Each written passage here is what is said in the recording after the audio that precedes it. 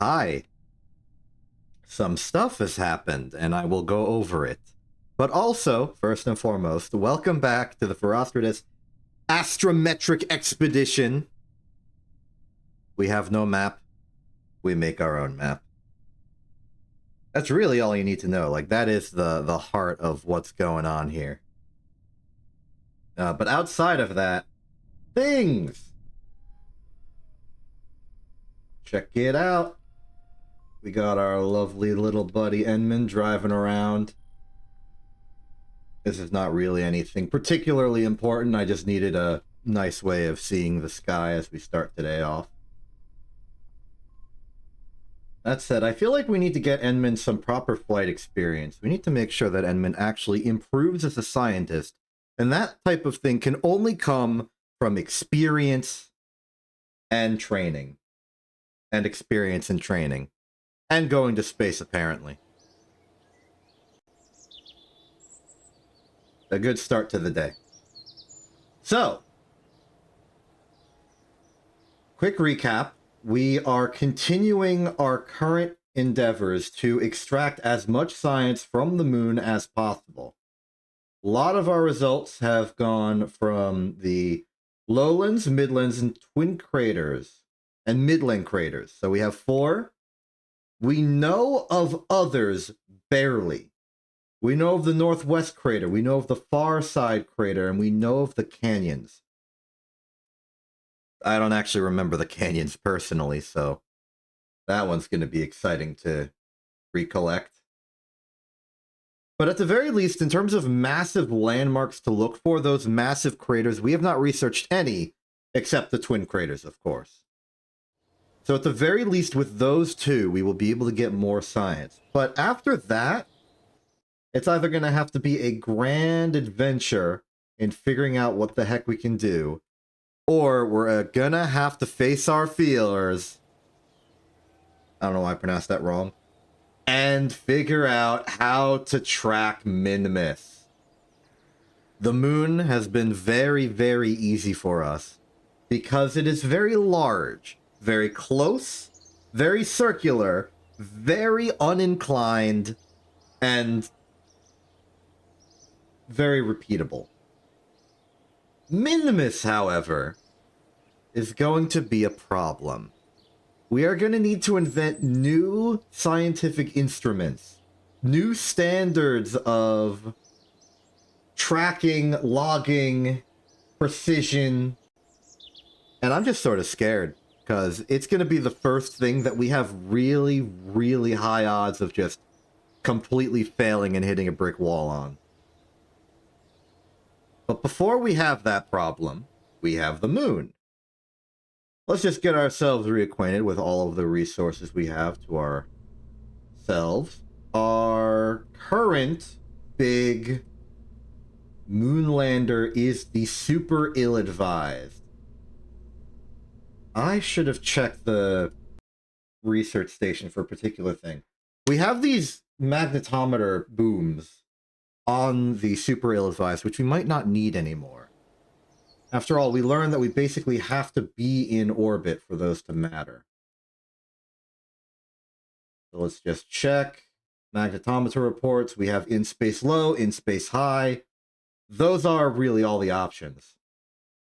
The only other thing we could possibly do with the magnetometer right now is go into sun orbit and get a little from that, but I don't think it's worth it.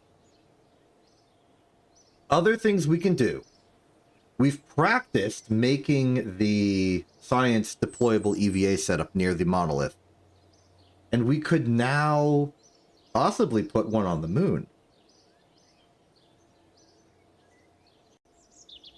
It would take some dedicated cargo to do it, but we could do it. First off, let's just refine our options here. And before I forget, actually turn on the nice background accompanying music. Maybe not the best musical option for starting today, but you know what, it's fine. So we don't need the magnetometer booms. Our last attempt at landing was hampered by the fact that we only put 2 landing legs on this thing. We need at least 4. We need at least 3, but I'm putting on 4. And with that problem permanently fixed, we will no longer have to deal with the incredibly silly bouncing around issue we had last time. Ideally. Let's just check if this is enough deployment. Looks good. We have our fuel venter for when we do our escape launch. Solar panels exist. Do we have special gearing for that? Yes, we do. They simply extend the solar panels here. I could extend these as well, just to be fancy.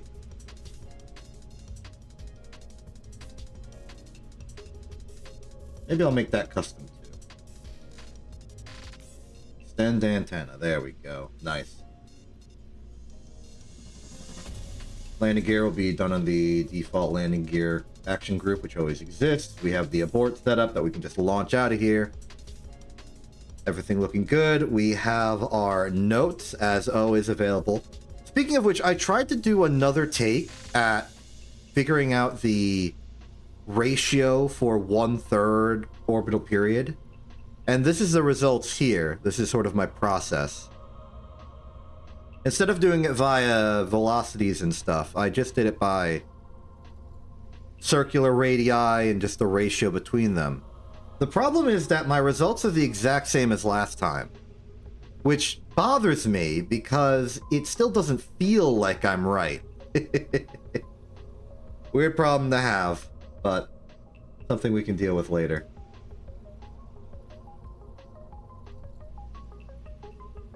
So if we're going to be doing... Okay.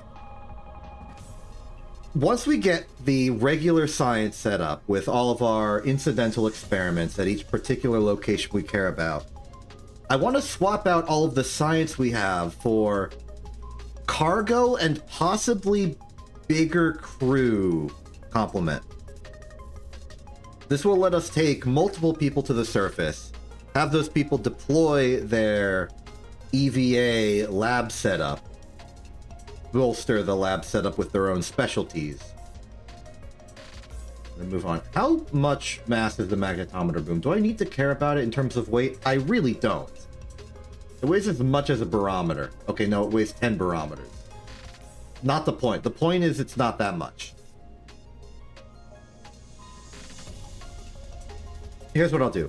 I'll save this. Staging still good? Staging still looks good. Fairing deploy. Booster deploy.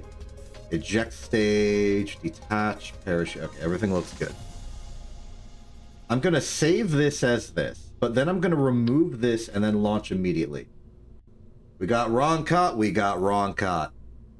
Should I bring Tetamone? Tetamone hasn't had a chance to land on the moon. I think Tetamone deserves it. Tetamone, for your heroic work rescuing Ron Cott earlier, you get to lead this expedition. I think it's time you got to make a name for yourself that isn't just helping other people. You get to pioneer. You get to land in a new land. You get to be our new hero. That's not the case. You don't... Okay. On the nature of heroes, I don't think you want heroes to... I mean, you do want heroes to exist if there's problems. But, like, in principle, if there are no problems, you wouldn't need any heroes. Heroes are a response to negative circumstances. I would say that Tetamone is actually more of a hero already because of his work to save Roncott, but heroes are... Okay. I don't really know what I'm saying. You award support and work and effort in a situation of adversity, but this also implies that an adversity had existed.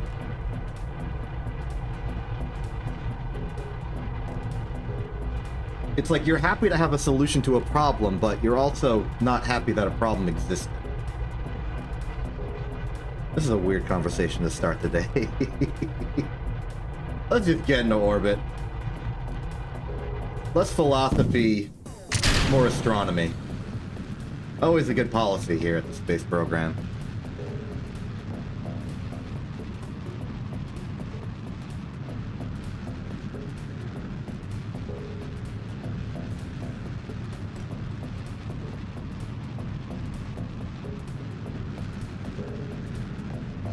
trying to remember what I was working on last stream, which was a week ago. I think I had a desire to extend this stage, like elongate it a bit, so that this engine could theoretically do the moon injection run.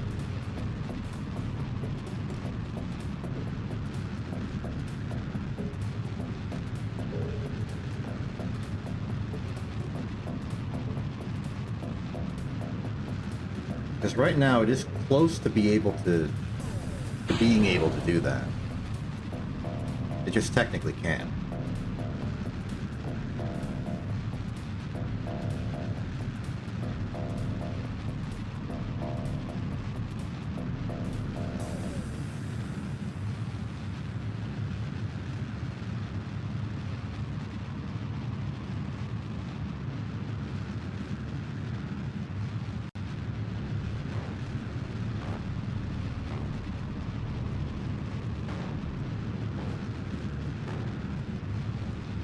Maybe like, we've got these X232s, maybe an X216 on the bottom, just to give it that little bit of extra. Anyway, we're about to be at orbital velocity. Let's stop ourselves close to 2100. There we go. Lift ourselves up. Hopefully apoapsis is above atmosphere. If not, this is going to be mildly inconvenient.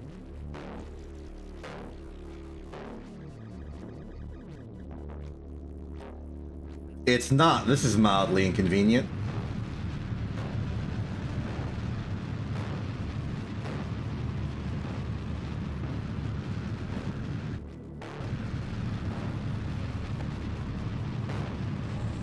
Well, I guess we're stuck operating this blind.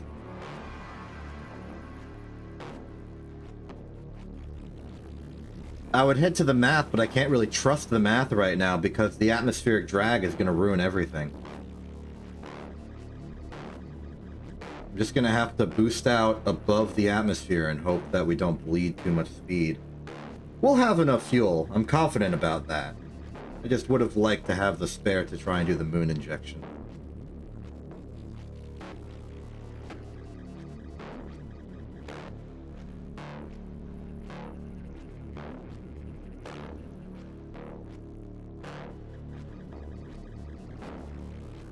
Okay, there's orbit. There's vacuum, at least.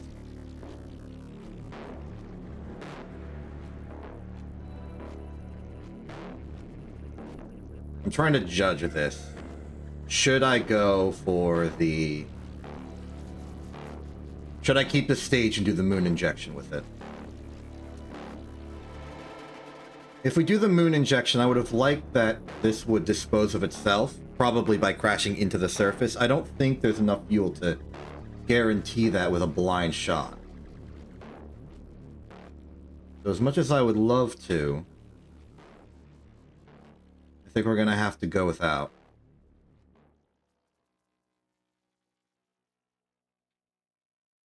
Fortunately, the orbit itself is... Alright, it's extremely lopsided. Wow, it's super lopsided. That's not good. Okay, in that case, stage immediately, get ready on the Poodle engine, and burn us into something vaguely circular. Now that alone should get us out of atmosphere, so we should be fine. I'm just gonna loop us around. There's the moon, so we know where to look. Okay, 97, and something in the 100 and somethings. Let's get our orbit vaguely circular so we can start tracking for the moon. Got a little sloppy, I admit. We'll make it work. 4, 5, 6, 7, 8, 9. There we go. Looks good to me. Let's get those numbers. It's first number of the day. That's exciting. All right, let's go to our calculator. Our current altitude is a resounding 145,260. And we want to get to basically circular. Which means we want a target velocity of 2,175.8. I think we can do that. 2175.8. Let's do it.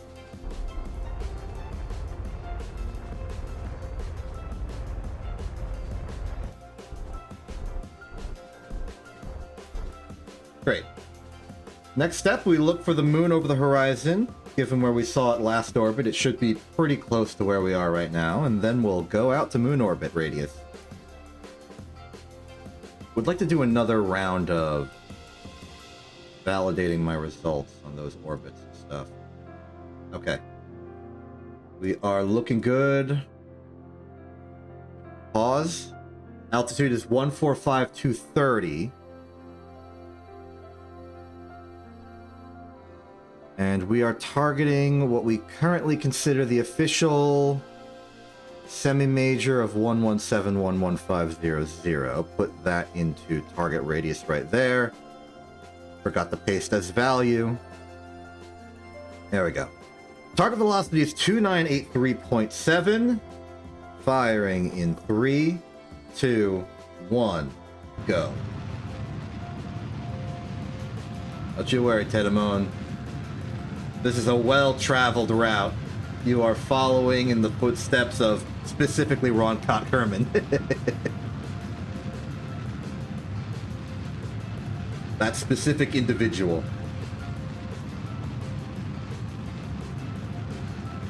He'll land you in a nice big old crater. You're not making the crater, don't worry. 2983.7.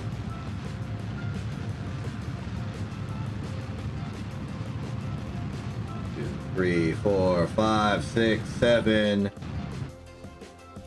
I overshot it a little bit. Let me correct that a little bit. I know we have the room to overcorrect. There we go. I just want to make sure that we see it as what it is. Okay, off we go.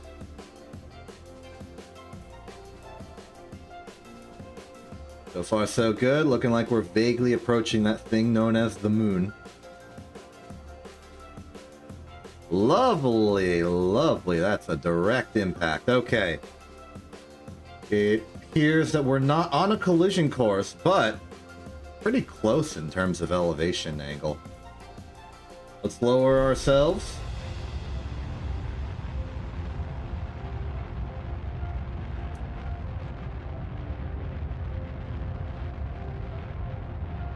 Okay.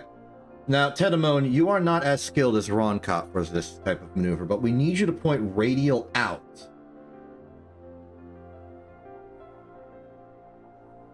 And thrust until we're, not crashing into the planet anymore. The moon.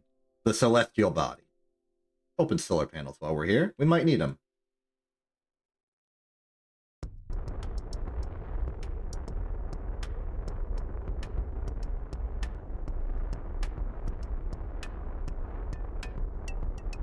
Okay. Looks good. Let's go to periapsis and get down to like 30 or 10 meters per second or so.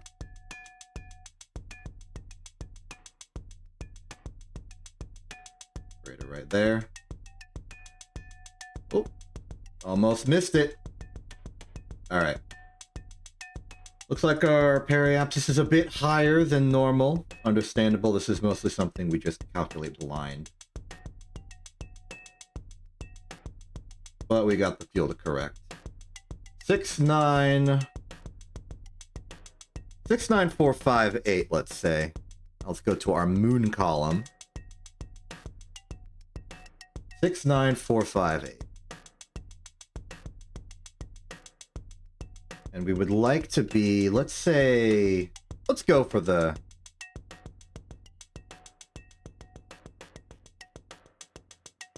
Let's go for a comfortable middle ground, 15,000. Target velocity is 463.2. All right.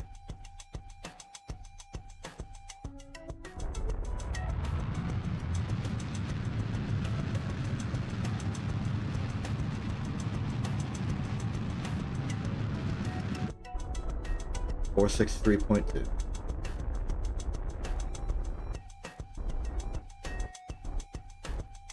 Looking good. Now, in terms of landmarks, we can go for this massive crater. It seems like we were a little bit lower than it on the inclination. Unfortunately, it seems that most of the other major craters we would have liked to work with are currently in the dark. And that's scary.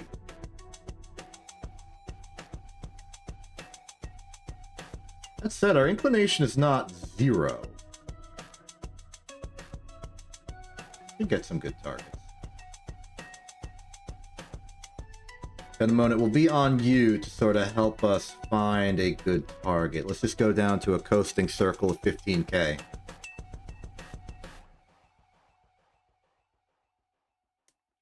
You know what we could do is actually launch 2 moon missions at once. Leave Tenamon in orbit for a bit and bring Roncott over. Not for any other reason than I think it'd be funny.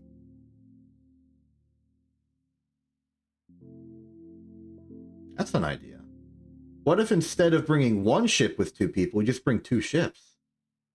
Some of them have the cargo, some of them have the other cargo. And they just round it out. Okay, how close to 15K were we with that orbit injection? By injection, I guess I mean ignition. 15121. Okay, a bit high. But we know our objective here. Target velocity will be 550.2. And then we should be circular.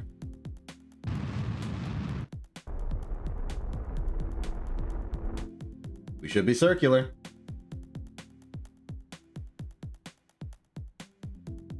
Now let's look for a place to land.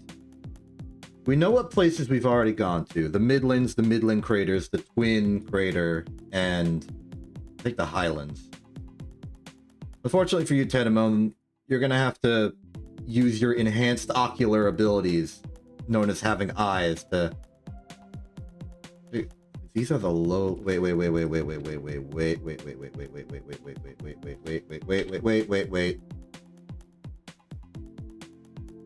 The lowlands. Do we have the lowlands? I know memorization is not my strong suit. You give me a list of things, I will not remember it. But correct me if I'm wrong, I don't remember that being in the list. This is the wrong station. Change the channel. Tenamon, are you about to break new ground accidentally? Come on, R&D, archives, Kerbin, the moon. No, we have the lowlands. Lowlands, Midlands, Twin craters, Midlands craters. Not necessarily in that order. So we're looking for craters that aren't twins or Midlands. We're looking for the canyons, wherever those are. But we're definitely running out of equatorial targets. All right, here you go. Super ill-advised is down here. Good.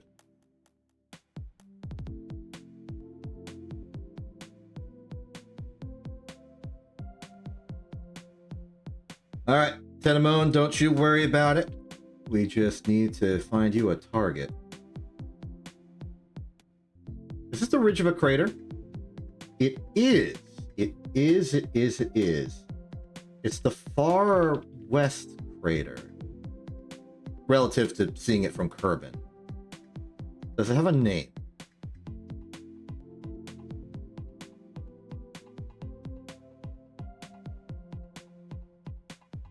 It's called the Lowlands. Let's coast a little bit more.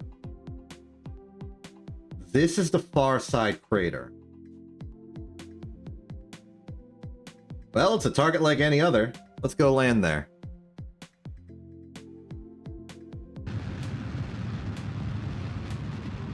have a specially intended target for us right now. I mostly just want to land. Trying to aim for... Thought I saw something on the horizon. I was just intending to land. Let's just find somewhere that doesn't have, like, these large-scale craters and just park it. I'm gonna aim for... maybe beyond the singular crater, past the double crater below us.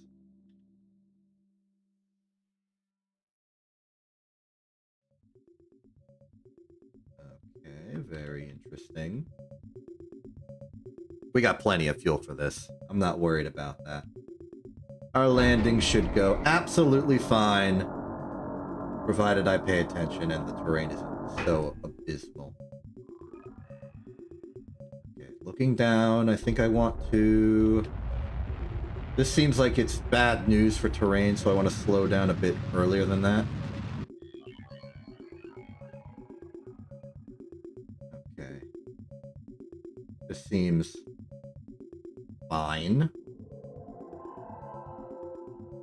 Nothing too problematic. I see some sort of gentle streaks of soil, perhaps. Regolith? I don't know how to use these terms. I'm not here for geology, I'm here for astrodynamics. Ooh! Detailed rocks seem to be appearing in, but along the streak it seems mostly soft. Continuing my approach straight down, this might be a good strip of smoothed out terrain. Uh-oh, no wonder why. It's actually an edge of a cliff. Oh wait, but there's like a geological feature here. That's actually important if we want to... No. We need to go downhill. I am not landing on a slope again. I learned my lesson at Cliff Palace. I learned my lesson at everywhere else too. I'm gonna hop over. I'm just gonna follow the gradient of descent.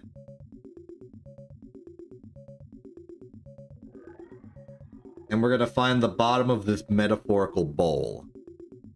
Then again, it could be a horseshoe. Well, not horseshoe, horse saddle. If that's the case, we are doomed.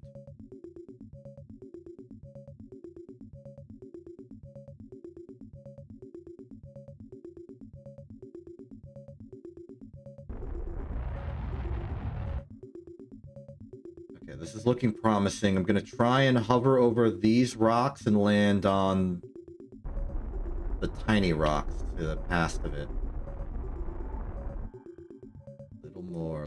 Little more. Good job on retrograde, Tedamone. You're doing the space program. Satisfy. Wish that made sense. Linguistically. I like the spot. Hold steady, Tedamone. Keep us under 6.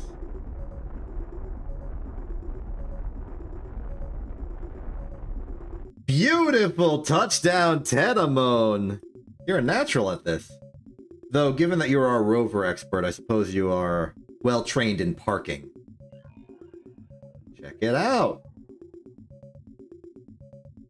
And we also know that up the hill a little bit is an important geologic feature. We should get a rover on that eventually.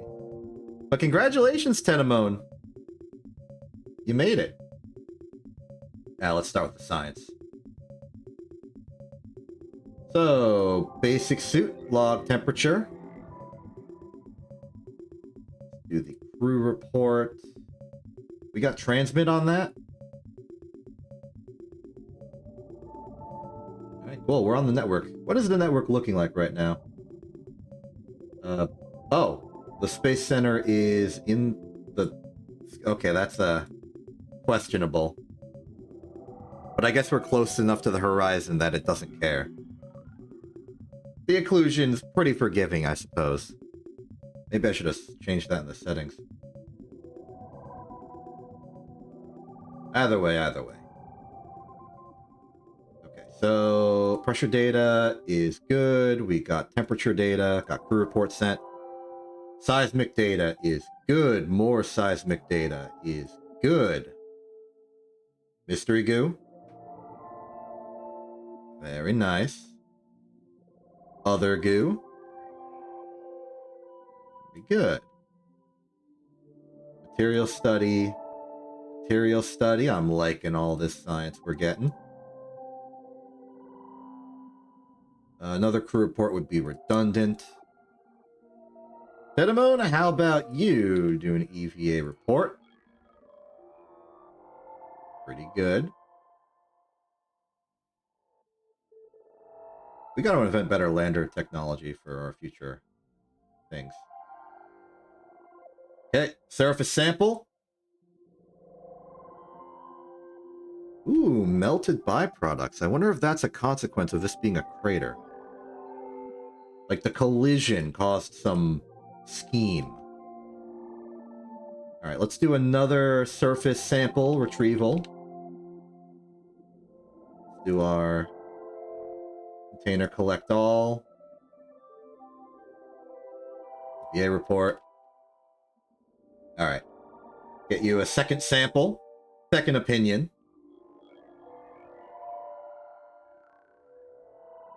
Very good. And how about we plant a flag? Congratulations, Tedamone. You've earned it. So what are we going to call this place? This was the least amount of issue we've ever had with landing. There have been exactly 0 problems. Kind of unnerving. But unfortunately, that means I have no idea what we should name this place.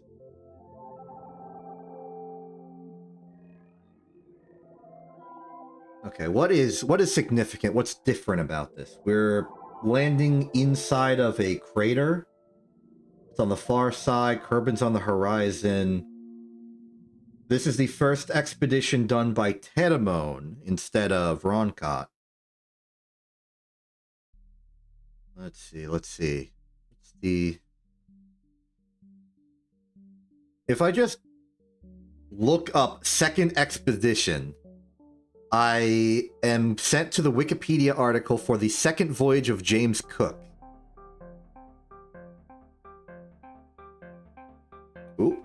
Commissioned by the British government with advice from the Royal Society. This is science. We can use this. Circumnavigate the globe as far south as possible. Finally determined that there was any Great Southern Landmass, or Terra Australis. Cook demonstrated by circumnavigating New Zealand that it was not attached to a larger landmass to the south. Charted almost the entire eastern coastline of mainland Australia. Terra Australis was believed to lie further south. After delay brought on by botanist Joseph Banks, the ship Resolution and Adventure was fitted for the voyage and set sail for the Antarctic. First ship to venture south of the Arctic Circle.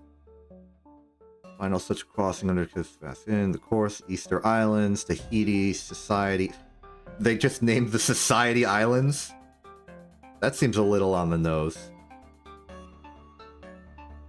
Terra Australis incognita to be a myth and predicted that an Antarctic land would be found beyond the ice barrier. Markham Kendall successfully employed. Torres Strait.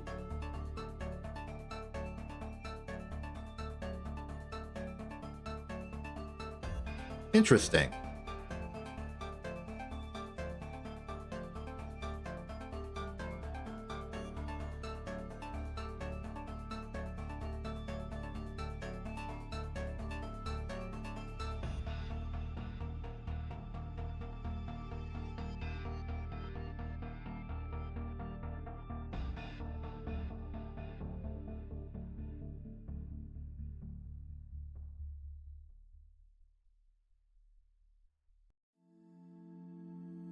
Oh, this is okay. I've done a little bit more silent reading. I've moved to the Wikipedia article at Terra Australis. In the 19th century, the colonial authorities in Sydney reallocated the name Australia to New Holland, and its centuries-old Dutch name eventually fell into disuse. Now 19th century, Matthew Flinders popularized the naming of Australia, like the name for the continent of Australia, after Terra Australis, giving his rationale that there was no probability of finding any significant landmass any more south than Australia. It was only decades later that they found one and named it Australia, and they lost the name Australis, so they had to name it Antarctica instead.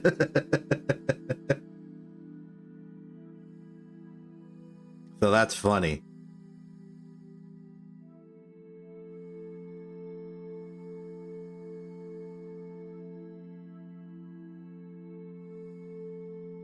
I can't really name this Luna Australis, although this is a funny story to take inspiration from. Because we'd probably save that for going to the South Pole of the Moon. There's probably some great stuff there. Though maybe that's a great reason to name it that, actually. How about some of the other random islands that they found along the way? Easter Island, Marquesas, Tahiti, Society Islands. Archipelago in the South Pacific includes the major islands of... Okay, so the Society Islands are collectively those. New Zealandia, Norfolk Island, Palmerston Island, South Sandwich, South Georgia.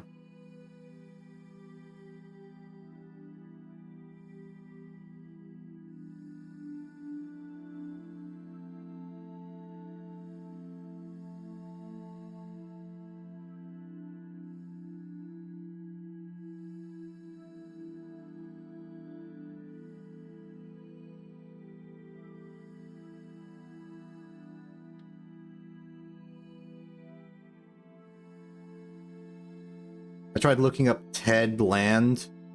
Be like, what's the name of a land that starts with Ted to vaguely name after Tedamone? But apparently Ted Land is just the name of a person.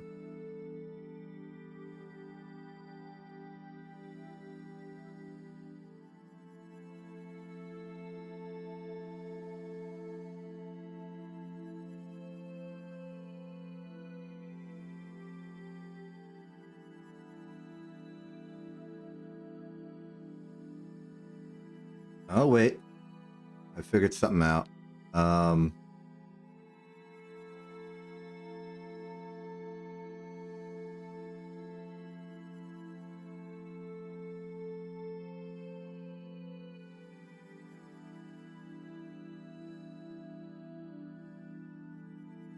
Ooh, the full name, possibly. So, Terra Australis, obviously the southern land, but 1570 map by Abraham Ortelius depicting Terra Australis Nondum Cognita, the southern land not yet known.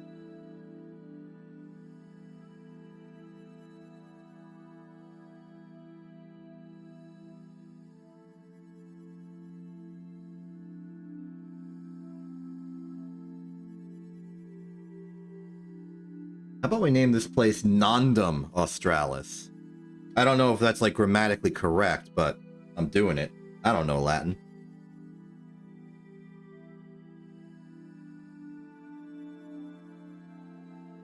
Welcome to Nondum Australis. Okay, now I gotta think of something poignant.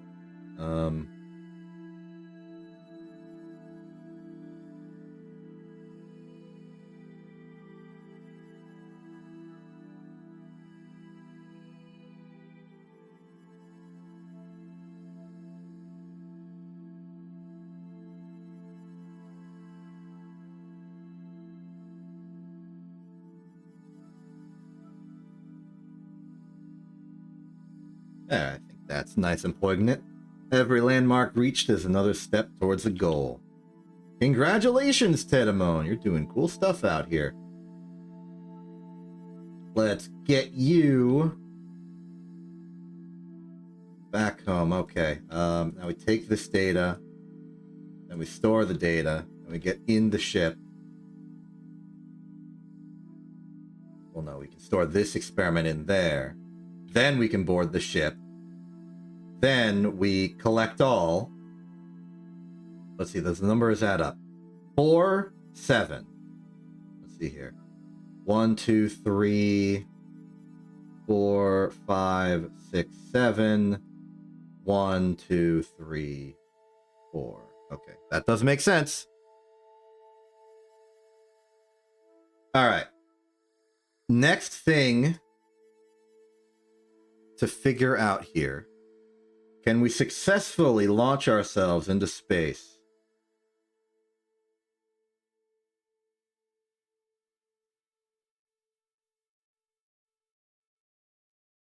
Okay, technically the next step is figure out how this drain valve works. Let's see here. Let's get the drain rate really low, because we learned last time that it does impart force upon us. I don't know the specific impulse of this valve, but it ain't 0.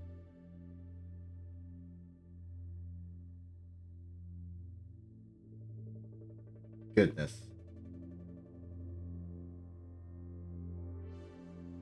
Maybe I should make them symmetrical just so that that's not a problem. Well, either way, we've got here. Let's rename the vessel. This is going to be our... I guess we can call it a relay. This is the Nondus Australis relay.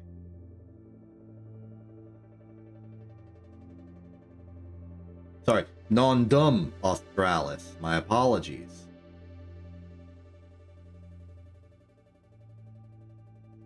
Did I learn Latin? If I learned Latin, the only thing I would want to do with it is name stuff cool. Okay. So, our objective is to get back to orbit. There's nothing too fancy about doing this. We just need to launch.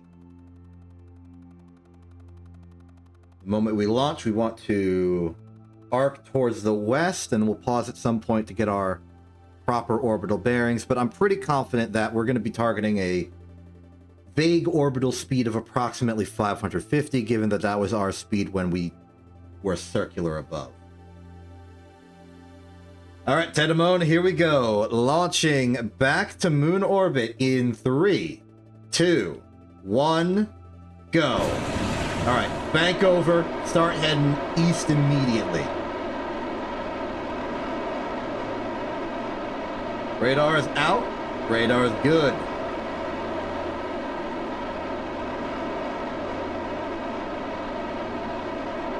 I think we got enough vertical that we're not going to crash into anything in particular. Just stick horizontal and get the heck out of here. Okay, stay a little up because we are in the middle of a crater. Our altitude is a bit lower than the edge. Said our speed is rising quite well.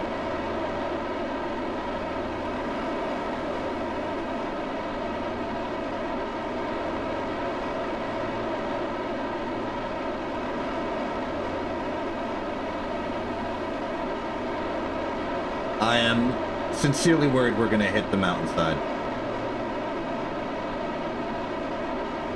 I'm going to bank up, hit a velocity of 500, and then cut the engines.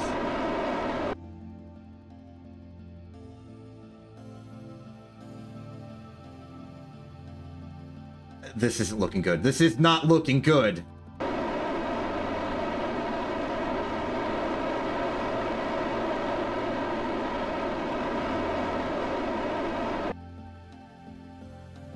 Okay, I feel better about this. All right. All right, we're good.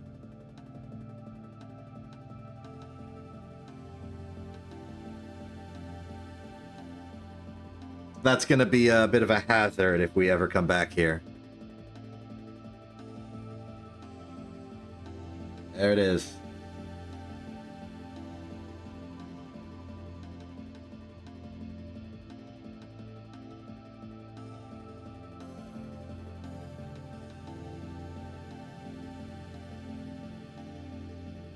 Yeah, see, that doesn't look right to me. MO3 and MO1 are right next to each other.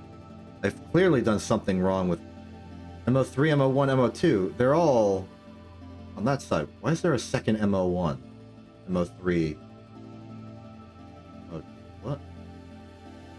Oh, are they mirroring? Like, I'm looking at it, but if I look away, it still shows it for some anomalous reason? Like, when you zoom in on a ship in Empire at War, so hard that their hard points feel like they're behind it. But, like, are still in front of it. So maybe that is fine. The MO2, MO3 distance is what it is, and then MO1 is actually behind us, or the other way around. Interesting. If I want to confirm or deny that, like, once and for all, I'd have to... There's MO2. There's 1 and 3. I'd have to basically get it far enough away from the moon that I could see all 3 at once without changing the camera angle. Okay. Enough of this. Let's get back to the planet. This actually seems like a good angle to do the escape burn. Maybe we just go for that immediately. The moment we hit...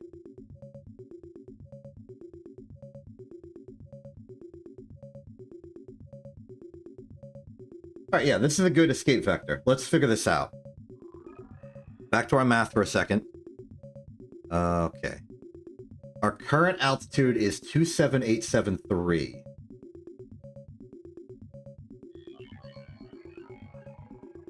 What we want is to go a little bit beyond.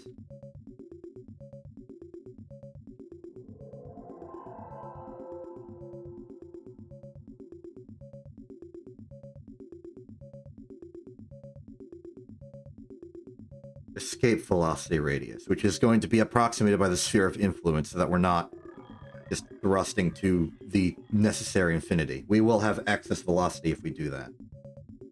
Target is 720.1. Okay. Given my previous experience, we could theoretically go to 775 or so. But maybe that was at a lower orbit. Maybe I should just thrust this and instead cap it at 750 or so.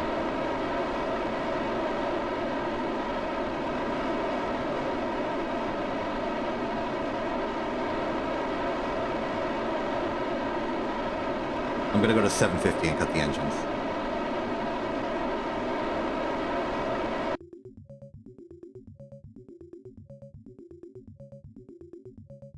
Then we'll just sort of guide ourselves once we exit the sphere of influence. Escape's looking pretty good.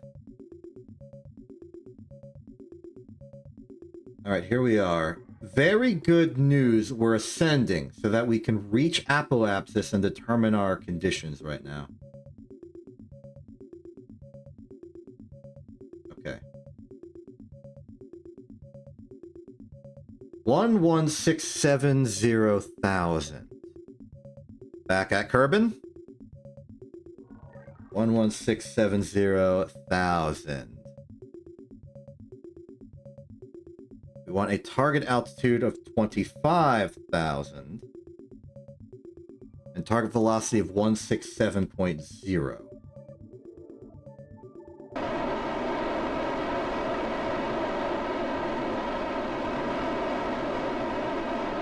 We'll know pretty quickly if we overshoot slightly if this is in the correct ballpark.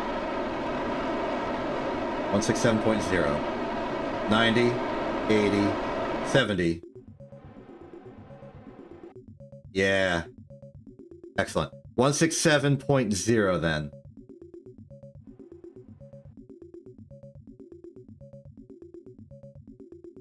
Camera's still low. I guess it's a subtle difference. Err on the side of overcorrection, personally. I'd rather skim the atmosphere lightly than too heavy.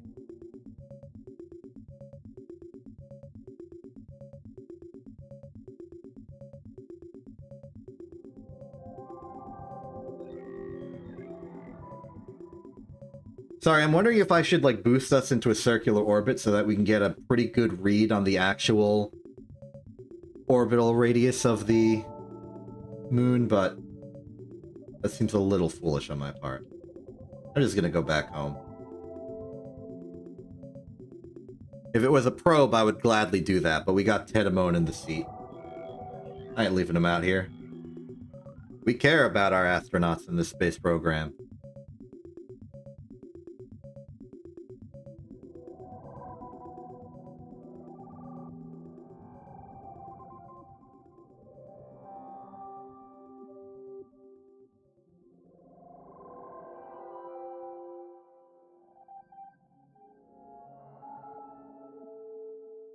As we hit atmosphere, I will check the maneuver mode for validation on the math I did.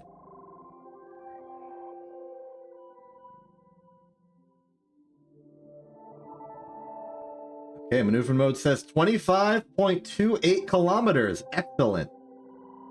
That means we should be clear for a lovely departure. Jettison the stage, turn retrograde, surface relative, SAS off. Tedamone, you have done fantastic work today. Congratulations on your first moon landing.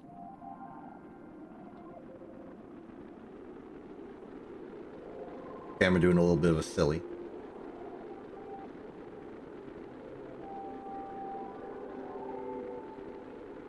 Great, this will net us quite a good bit more science. We can use that to make more purchases.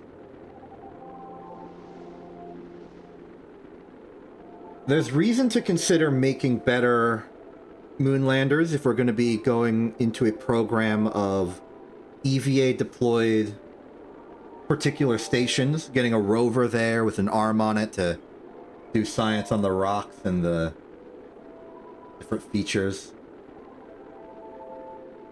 Unfortunately, the other problem, well, the other way we could go about it, is developing better scientific instruments to measure the angles and take good observations of the sky.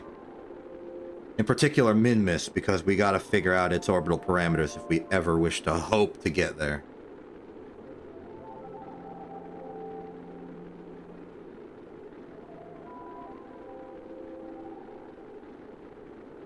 But I think we can make up for our inaccuracies in base measurement by upping our scale in time. And as long as we account for all of the different factors that go into a time-based measurement, we should be able to refine it down. Same way we got our pretty good SGP for the moon by measuring not one orbit, but 10 orbits as our time scale. Something we did not do with Kerbin. And even then, Kerbin's SGP was... It's been pretty good. It feels expired. It feels like it's spoiled. I need to get a more refined 2% option. Standard gravitational parameters are, of course, made of dairy. Wish I could see a dang thing, but the parachutes are deployed. We're about 10 kilometers up from the ground. Actually appears that we're going to be landing on land, which is cool because it's statistically unlikely. But it's also a little concerning because what if we hit the side of a hill and roll down? Tedamone, I want you on RCS. Not RCS, SAS. It looks like the ground is reasonably flat. Any crew reports tell me where we are? We are over the grasslands. Good to know. Wonder where the space center is from here. I think it's most likely that we landed on the continent to the east of the continent with the space center on it. If only because that continent is pretty large on the equator. Statistically, it's most likely we land in the ocean, I think, but if we don't, it's most likely we land on that continent. If we're mostly equatorial, which we are. Our space program is not equipped to deal with inclinations yet, but we'll have to soon. Okay, Tedamone, let's see what you got. How much science we dealing with? I assume it's a 3-digit number. It's probably 300 and something total. 290 something we acquired from this trip. if I recall correctly. What the numbers give and what we did here. 312 acquired for 395 in total. Tenamone, congratulations on your XP gain. I think the only reason you haven't leveled up again is because, unlike Roncott, you haven't gone to Sun orbit temporarily. Okay, let's see what we're interested in. Advanced flight control would give us a really good option for, well, better crew compartments for getting 2 people to the moon, if we want to go that route. It would give us RCS, monopropellant. It would give us a really lovely lander can. Big fan of the lander can. We could get command modules. Mark II lander cans, service bays, just places to put delicate equipment. We could go aerodynamics, even though it's like the least useful thing for us right now. Could be useful again one day. If we ever make a mission to Lathe or Eve, perhaps. It'd be really nice to have something that can just glide down. Heavier rocketry would give us better, stronger options for going into deeper space. It might make our current lineup of rockets more reliable as well. Just simplification of the parts. But if we're sticking in Kerbin's SOI for a bit, I don't think it's necessary. I already want to elongate the core stage of our super ill-advised. And we don't need much else for that. Actuators. This is tempting, mostly because it just gives me more hinges and components. Though these are all very heavy-duty parts, I would say. Whereas, if we're trying to make a precision instrument, maybe we go smaller, lighter, so that the weight doesn't bog it down. And if we want to put it on an orbital craft eventually, which I do as a sort of... Well, eventually I'm going to need to make a new orbit calculator for when we're not at apoapsis or periapsis. And for that, I'm going to have to determine my angle of flight relative to the ground. What else we got? Heavy landing, that would give us the superheat shield and some better plane wheels. Scanning tech would give us the Sentinel, which we can't use because I ruined the Space Center. Surface scanning module is not actually a scientific instrument. The survey scanner could...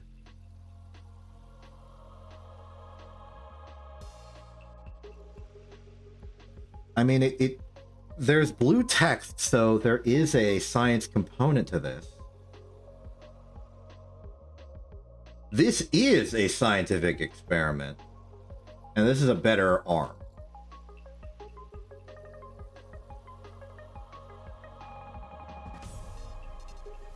Tempting. Unmanned tech, we could make a better probe.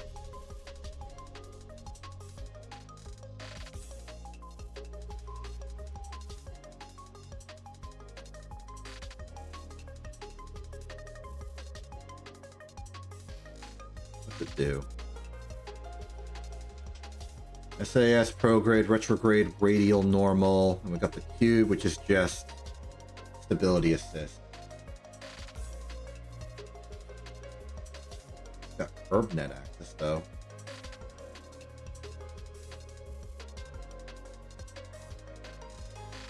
Scan mode, terrain, scan mode, biome, terrain. Curb net. Maybe I've been neglecting this.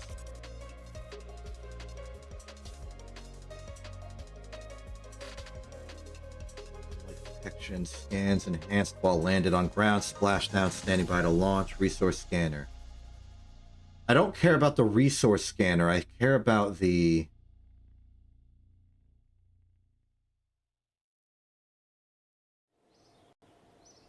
I need to check something. Have I been neglecting my surface scanning abilities just on probes alone? Put the super ill-advised on the launch pad. Do not actually launch it. I just want to see if we can open that map trademark.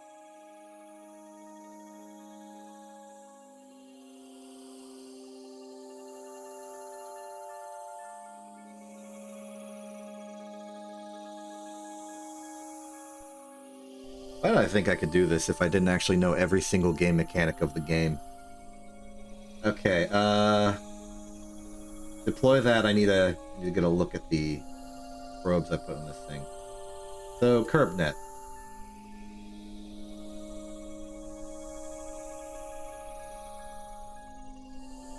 Wow.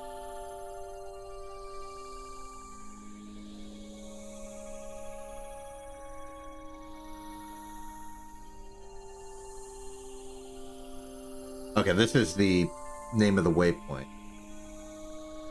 Cycle display mode. You only have one. Automatic refresh every 7 seconds, every 3.5. No longer.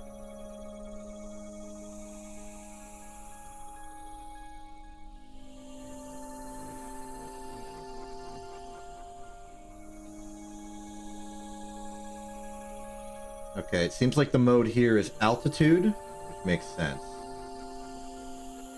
So we do just have scan technology inherent in every probe. That's really good, and I would really love to make use of it. Well, time to audit all our probes. What kind of data they giving us? Because if we can get biome data, suddenly we can do a lot more fine-tuned work on the moon's surface. Especially if we can get like a scouting probe. So, the hexes are standard. HerbNet scan mode is only terrain. Terrain, terrain. Wait, this legally qualifies as a probe? Okay. I didn't know it had HerbNet access.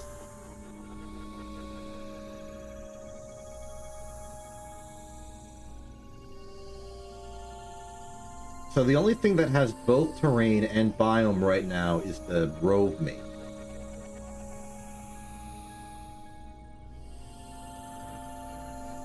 Interesting.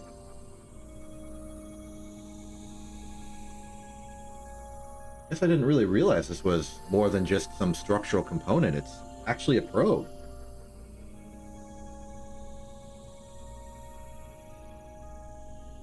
Well, let's see here. Okay, the FOV is very low because it's meant to be a rover on the ground. It's just sort of tracking your location and just doing good work all around. So if we want a probe that does some good work,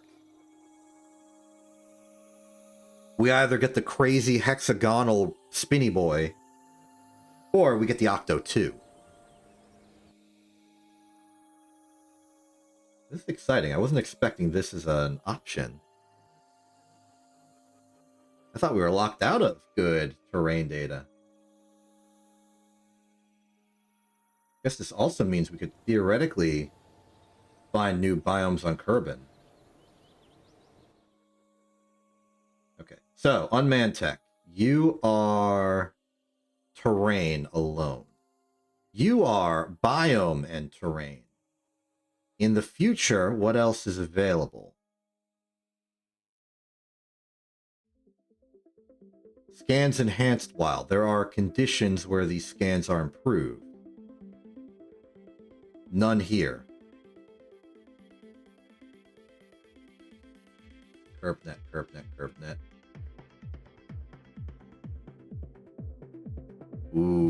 Okay.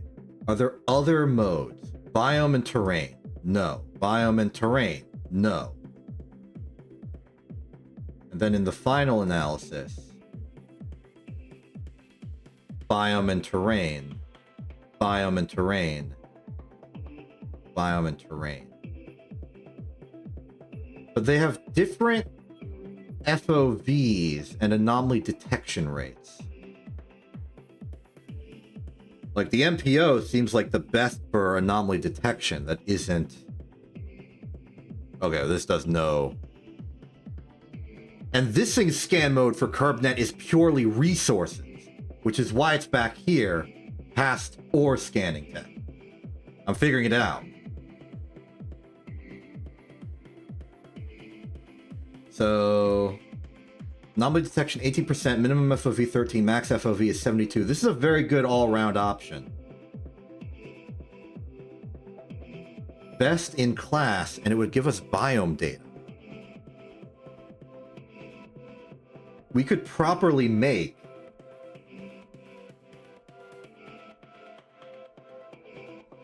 like a forward scouting ship. It's gonna burn all of our science unless I want to get advanced flight control, which I do. Alright, fine. I've been convinced. I want this technology. And then give me advanced flight. Cool, cool. The hype got me.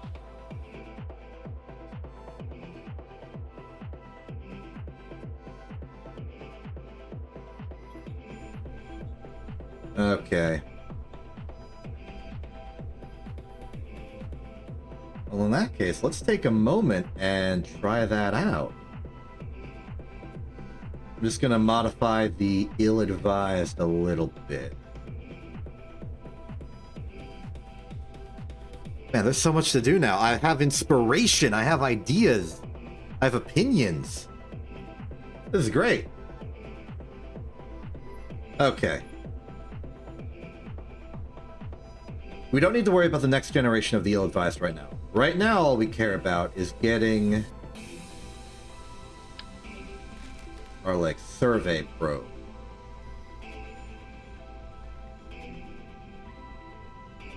Drop everything below this point. Get ourselves an octo. Thank goodness for our previous work.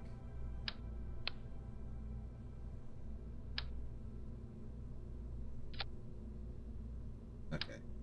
This is not a science vessel. I will take the relay off of this stuff. Thank you very much.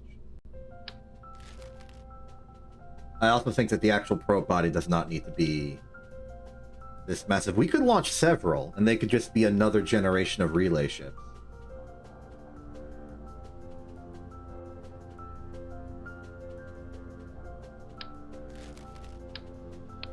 Might be better.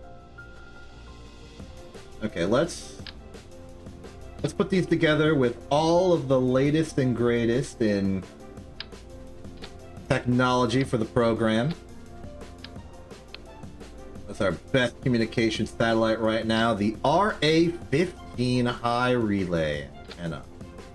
Given this is going to a polar orbit, I think it's a good opportunity for a different class of, like, rocket. Wide. Perfect. Okay. That almost looks deliberate. Actually, too wide.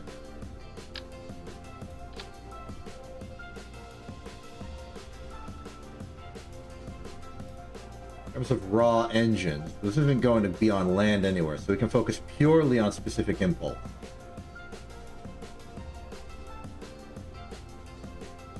$320, $320, $345 seems nice. This right now, specific impulse of pretty high. Delta V is 819. What if we go for a smaller engine? Suddenly massive. Wow, you get a lot of benefit from a lightweight craft, huh?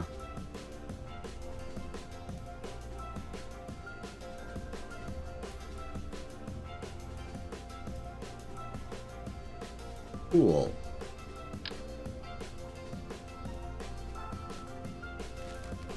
That's just how would I stage this?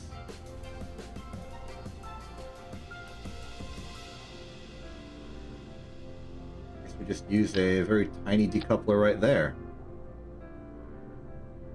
3237.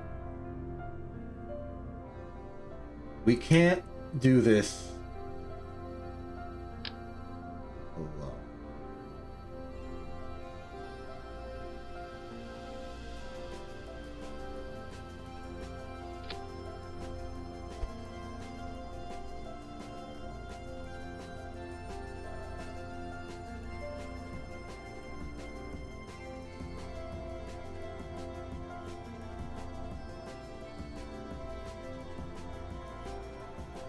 Gotta make sure that the actual core is still accessible, so I can't fully enclose this thing. Still, this almost gives the visual impression of a telescope, which I like, stylistically. It's killed our Delta V, but that's fine.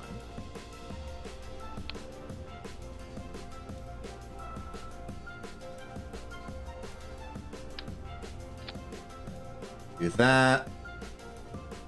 It should still be good enough to get into orbit. This will be enough to get to the moon, and this will be enough to sort of manipulate our orbit however we need. Very exciting. Fairing doesn't even need modification. Okay. This is our first, like, forward scouting vessel. I'm excited. What do we call this thing? This would be the FE-13.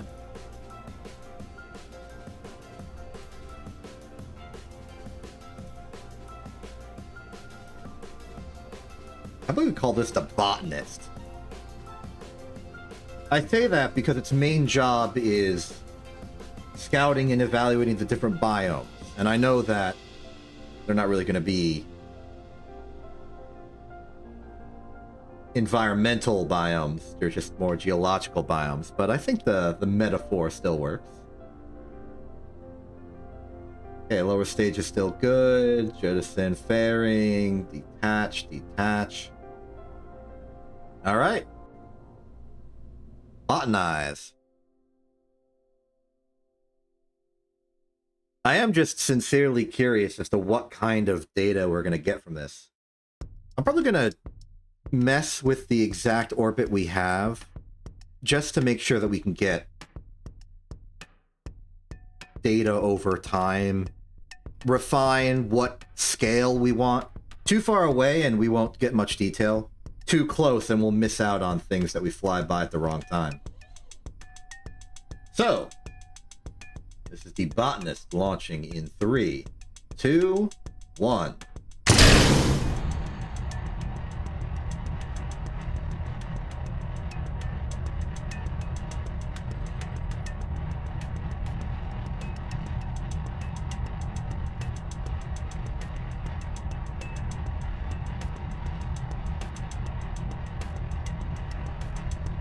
I guess while we're falling towards the moon, we can get a bit of a survey on what angles look good. But if we get both broadband and narrowband options, that would work well.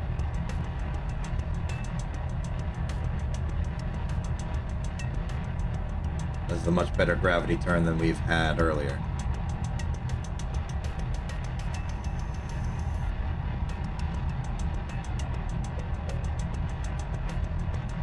One of our better ascents, I would say.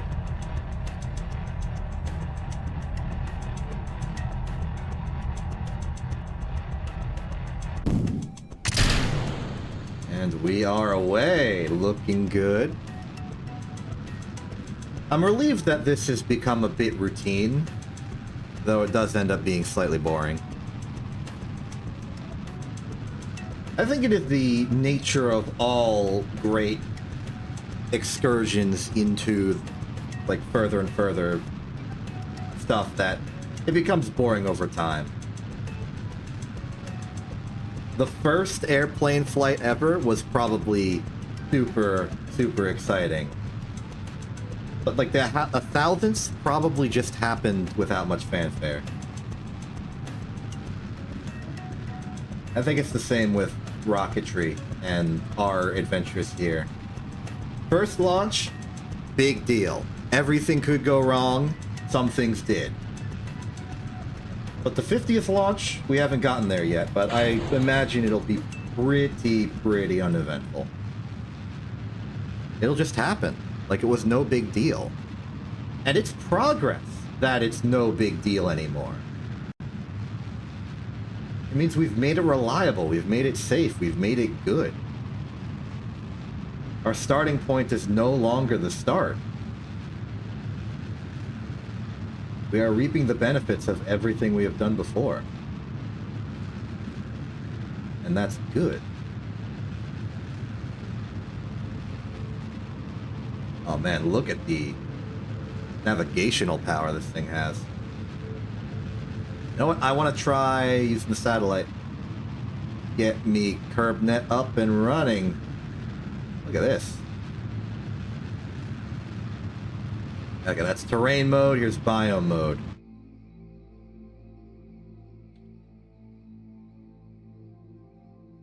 right, let's do rapid refresh.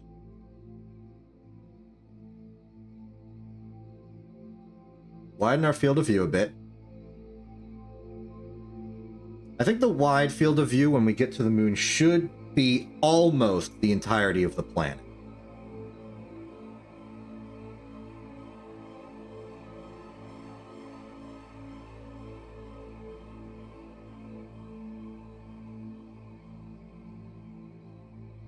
Oh, it's rotated. Interesting. Didn't expect that.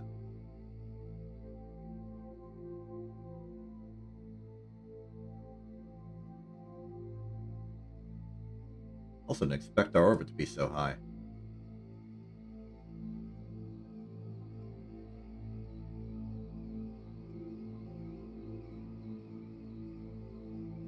It's no big deal. We have plenty of fuel on board.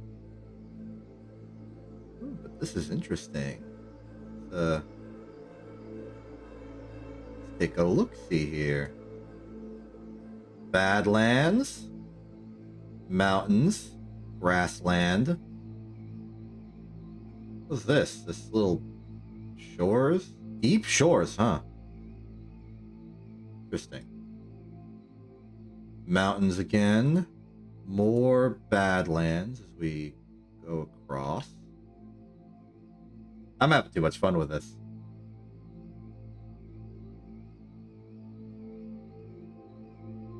Finally hitting apoapsis.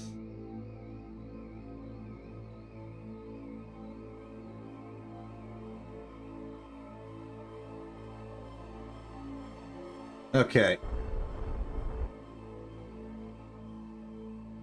Let's get us pointed forward. Jettison the lower stage. I don't know exactly what we're dealing with. Let's go to the math. Our altitude is 251,403.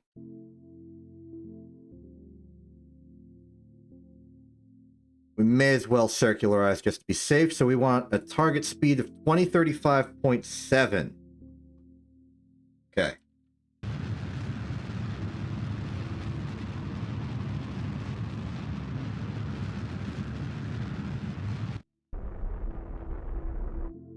There we are. Oh, look at that. You can barely see what I believe to be the edge of the planet. And maybe that's just because our angle is so low that a field of view of 72 basically has us looking off to the horizon.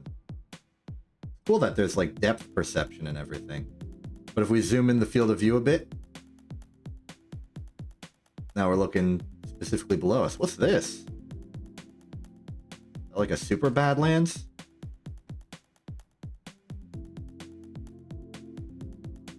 A little closer. It does have a shading to it, though.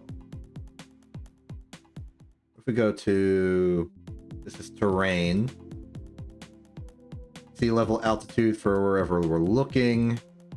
Even under sea altitude.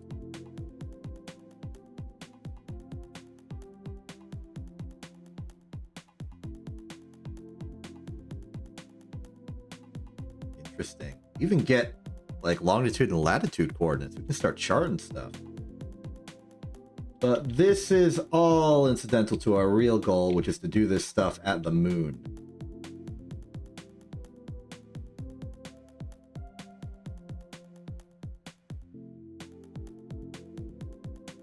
All right. Whoa! Anomaly.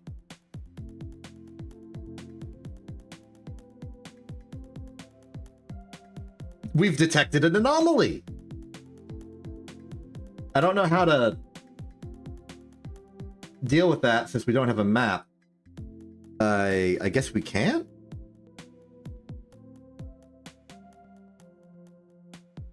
Huh. Well, anyway, let's do our orbit to the moon. You know, that place we're trying to get to.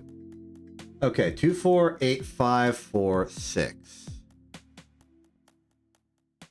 48546. Target altitude will be represented as the semi-major of the moon.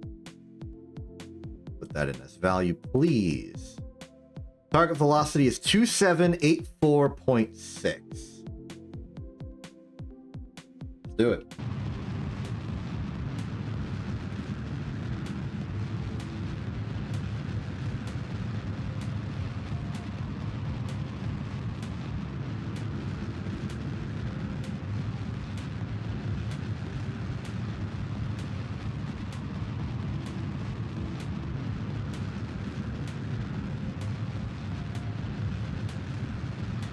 Two 2784.6.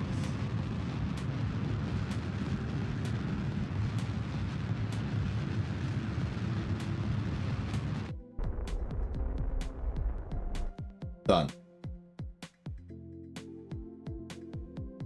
Bye, Kerbin.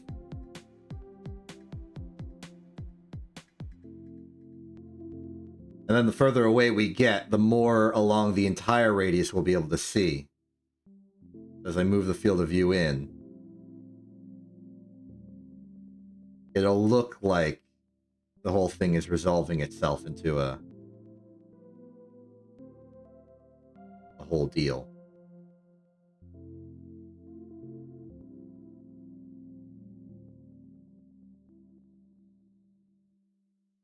Neato. Where's that moon?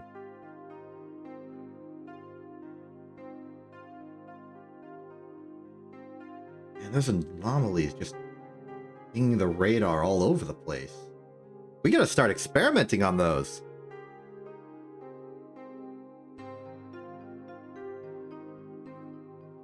Oh, we've moved. Welcome to Moon. Okay, I'm gonna take a very unconventional approach here.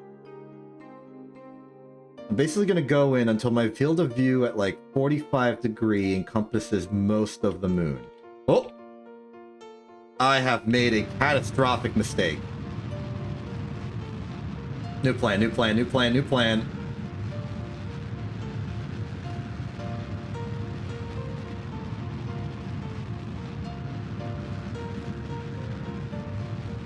We are fixing... Okay, we're back in orbit, I think.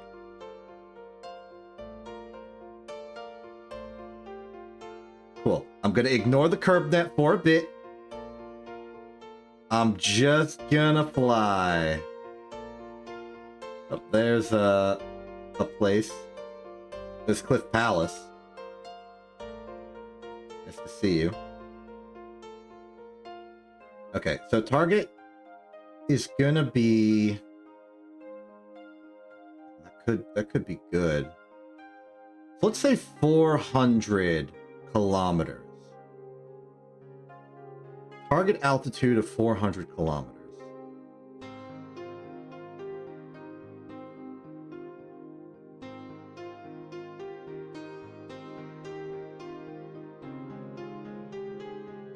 Okay, so time for unconventional approach number 2. Now with it working.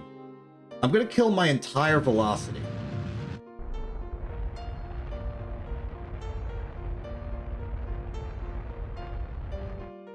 Okay, so logically, I am now at my own apoapsis if my velocity is basically 0. Which means we can do math on that. So, 1463,000. I'm reading that right? Yes, I am. I would like a target altitude of 400,000. So target velocity will be 144.1, but critically, I'm going to angle this north.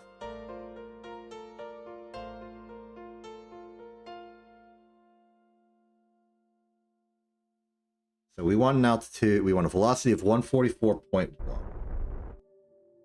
And I'm going to point north to do it.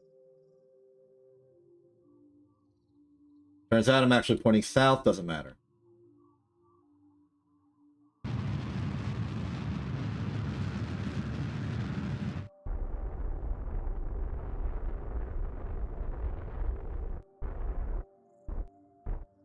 Okay. Now go to periapsis and circularize.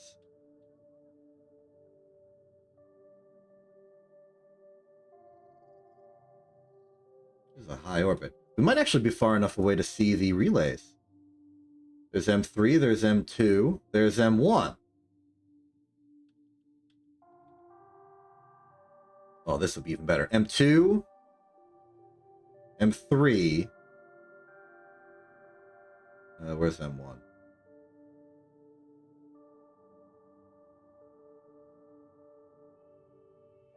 Oh, wait. M1 is right over there.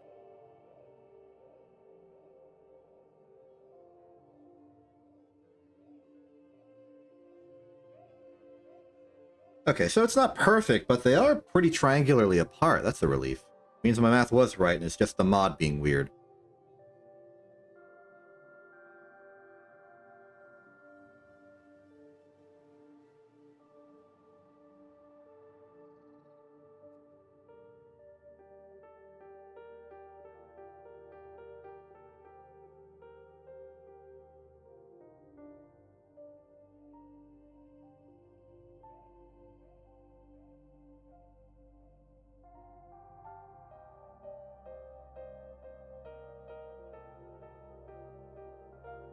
Periapsis coming up soon.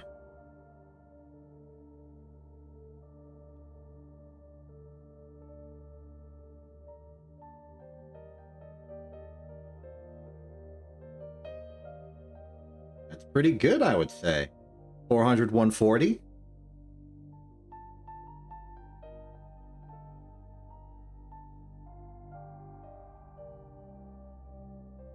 $400, 139.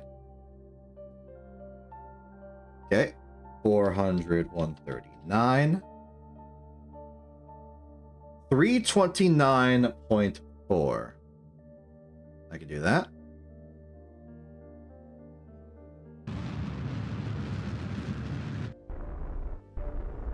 Oh, too far. 329.4. An argument for swapping to the other stage simply to have lower thrust. There we go. Okay, welcome to orbit.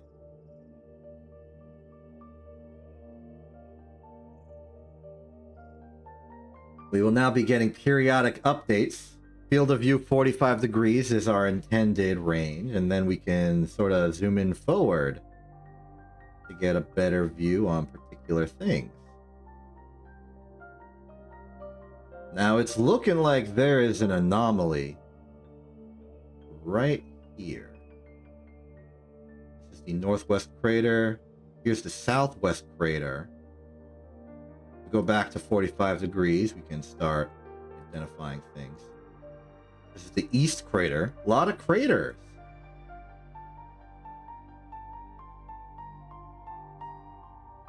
Tragically, I'm a bit too far away from the planet to get like landmark measurements. Southwest crater, the poles, northeast basin. We got lowlands, midland craters, lowlands, midlands, lowlands. Now that we're here, we can get a really good sense of why everything's the way it is. But there's an anomaly at the very bottom of the northwest crater. I have a suspicion as to what that anomaly is, because I've probably seen it before.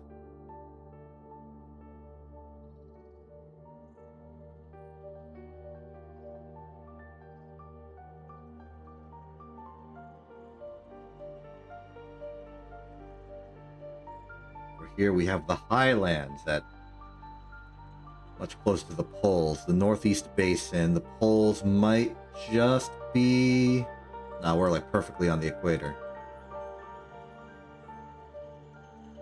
Not applicable.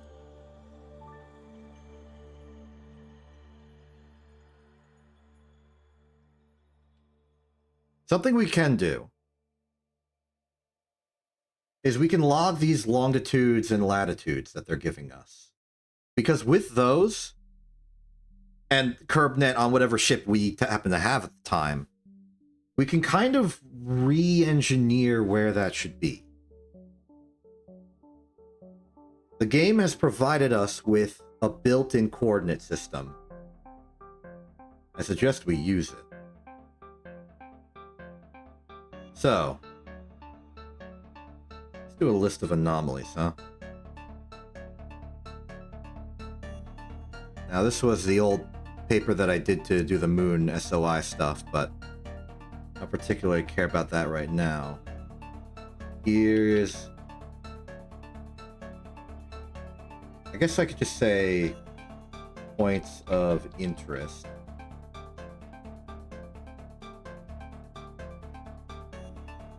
Say...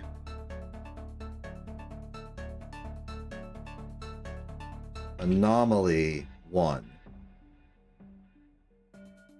So this is... No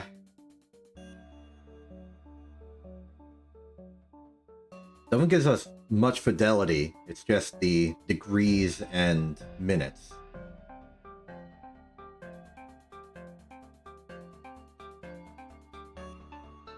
So 0 degrees, 46 minutes north, 22 degrees, 47 minutes east. So I'm just going to write that as...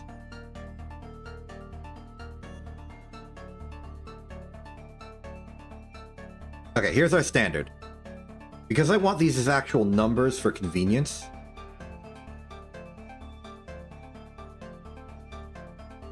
Let's just write his here. North, positive. South, negative. Oh, this might not work because the minutes would be... It would be in terms of 60, right? So I just trace out. Yeah, they'd be 60.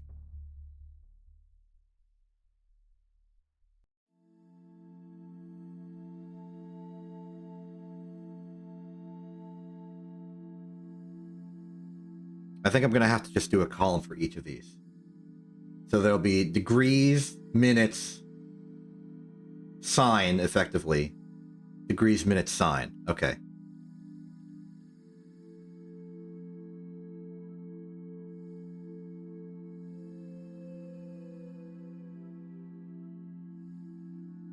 So let's say 113 N 23 6. So 113 23 6.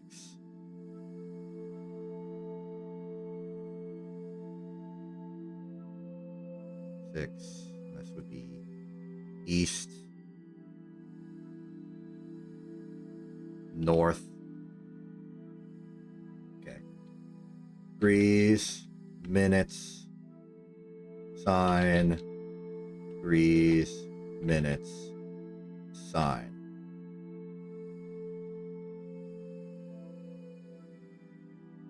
It'll have to do.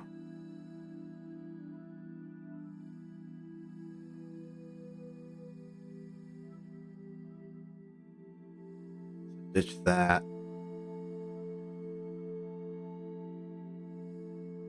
All of this can be moved over here, I suppose.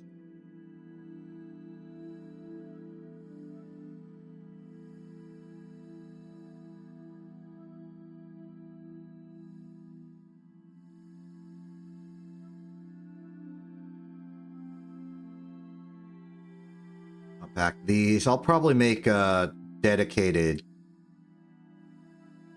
chart. We can also do like deg, min, sign, deg, min, sign. Just so it can be really compact. You can just read it out without having to like scan. Great. And then just having that on a ship. Don't need to be an Octo 2. It might be an Octo 2 just because we have an Octo 2 available. But just knowing that will be good. We can also denote the biome if we care. In this case, it would be the Northwest Crater.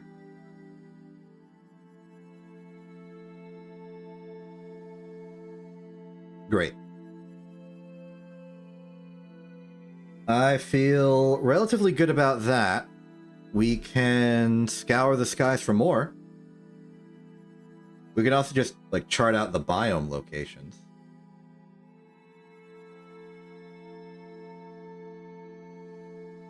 Let's just watch it spin.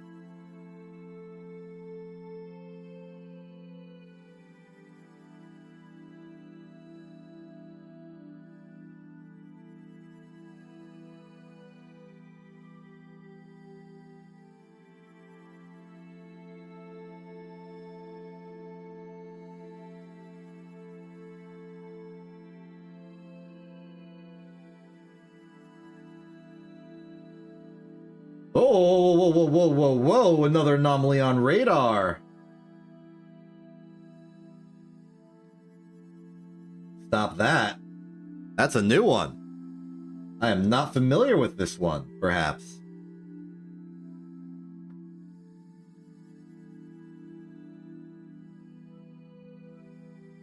Okay, that's looking to be 1049 north, 3949 east. So, 1049 north.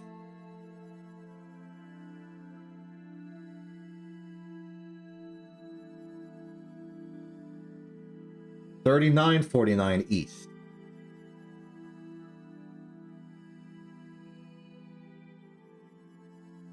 Biome appears to be Midlands.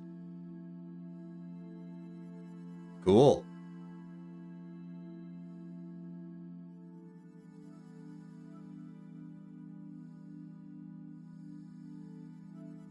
It seems like Midland Craters is just the crater that happens.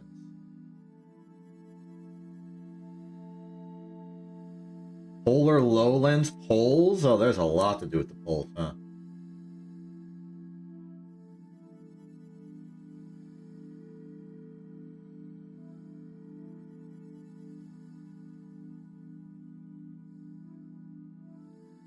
Okay, off we go. See if we can't find any more anomalies.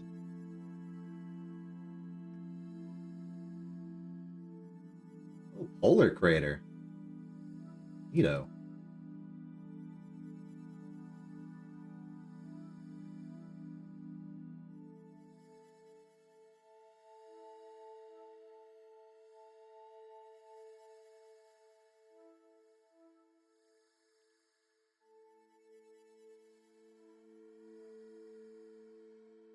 Shame that the moon will be upside down when we're looking at it like this, but it makes sense that it would be consistent with the refreshes. It'd be weird if it just sort of flipped over automatically at some random point. East Farside Crater, as opposed to the regular Farside Crater, I assume.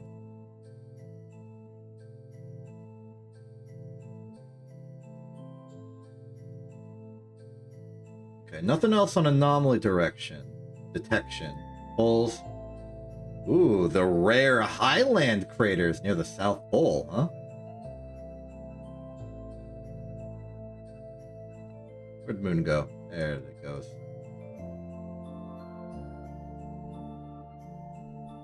This is just fun to mess with. I'm glad I'm messing with this. As we spin around, we get another good look. Is that the same anomaly that we saw earlier in the crater? Very likely.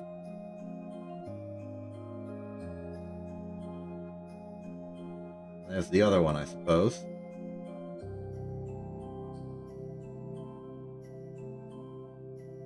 There seems to be the two anomalies we can detect with this system right now. I trust that there are plenty more. We just don't know about them yet. There's the regular Farside Crater, which we've been to. Northeast Basin, far side basin. So there's this entire basin, which I guess we can kind of visually see here as this lower altitude area.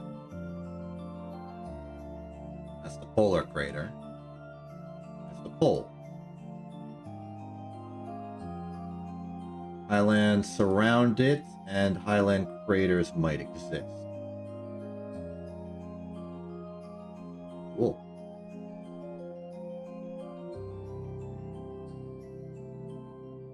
Well, I'm satisfied with this as a test of our ability to survey stuff. And we've got some anomalies we would like to investigate.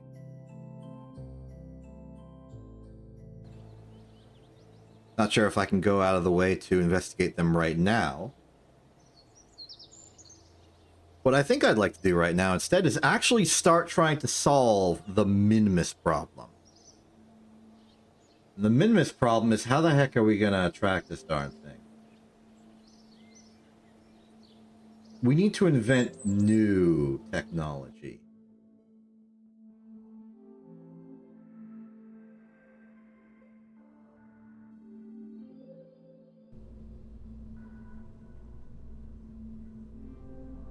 Ditch all of that for a second.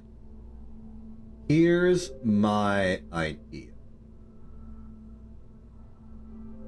Start with an octo-core just because it's proven itself already.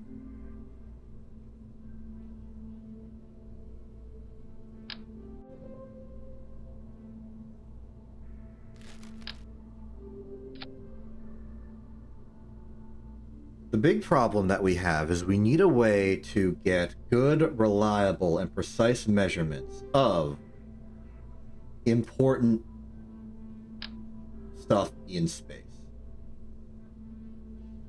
We've done not very good, kind of imprecise measurement of the moon, but that was good enough to get us to do reliable orbit passes. Now, though, we need something slightly better.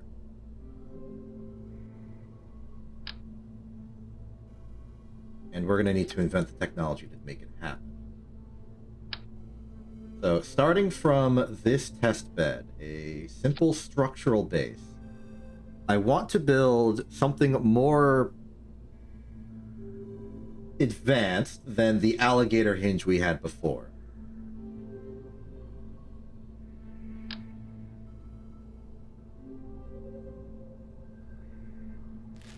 Let's take a look at the robotics we have available. I think this hinge is a very important element of it, as would be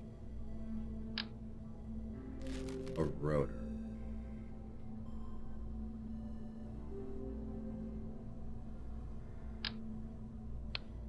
The combination of this servo and this hinge, I think, will form the foundation of our science.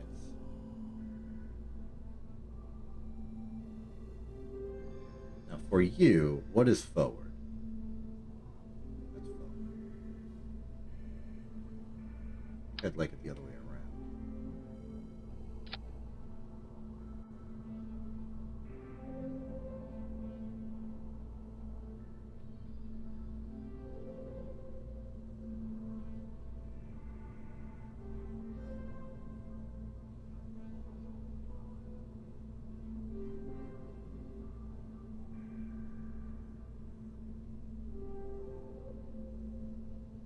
There's always going to be a visual aspect to this. We can't just point it at a thing and be like, hey, track it.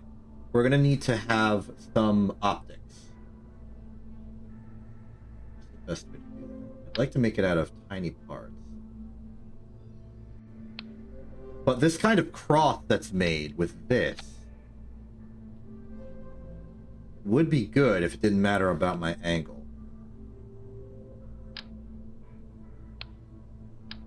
What if we put two of them at a distance to each other?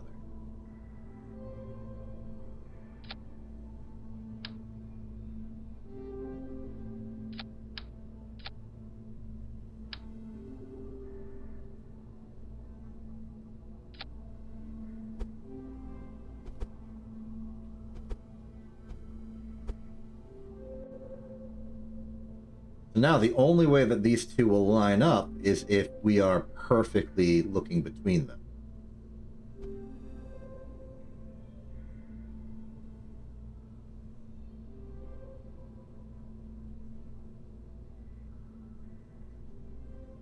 So with this as our test, let's look at the moon.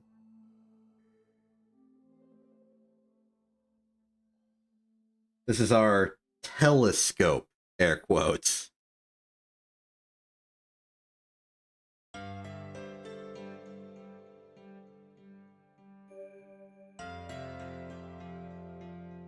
And we have a few advantages. I'd love if this thing just worked how I wanted it to immediately. But that's gonna be a question. Step 1, aim camera. Step 2, camera mode I want locked. Aim camera here. No, aim camera here. A little inconvenient that we're off center like this, but this will give us perfect alignment. At least as perfect as the actual angle permit. Oh. Let's point at the center of mass of that. So if we put that center of mass point in the middle here. That's good. Okay. Now we can zoom out, and they're perfectly aligned. Then we can take these two components, and this should work like this. Oh, that's unfortunate. I was hoping that the angle would change with our camera as well. But no, it keeps our angle of the camera the same while this moves.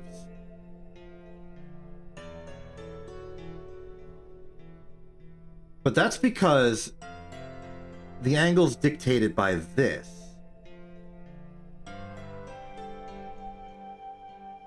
What if we put a probe on the rotating bit?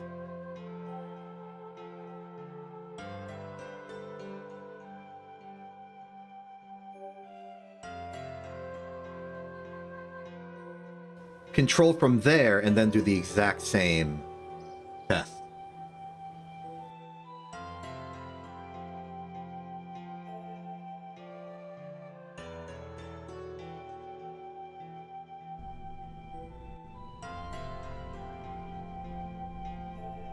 So this might obstruct our vision a little bit, so I'm going to get the octo purely because it's the smallest one.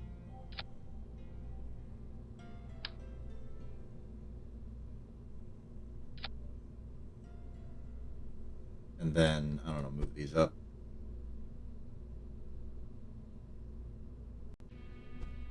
Okay. Let's try the test again. Before I forget, I know we are not in threat of running out of power, but I just want to make sure that we don't run out of power. Get some power generation on there.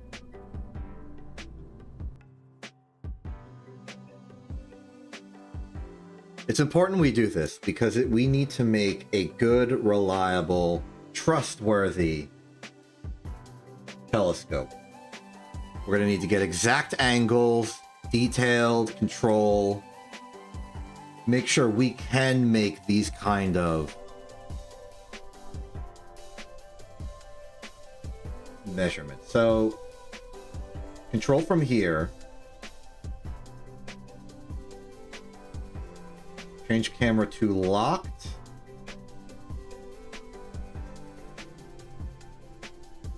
Oh, that's interesting.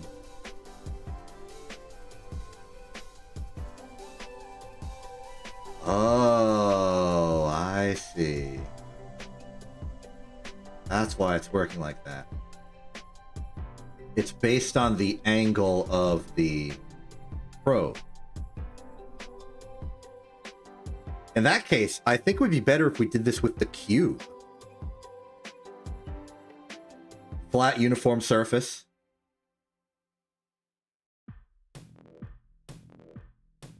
Slowly but surely, we're reinventing telescope technology.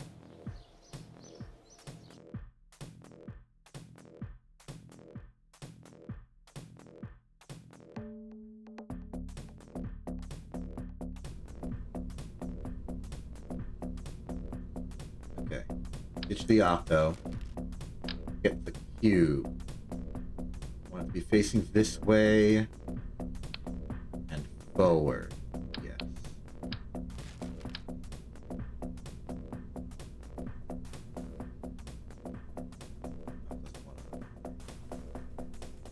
Doesn't want to attach surface side, does it? We can fix that with this. Put it on like that. Then they're radially attached, so they should be at the same altitude regardless. We'll just need to add another on top of both of these, just to get the clearance. Okay?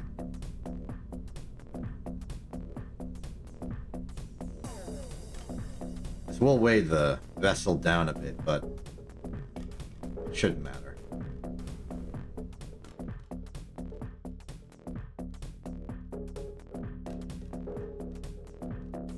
We just put a cube on both sides.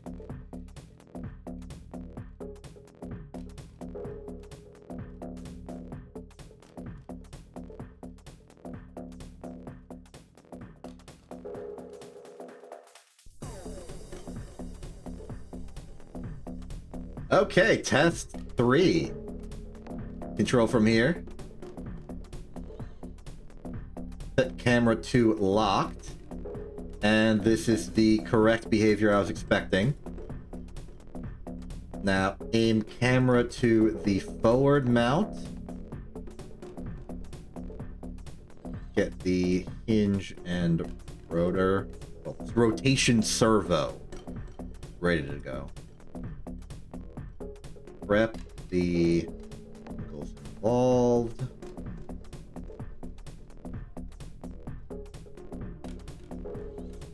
Oh.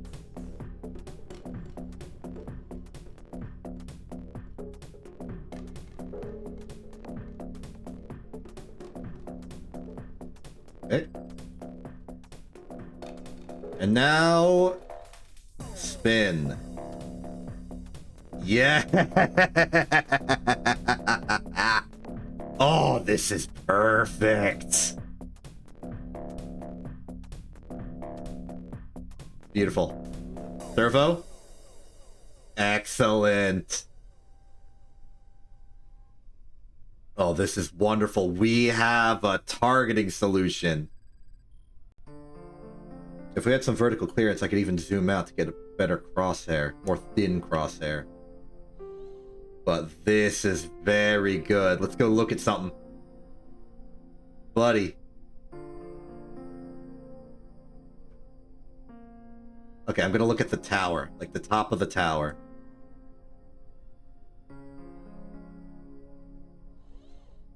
Yeah.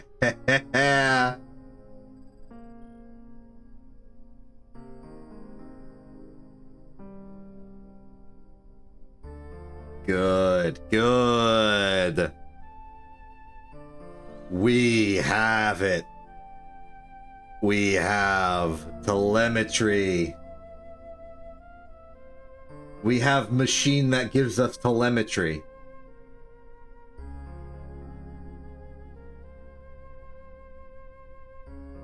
So this proves that we can do this.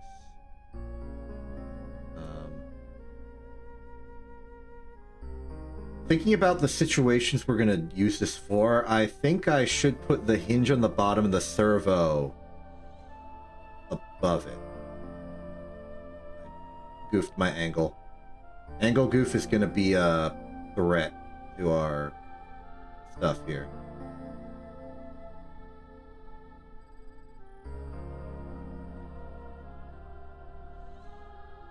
Oh, we can get decimal angles too. Can I go 8.1?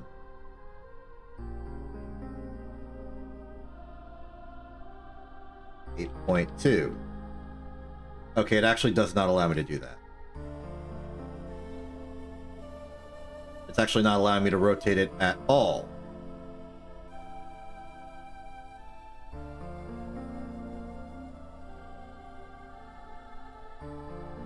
Oh, I bungled in the time warp, my bad. Okay, how about 8 normal? 8 7 7.5. No, okay, it rounds.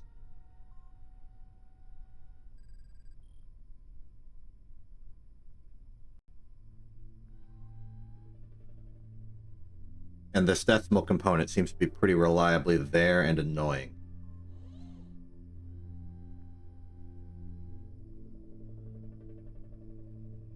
Okay. Either way, we can get better moon measurements now if we just wait for it to show up. One bad thing is we don't have perfect, like, traversal. We can't do a 360-degree spin. We can only go up to 90 degrees. The solution to that would probably be swapping out the hinge for a sideways rotor on, like, the edge of this thing. So let's keep iterating.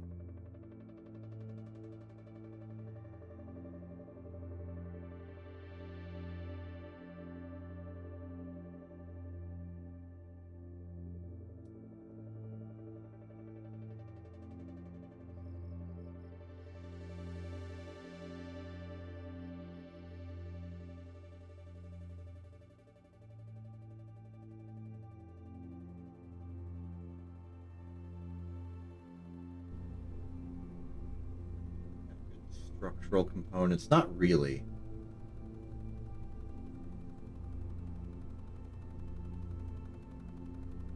Just go bit by bit, one at a time.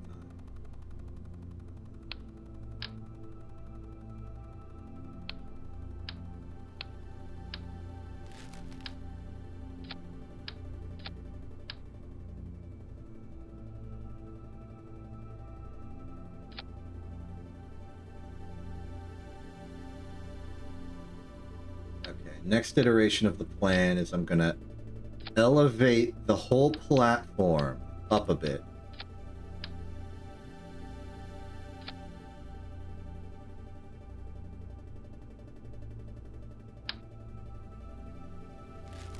Then we'll go out sideways with some of the... just like a flat, thin bar. But I don't think I've unlocked flat thin bar yet.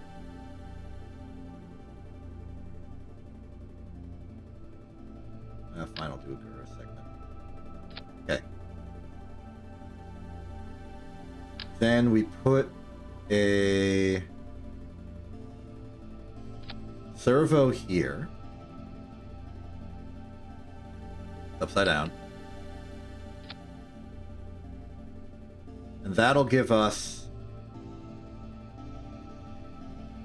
that kind of deflection.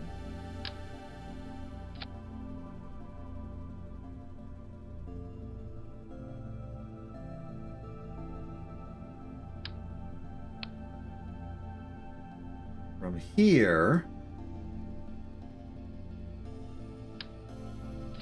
we...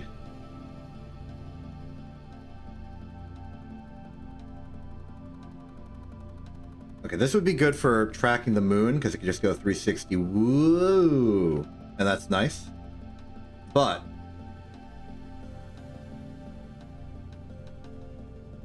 we want something a little better.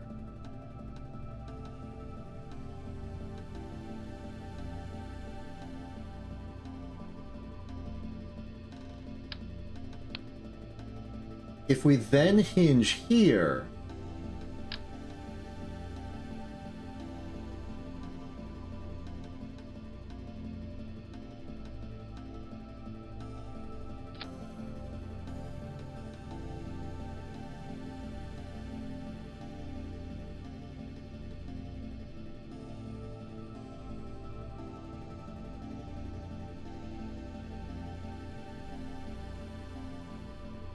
does a positive angle this way correspond to a positive inclination? I'm not even sure. if it was going... Okay, if we assume this is forward, and we're pointing forward, and there's like an object directly ahead of us, but it's slightly to the left, so we do this to it, it's rising there and setting there, so it's going...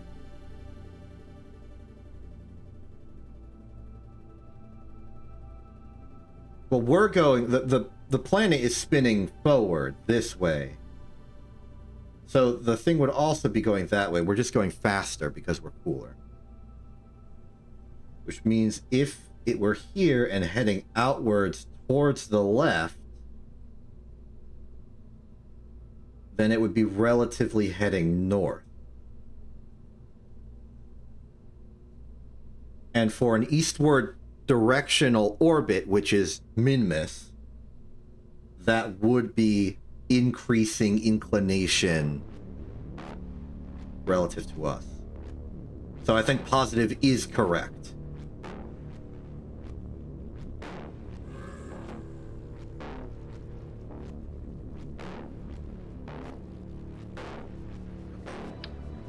So then we plant this. It's our targeting reticle now. But because this is now on its side, we want this to be that instead.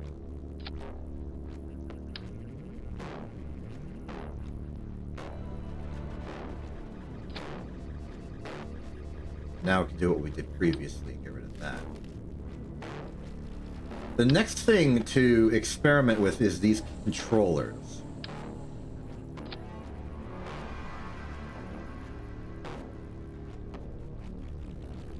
The editor.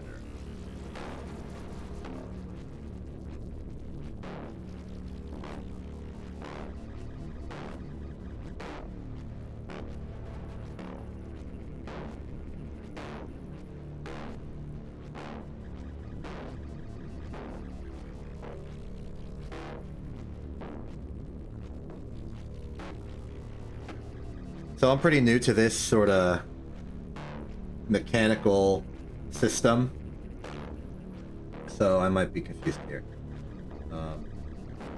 Set target angle. So this is now controlling the target angle. In general, I would like the traverse rate to be low. Let's just say 10 for right now, just to be confident.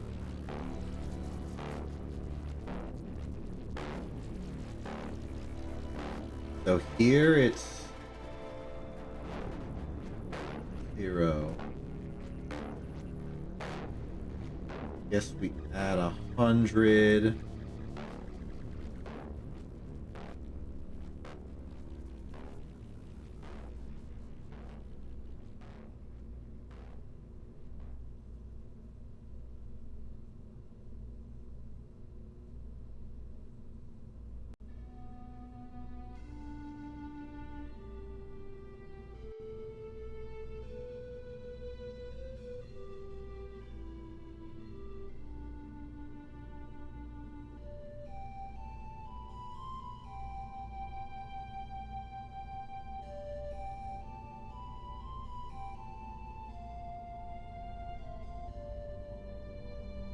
Guess that's right.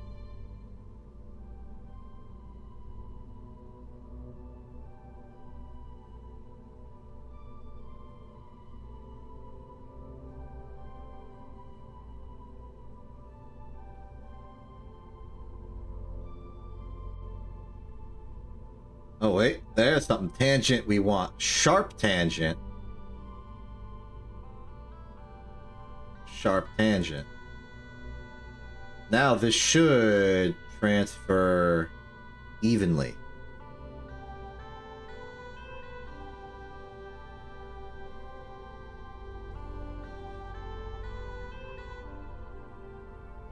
And okay, it sharpens both sides of the tangent. That's good.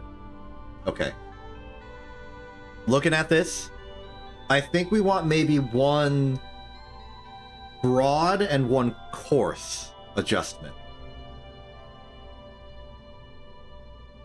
Go back here. Be like, hey, take that off for a second. Get another one of these. Target angle of 0, please.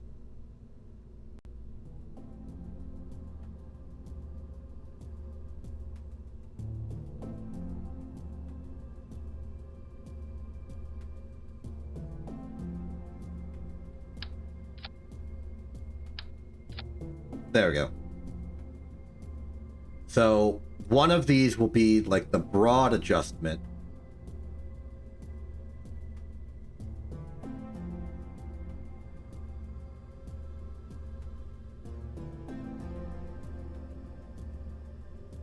And one of these will be the course adjustment. We can't put them on the same line, it seems, otherwise they'll be controlled in lockstep. Though it is cool that we can do that. I guess do a little...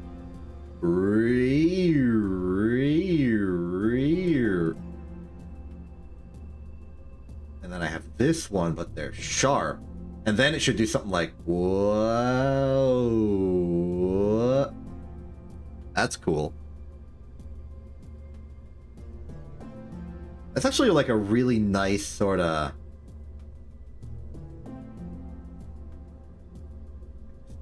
thing that it does. Like, we loop that and I think it'd be really neat. Just a fancy thing. Play that out. I want to see it sway.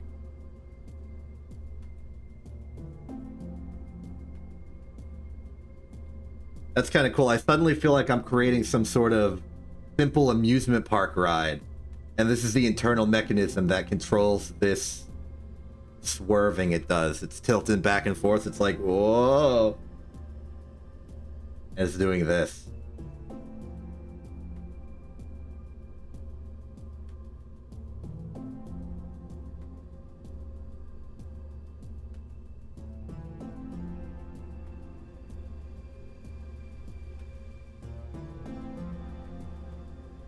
Anyway.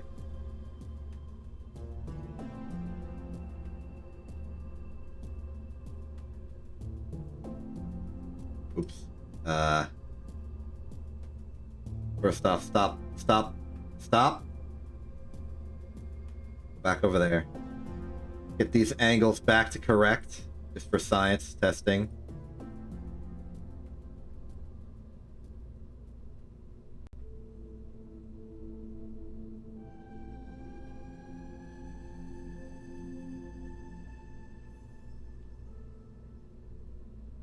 We gotta go in here and type a 0.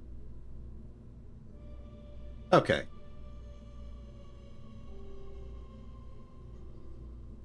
Now I think this means we're gonna need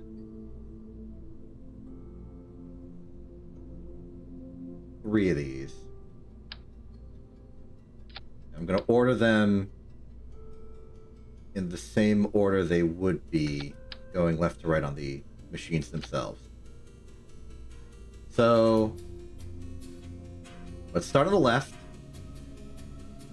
This will be our broad angle. So head to action groups. Here we want target angle. What we want here is a simple sharp control between 0 and 100. I would prefer it to go between 0 and 360, but that appears to be unavailable to us. Unless I simply flip this whole thing upside down. If I do that.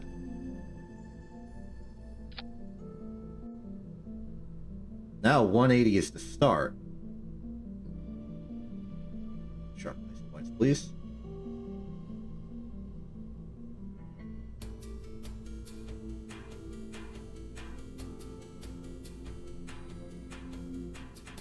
Well, actually, let's think realistically here. We're not gonna be doing a full 360. After all, we're not going to be able to see past the ground. So if we go for a traversal between not 180 and negative 180, but 180 and 0.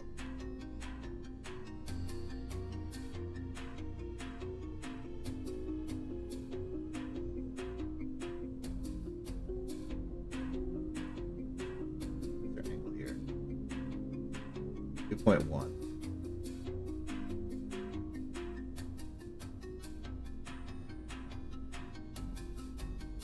Anywhere I could just place in that value.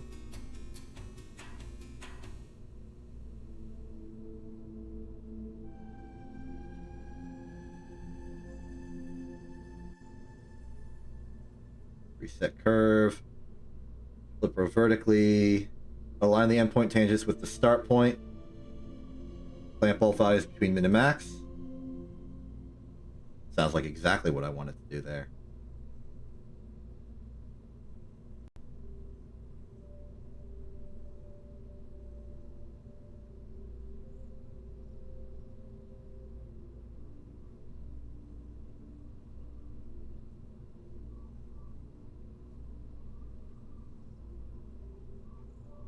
Again, would have loved to have been able to set that with a value, a number.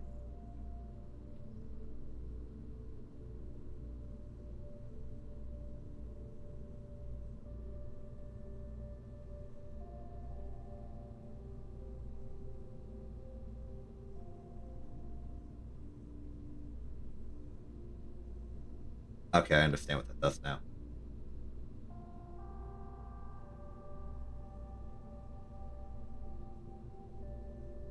Can I just set this here?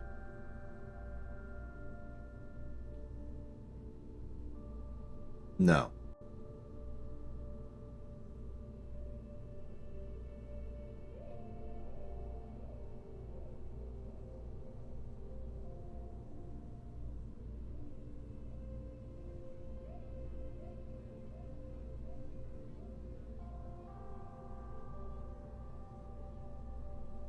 Okay.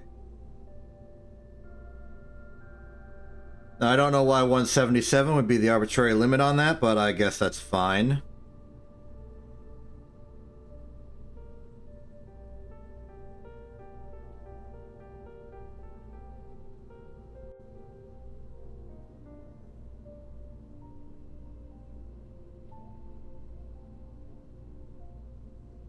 Sharpen the angle. I guess clamp and then sharpen. Okay, we should have direct angle control between 0 and 177 arbitrarily.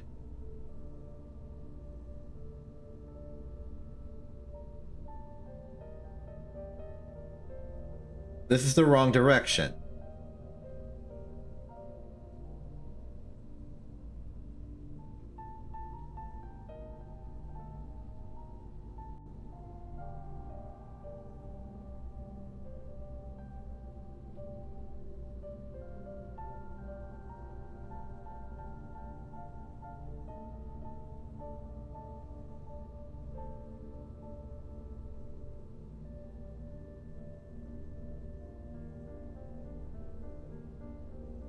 And then we clamp, sharpen. Good. Okay.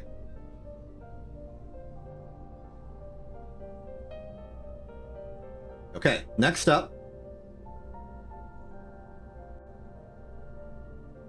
Do broad angle, because that is what it is. And then we just point to a specific location along this line and we can get our angle in broad strokes. In all likelihood, we could just use the angle readout for the motor itself. We don't need to use this, but we can. Then, this one.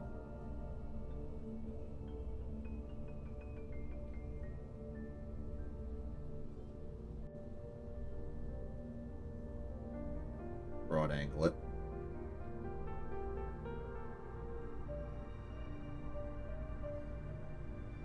This editor will be coarse angle.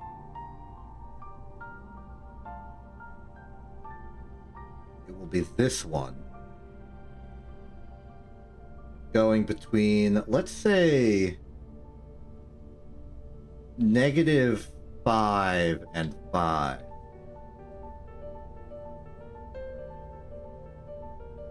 Group here, click on that. We want target angle.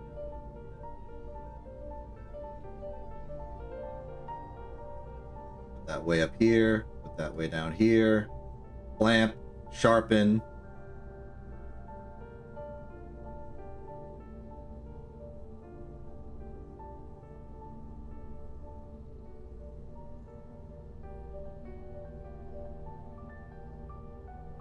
Follow the convention we have already. Clamp, sharpen. Okay, so we got fine-tuned adjustment for the angle. Overall, I want the traverse rate of that to be minimal. Maybe even like 1. Okay. Then finally, the hinge. I don't think we're going to be dealing with that extreme of eccentricities, especially if we're doing interplanetary observations. Minmus is probably the worst it's going to get. Let's just clamp ourselves between 15 and 15.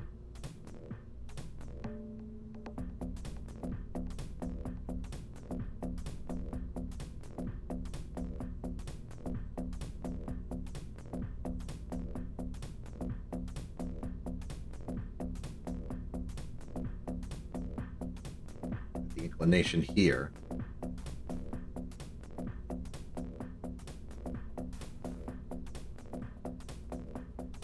Action group shall be controlling you, your target angle. Also, your traversal rate should also be very small. As we go from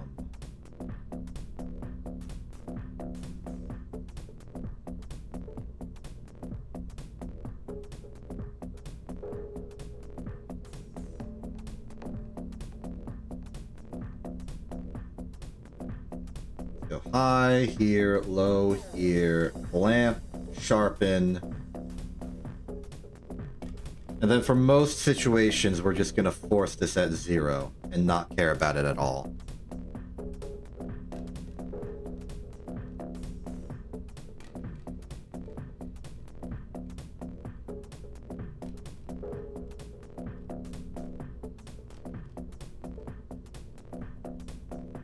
Cool. Let's try this out. Let's see if we can't get like a measurement of some kind.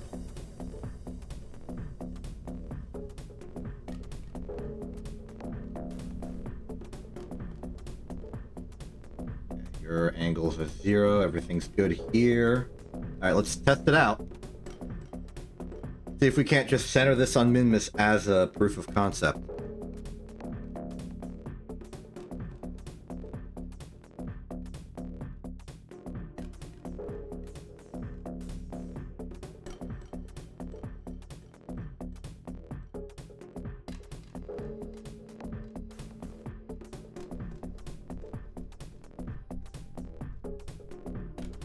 Okay, step 1, go into locked mode. Control from here. Aim camera. Oh, wrong one. Aim camera. Angle in.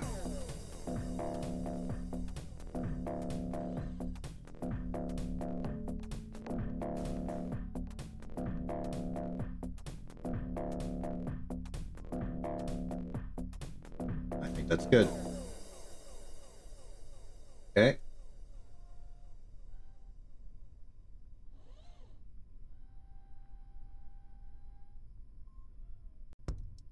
Broad angle.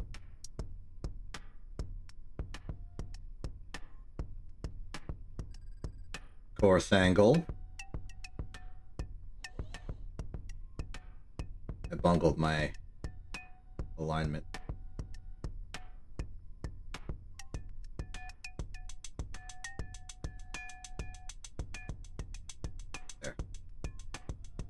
Okay, so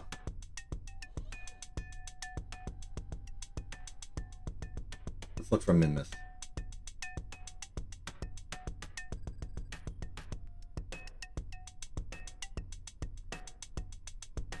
Is that min-miss? That is Jewel.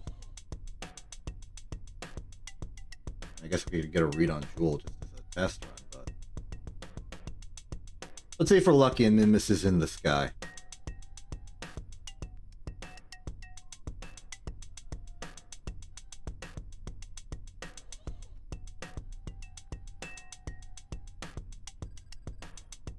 Well, I'm not seeing it.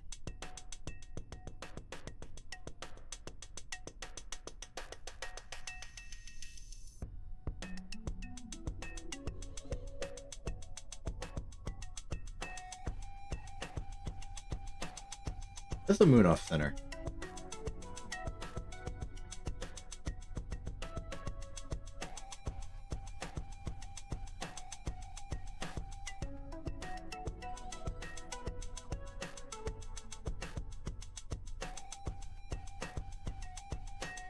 Oh, it's because the thing is heavy. That's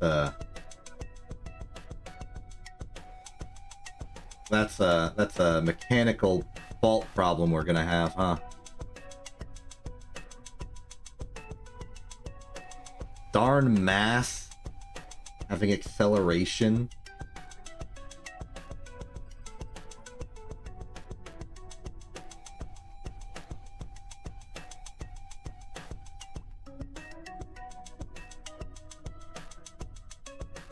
So we're gonna want dampening on nil. Or we're gonna need a way to make this lighter, but I don't think there's any way to make it lighter. We already have the cube is necessary, effectively. I guess we could go with a lighter probe, as long as we point it the correct way.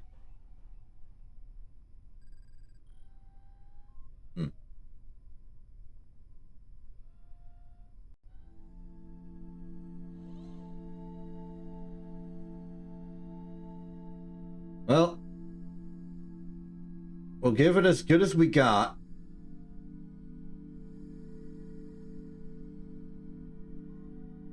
Broad angle is out to here. Course angle. Find two corrections. I think we need these readouts of those angles, though.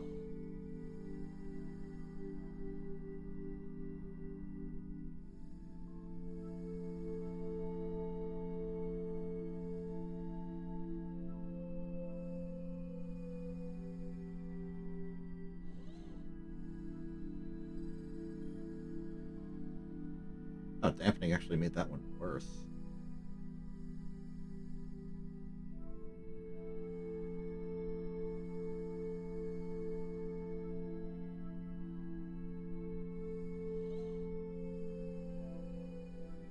Weight distribution might be a thing we have to care about then.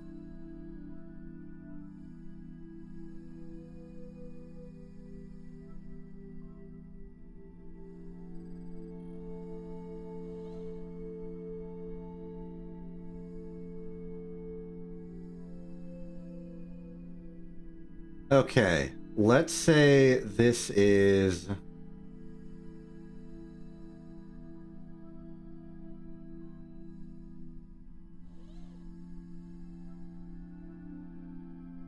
So 82... 5, and 80, negative 82 is 82 degrees up. Because of how we've done this, yes.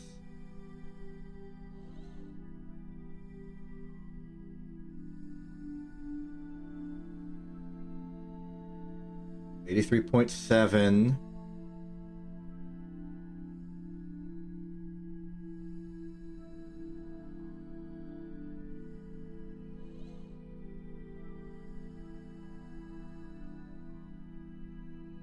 Okay, this is extremely sloppy, but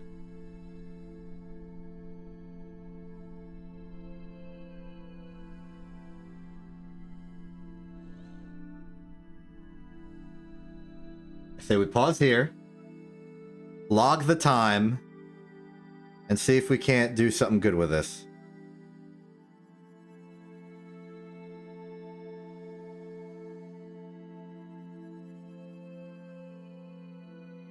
Okay, so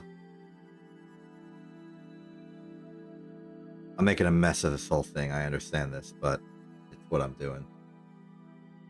So current angles we have on everything is negative 83.7 and perfectly 0. So angle of 83.7 at a time of 147 357.46. 357.46. Okay.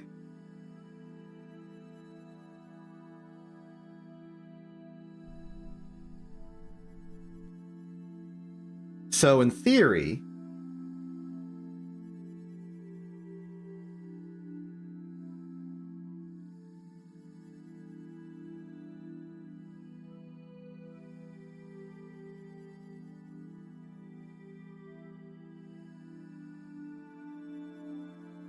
we should be able to just time warp to the future. Let's just say the next night, perhaps.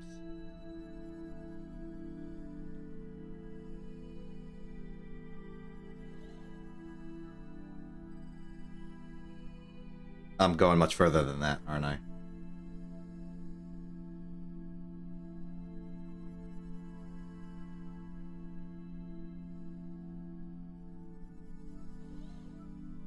Oh, actually, we could do it the other way around.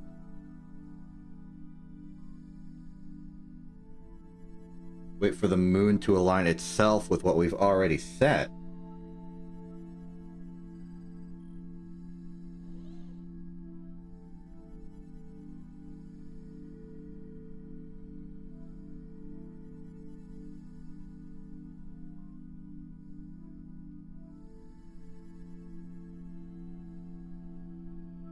Stop right there. So this is still 83.7 and 0, but the time is now 1:52 to 17:41.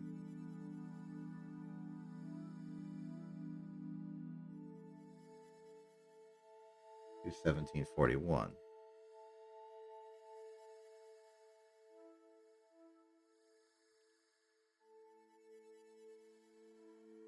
Now, in theory, we could do a lot of math on that and figure out the orbital period possibilities for the moon.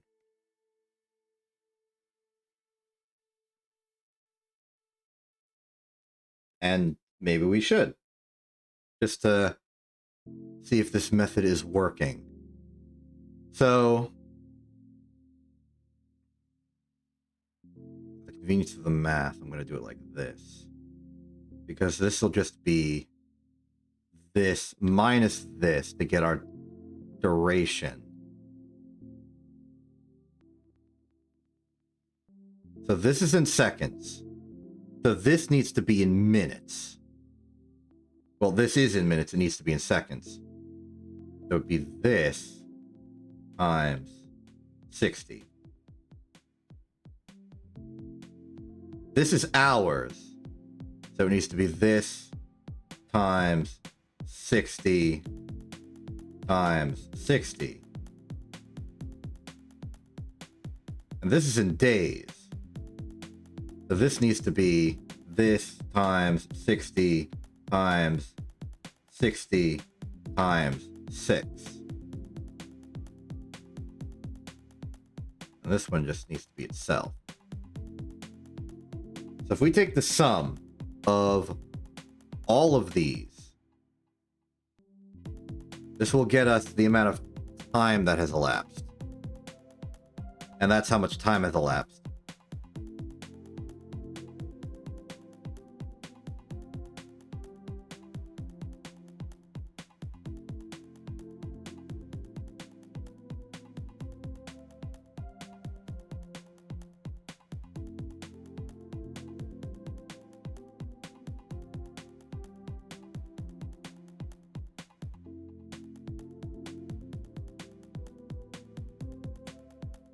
So what does this tell us? In this much time, the moon, at least as far as we perceived it, moved 360 degrees.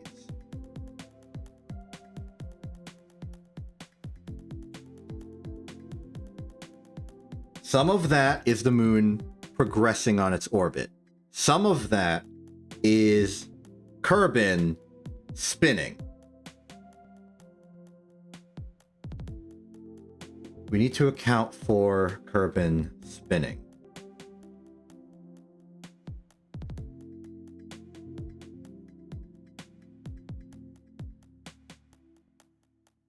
But we can figure this out, because we know how many seconds it's been. So,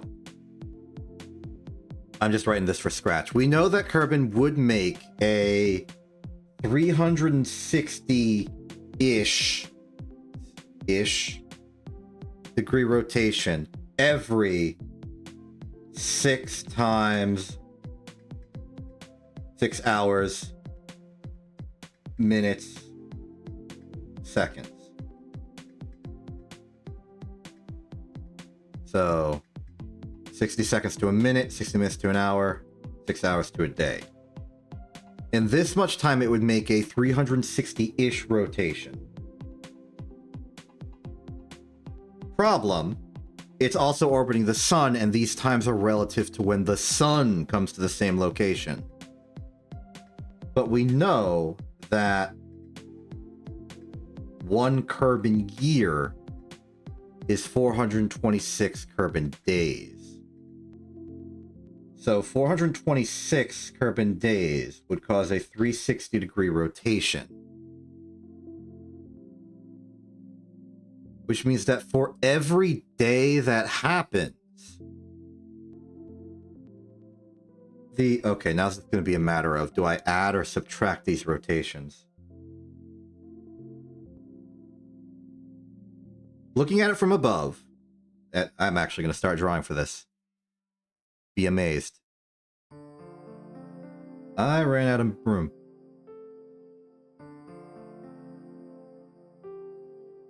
You know, we don't need this anymore. I'll just put it here. Okay, so here's the sun. Here's Kerbin. Here's Kerbin's orbit. Here's high noon. As Kerbin rotates around, it will spin this point, like this point that's going like dotted line straight to high noon sun. Every 6 hours, it will point back towards the sun. But at the same time, Kerbin's moving this way. A conundrum.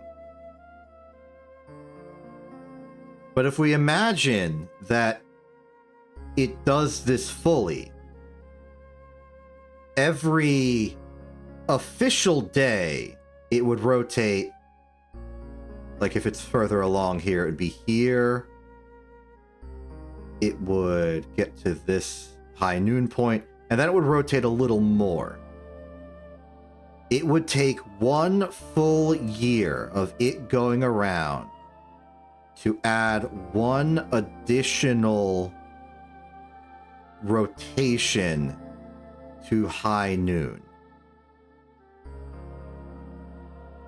Which means if we measure a day going by,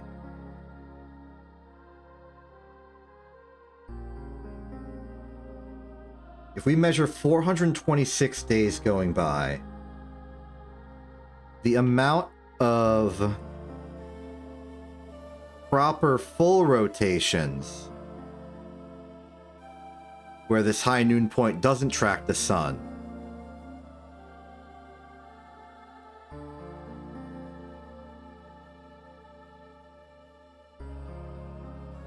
would trail behind the actual. On the other side of the planet, I have to do a 180-degree extra turn.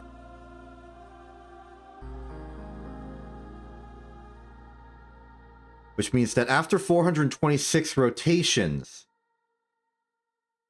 we would get 426 alignments with the sun.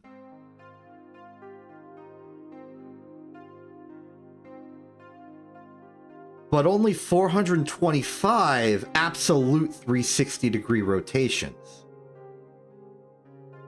Because every 360-degree rotation happens before?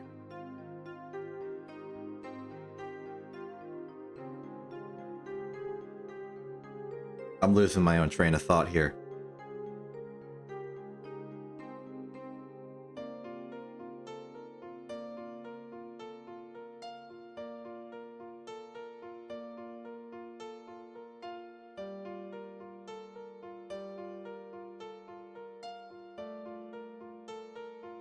Trying to go to the half a year point.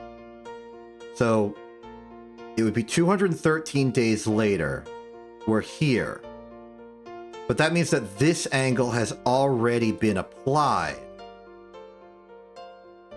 This extra half turn. Which means it's 1 half turn extra to the number of turns. So the number of turns it has actually done in 213 days is 213 and a half rotations. So it's added. It's added because we're in the future. We're in the future of the absolute turns because it had to turn more to get there. Okay. Which means we would add the year anomaly. So, that means we can track that.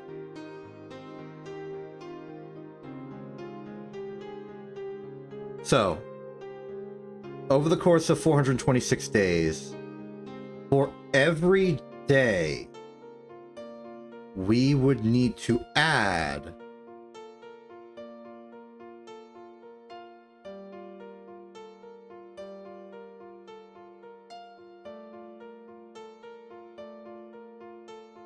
one full year would require one full extra rotation. So 1/426th of that would be the added angles relative to the sun time in degrees. So for every day that goes by, we'd have to add 0.84507 to the actual degree. Let's cut this down to seconds. So 1 hour would be this divided by 6. 1 minute would be this divided by 60 again. And 1 second would be this divided by 60. Oh, we've gone to scientific notation. Divide by 6, divide by 60, divide by 60.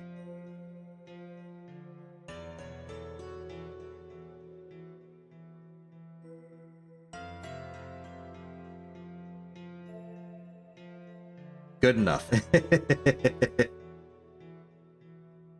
So, our final result will be its absolute, like its relative observed angle, this correction for years.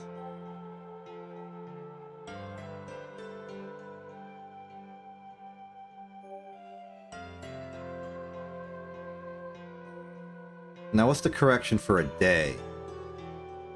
Over 1 day, we go 360 degrees.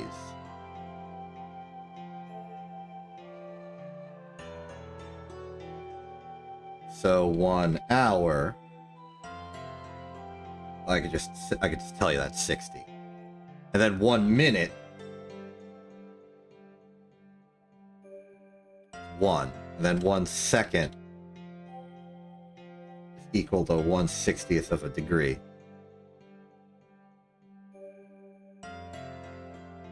So the true angle offset is going to be these two added together.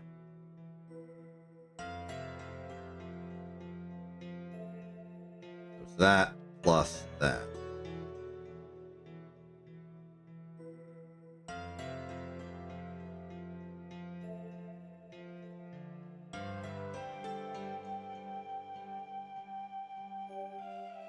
So if the moon did not change its position in the sky, what would we expect for the angle change?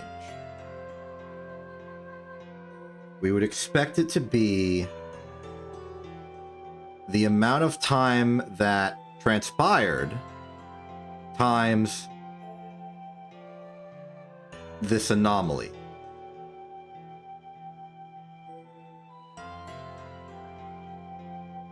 $1,703.907081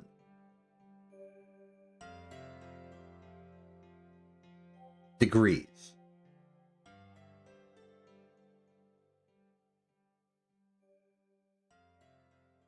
That would correspond to basically that many days transpiring.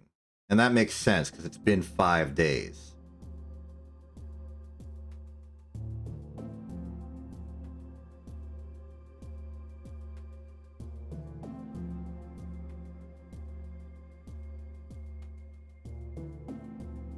But that can't be right.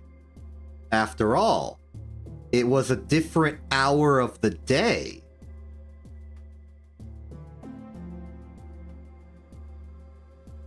Our first measurement was at 357.46, but our second one was at 217.41.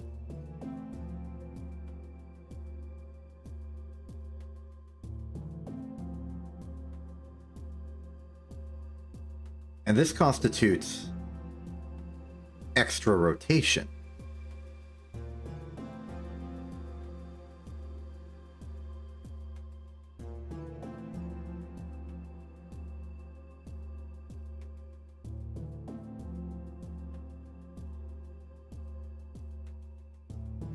This many seconds of extra rotation. Oops, there's like a calculation there.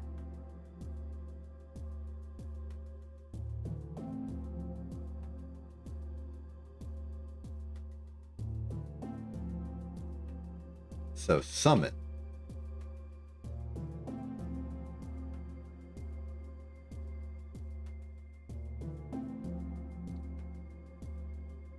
$6,005.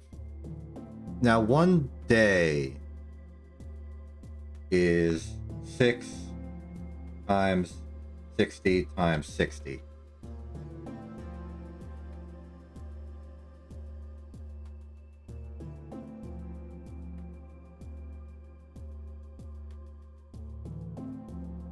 But yeah, the point is that this much extra rotation happened.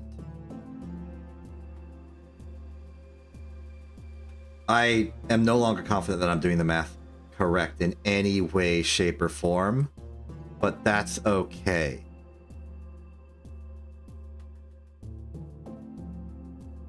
Hi, I'm looking at the chat again. I apologize for taking so long to look at the chat. I was distracted by a lot of things. You can understand this.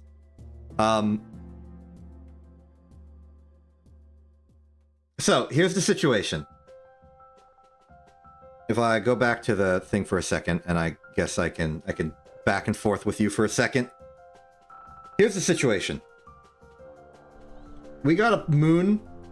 We're trying to figure out its orbital period. Unfortunately, the only thing I can do is measure its angle above the horizon at any given time. We are not on Earth. This is a different planet. 1 day on this planet is 6 hours. 1 year on this planet is 426 days of 6 hours. So what I'm trying to do is figure out how much the planet has rotated since observation number 1 to figure out how much of that is from just the planet spinning, the planet orbiting the sun, versus what I actually want, which is how much the moon has changed. And that's what all this numbers is about. So I've figured out that for every second that goes by, we're gaining 0.016705 angular deflection because the planet is moving under us and orbiting the sun. So I'm trying to get that separated from our actual measurements which was on day 147, hour 3, minute 57, 46 seconds, and our second observation on day 152, hour 2, minute 17, and 41 seconds. The moon is not always visible on the horizon. It's currently above the horizon. Both of the measurements we've made are at the exact same angle above the horizon, which is 87.3 degrees. So that's a constant. We can just say that we've taken 2 observations at the same elevation off the horizon at different times.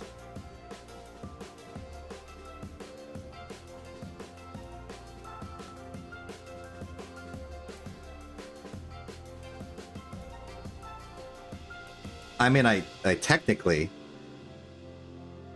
We would technically have an isosceles triangle, but...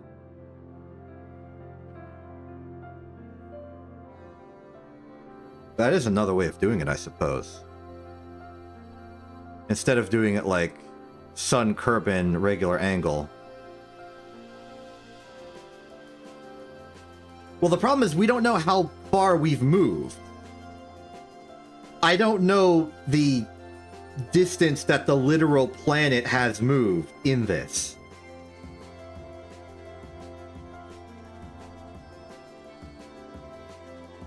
So we don't know the bottom side, but you are right. We would get an angle. Planet looking this way, moon's there. We have this angle here. It's moved this way since then, but so has the planet rotated, giving us another angle.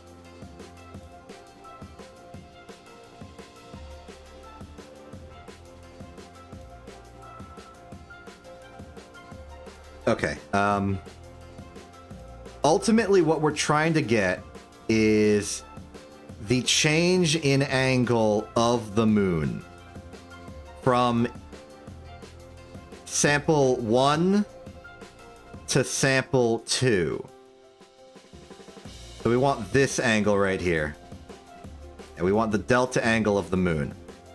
But all we have are 2 different times, where it's at the same angle relative to the surface of the planet.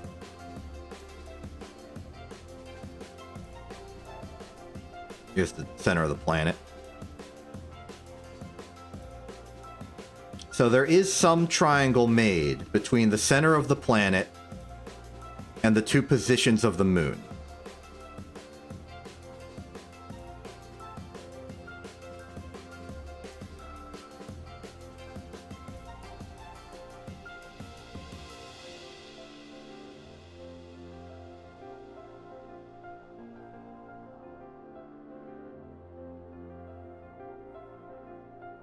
The times are this block of numbers here. So this is day, this is hour, this is minute, and this is seconds.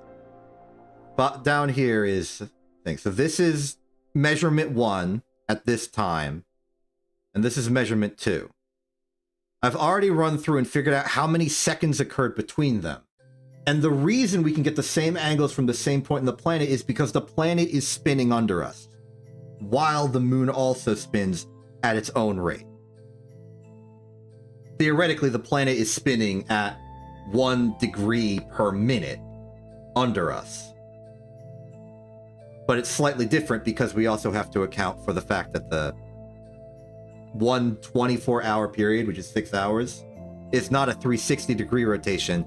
It's a 360.84507 degree rotation.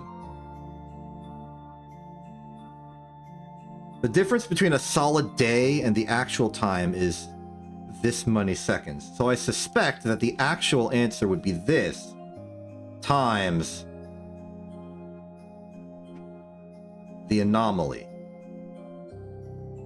which would suggest that my theoretical answer, based on my mad ramblings, is that the moon has rotated 100 degrees in this time period.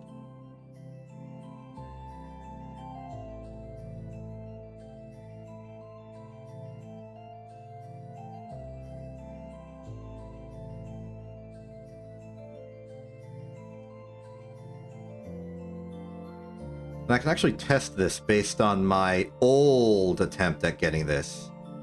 By figuring out what the semi-major axis would be for this.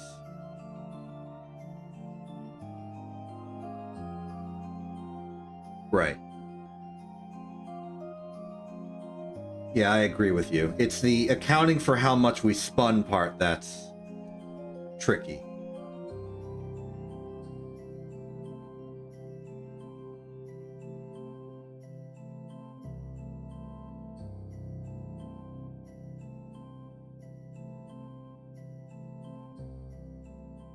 We do have a trapezoid. We can make it a triangle by just connecting it to the center of the planet. That's where the point would converge. We're on the equator. It's convenient like that. And the moon is also on the orbital. It's on the ecliptic.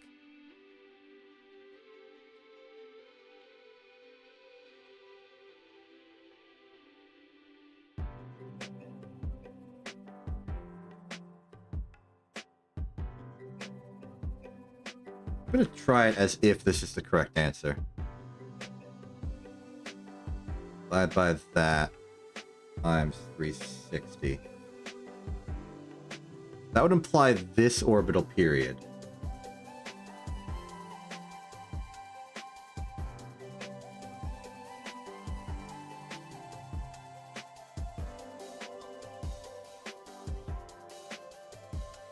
And if we know the orbital period, we can use this to figure out the radius. Which we did before.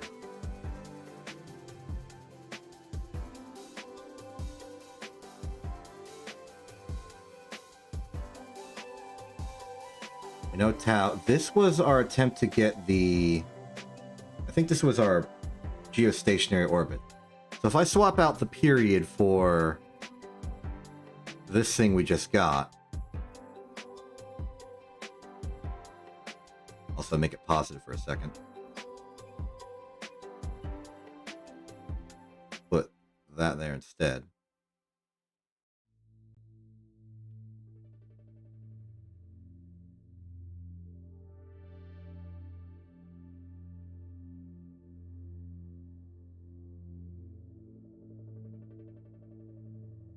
I agree, and that's what I did last time.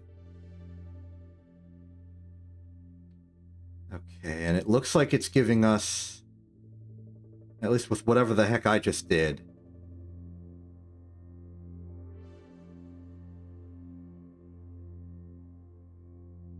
(22876,948), which is too high.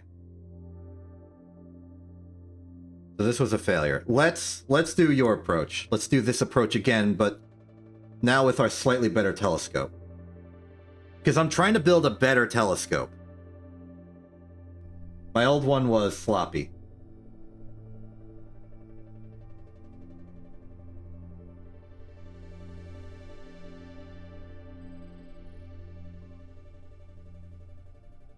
Yeah, well, slightly less than 5 days. Same angle. Realign the telescope. Get our crosshair.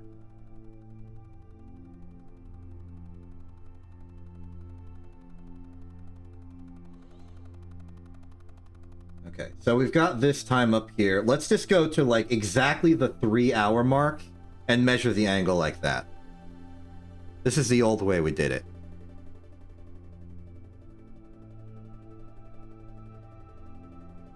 How much we rotated in 5 days. I know how much the planet under us spun in 5 days. It spun exactly 1,703.9 degrees.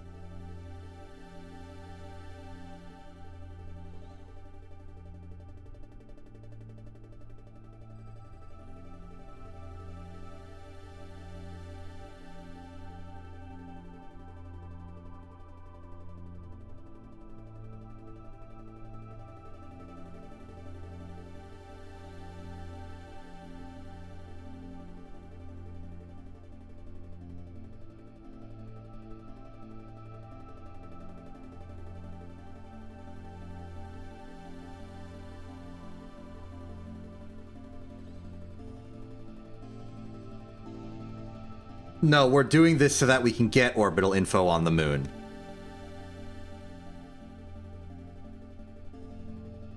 I do have a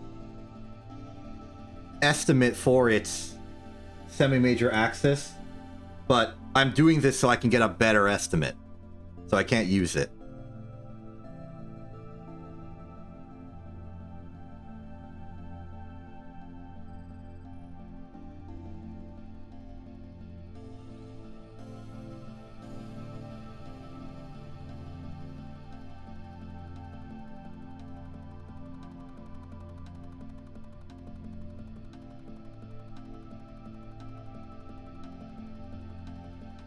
Oh, wait. What if I've got this wrong? What if it's as simple as it's not 100 degrees, it's 100 remaining degrees? What if the actual amount of rotation it did wasn't 100 degrees, but 260?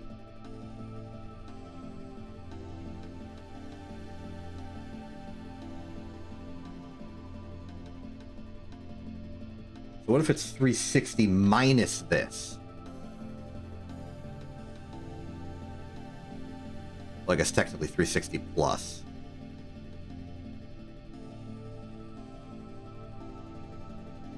Yeah, we're assuming this is less than one moon orbit. 9, you get this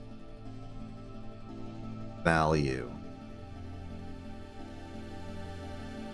5 value. 12 million. Yeah, we're assuming less than 12 million. 12.1 million. Wait, I think I got it. I think that is it. But you know, we're scientists here. We can do another observation. Let's go to exactly T3 hours and just mark its angle from the ground.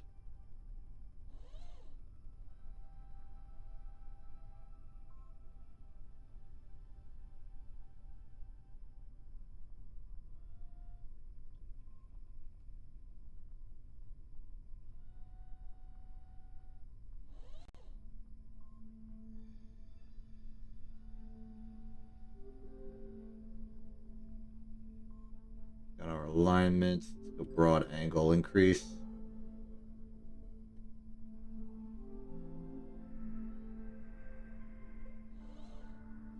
We got like a minute to get this angle right.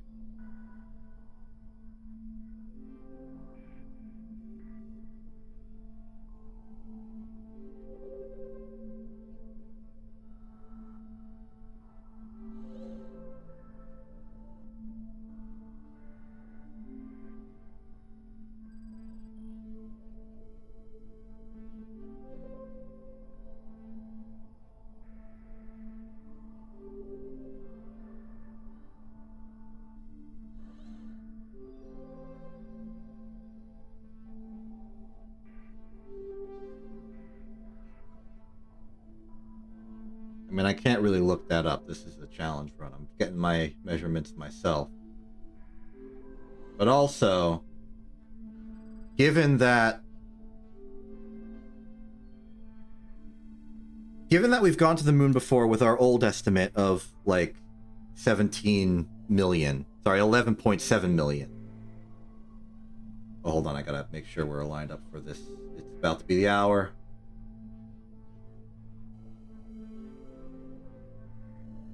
Nine. Pause. Okay. We are exactly day 152, hour 3. Our angle is currently negative 121.5.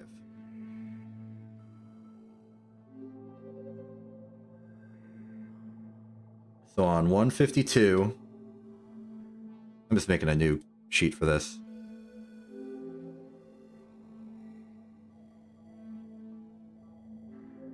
Yeah.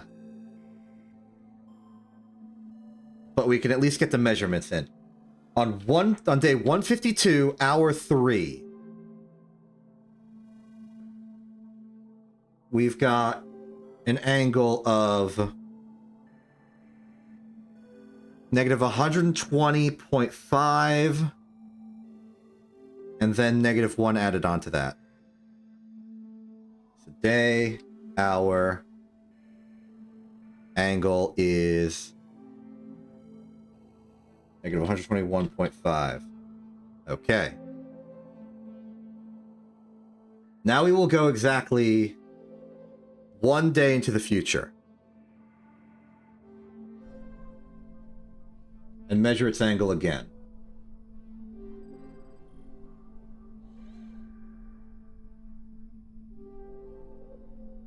Let all the orbital stuff go by. Darn ads.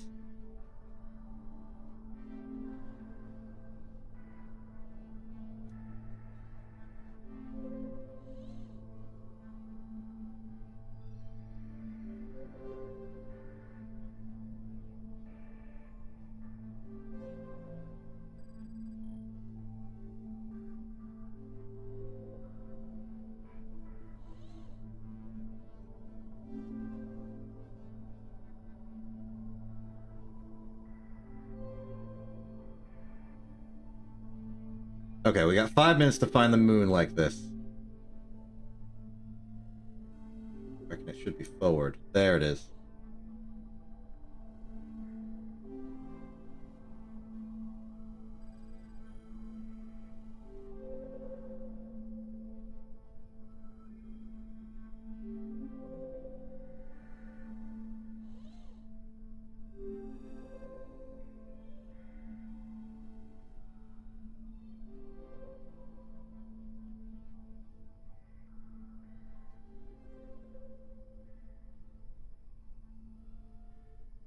Okay, 4 minutes.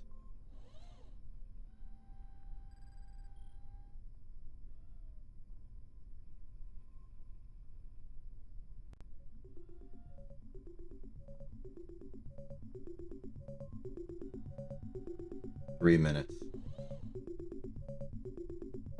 This will at least be a more accurate measurement. We have an extra, like, significant figure here.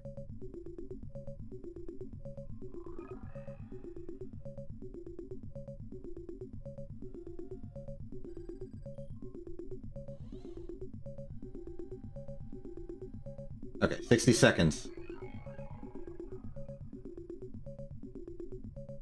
Broad angle needs to be increased slightly.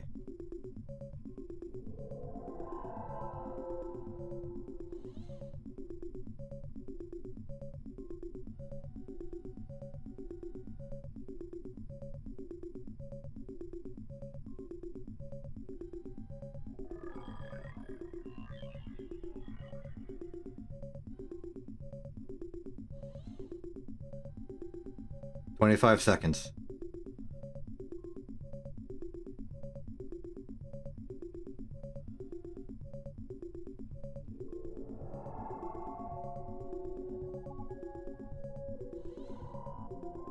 Ten.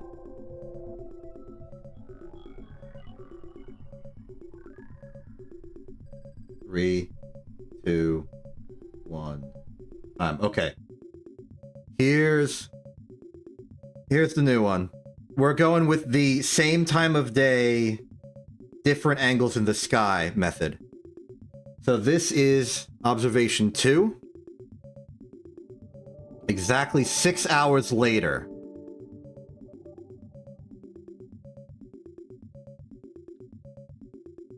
And its current angle is, if I'm reading this, 62.7 plus 0.9. Both negative. So negative 63.7.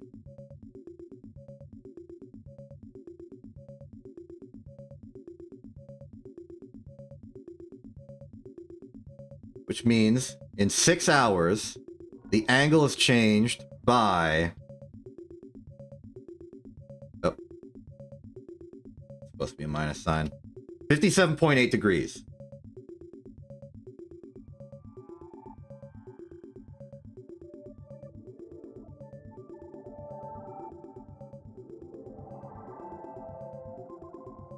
the only anomaly that could affect this is the fact that the planet is orbiting the sun.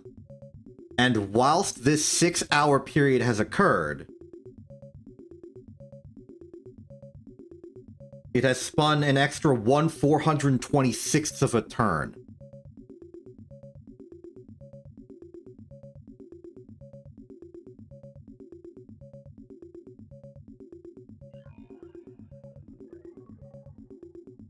So we already know that in exactly 1 day, it rotates an extra 0.845 degrees forward.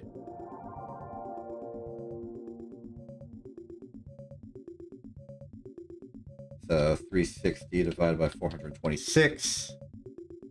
That many degrees off from the actual answer.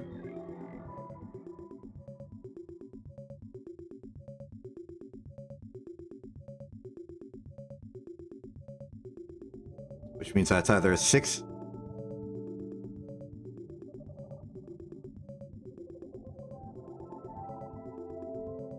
No, we don't. We just get the same... We just get the same angle. Because that same angle is not the orbital period, it's the amount the planet spun.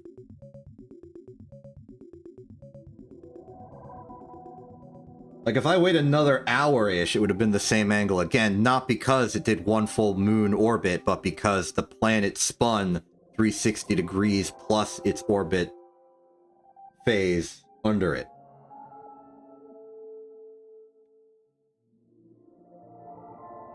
So it's either this plus that or this minus that.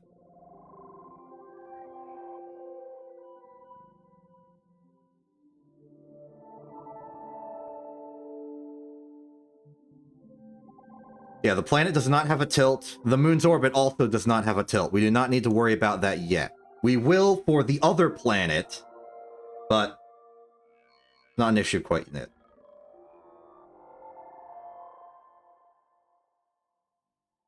So it's one of these two.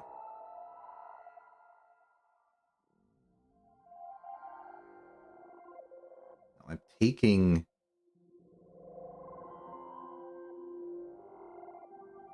all this junk because it is what we're doing in terms of the math. This is tau. This is our current knowledge of what the standard gravitational parameter is of Kerbin.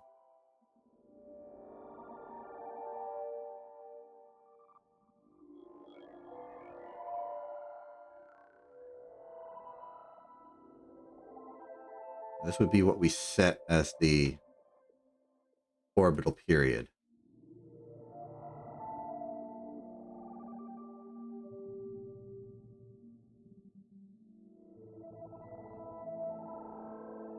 So in exactly 6 times 60 times 60, in exactly 21,600 seconds, its angle from the horizon changed one of these two numbers.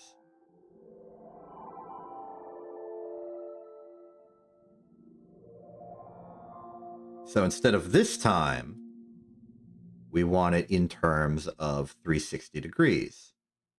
So this time divided by this time times 360. And then this time divided by this time times 360. So these are the two possible orbital periods. I know they're negative, but I don't care.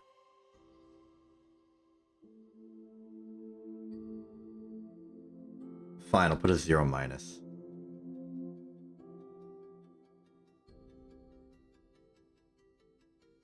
Okay, so these are our two possible orbital periods.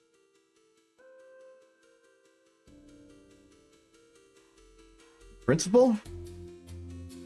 We just put them here and we get effectively the two possible bounds for the orbital period. It's not really bounds in the error sense, it's just I didn't know whether to add or minus. I'm basically just going to pick the one closer to our existing estimate.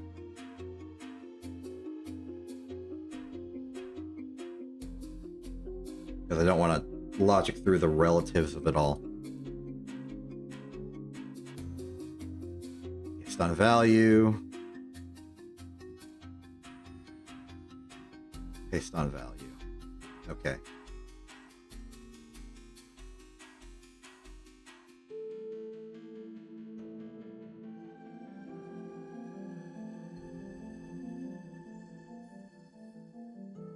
There. Standard gravitational parameter, your tau.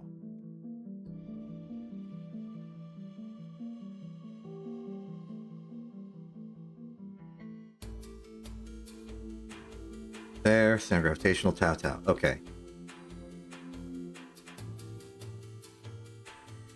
So this makes sense to me in that they're kind of surrounding our old estimate where we did not account for the orbit around the sun. But these are semi-major axes.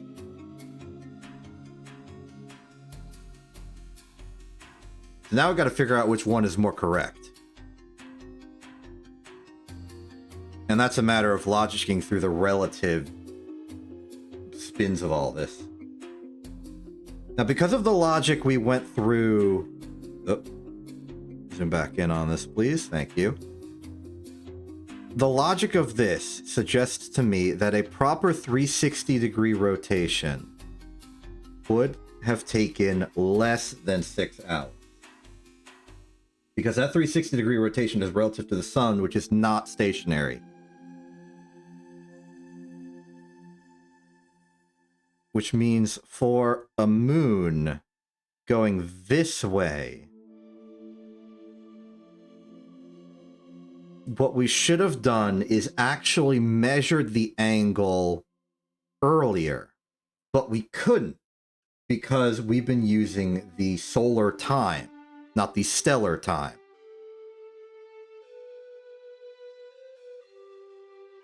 I have not found that out. But at the very least, this number here is going to be. So this means that whatever correction angle we do should make the traversal of the moon less because we should have measured it earlier. Which means the correct number of these two numbers should be the smaller one. So, you dead, you dead, you dead, you dead. This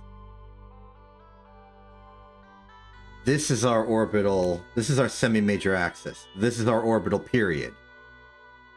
What is that close to, by the way? Like, if I divide this by 60 and then 60 again, how many is that in 37 hours? So it's about 6.3 days.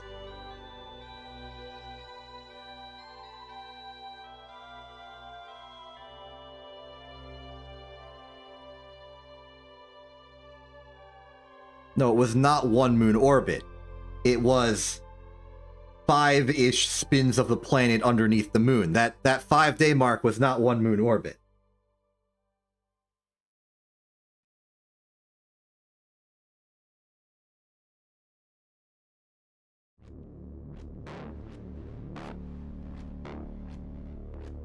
If it was as easy as, oh, the moon orbits every 5 days, this would be simple. But it doesn't. All we know is that 5 days exactly, plus some bit elapsed to get the moon to be under the same sky angle again. And I think this is just a better way of doing it.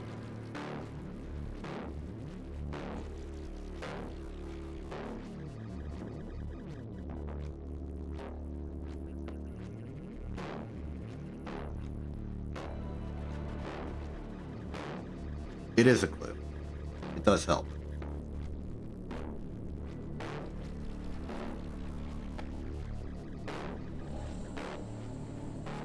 We can get a better estimate for this if we go several days into the future. Given our estimate for its orbital period is approximately 6.32 days, if we go to day 159 3 hours, it should be close enough into the sky because it's about to have done a full rotation. So let's go to day 159, 3 hours.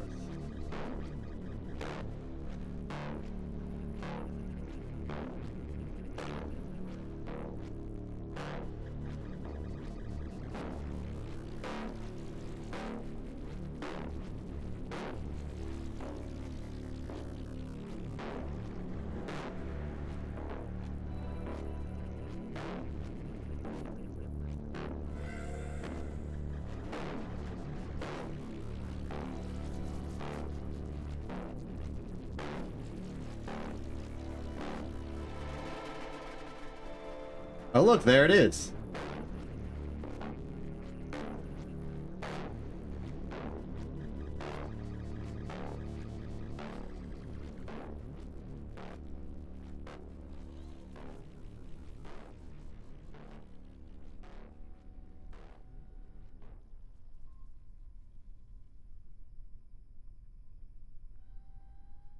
No, I gotta figure out the orbital period of the planet, which I guess is a lunar month.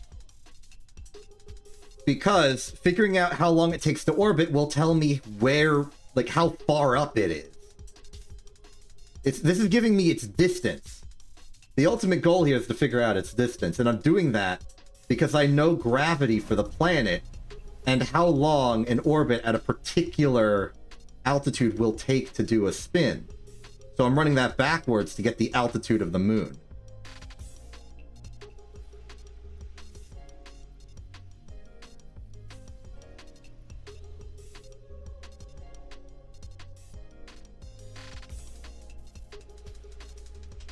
And I have a decent estimate I've been using. I just want a better one to prove I can.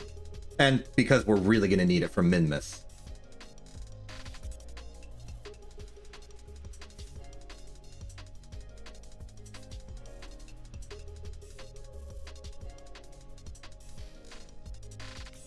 A little higher.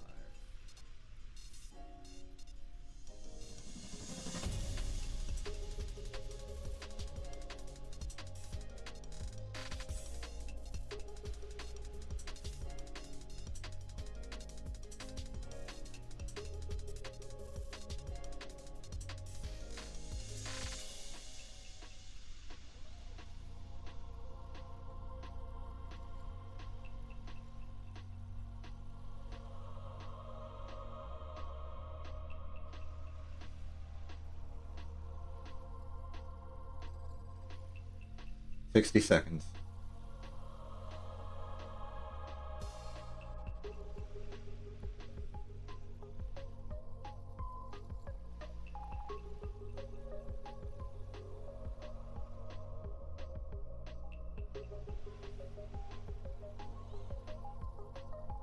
$20 seconds.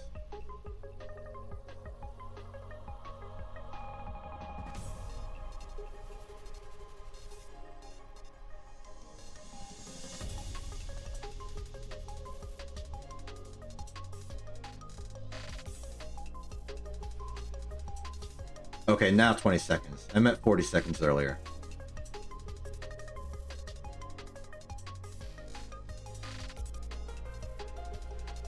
Ten.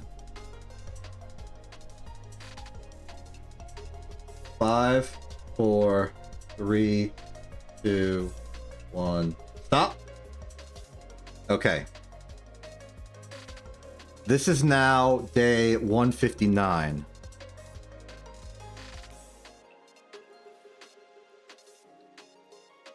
Hour 3 with an angle of 95.8 minus 1.4. So 94.4.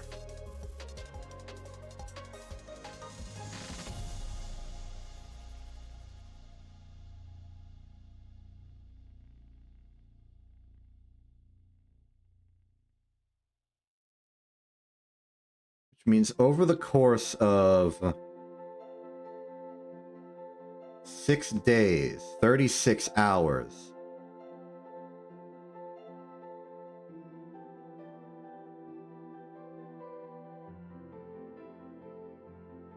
Oh, I'm sorry, that should be negative 94.4. Oh.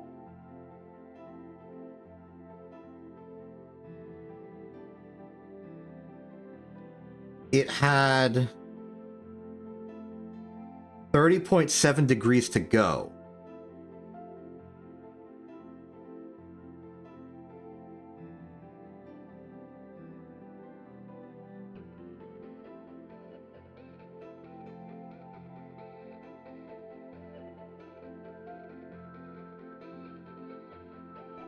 So it went 329.3 in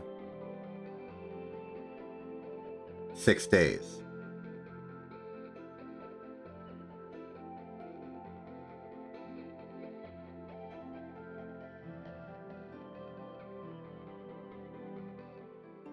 So for...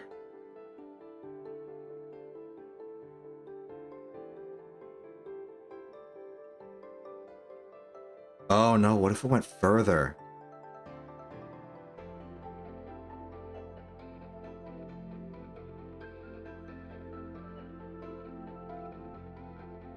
No, it went less, because it went further, going from negative 121 to negative 63, and now this is a lesser number. So that is less than a full rotation. This confirms that the orbital period of the moon is more than 6 days, I think.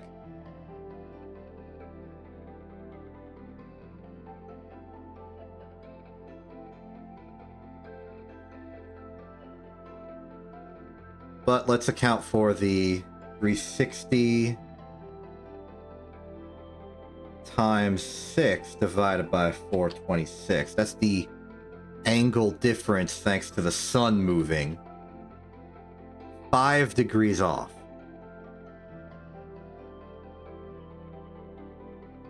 Now again, that would be because we measured it too late.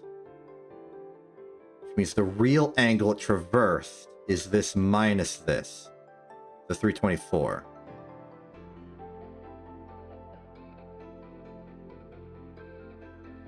So the actual orbital period, 6 days of 6 hours of 60 minutes of 60 seconds.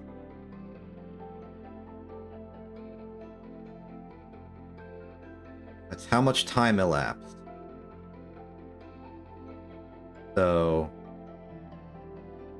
this amount of time divided by the angle it did, multiplied by the wanted angle of 360, equals an orbital period of 143898. Which is pretty close to what we got last time.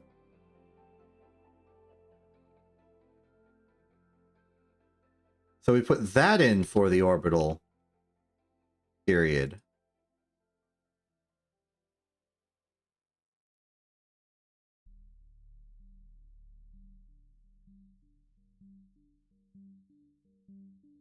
We get 122.7. Wait a minute.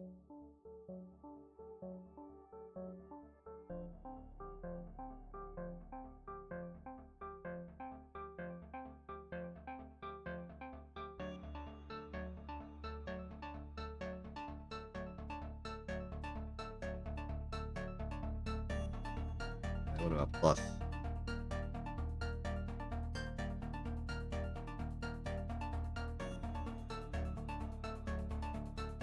It's down to 120. So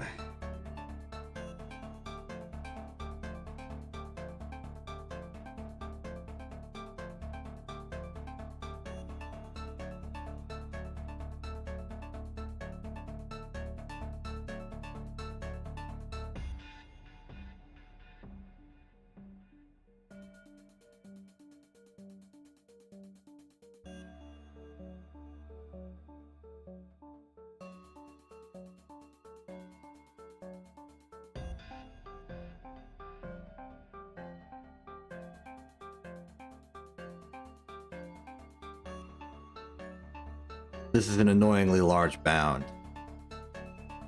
because I'm pretty sure it was accurate to subtract this off earlier.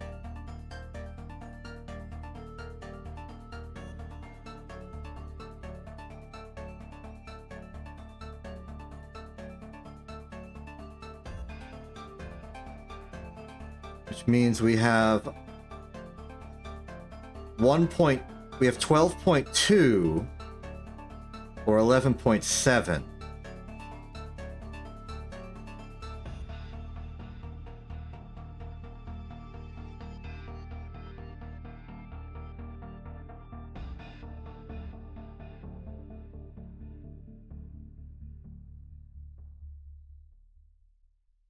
The 10 number.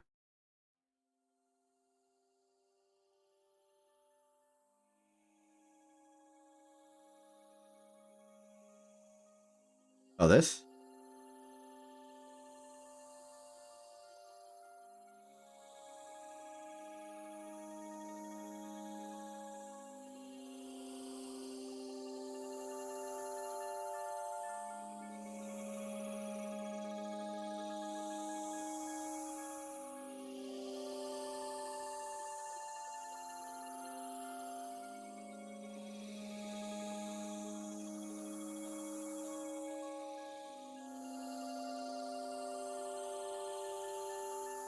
Oh, this is the correction measure for...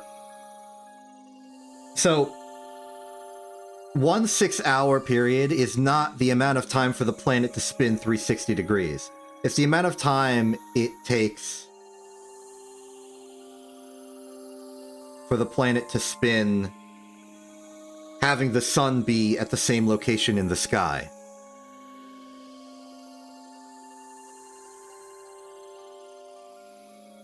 A number of days?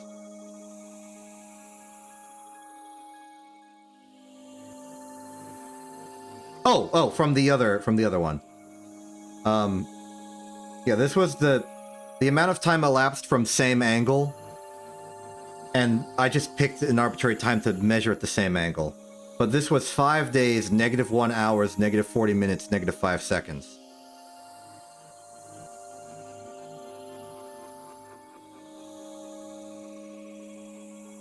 Double it? Why double it?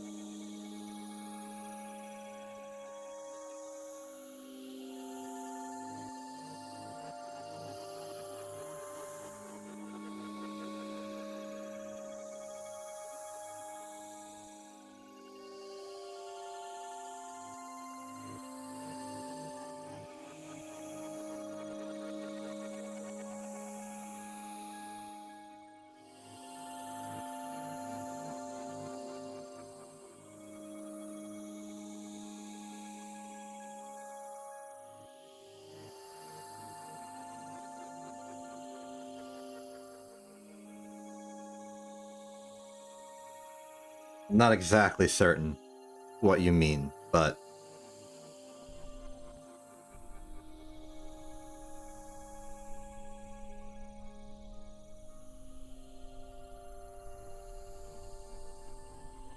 Okay. I'm gonna declare this a minor success. I know that our current estimate that we've just gotten was a bit off from our old estimate, which scares me.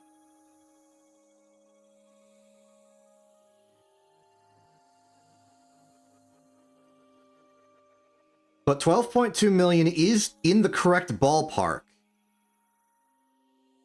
And there's actually a silly way to test this empirically. All we gotta do is put an object in a circular orbit at that altitude and see if the moon catches up to it. You know what? Let's try that. I'm gonna use a... Well, first off, I'm gonna save the current design for the telescope.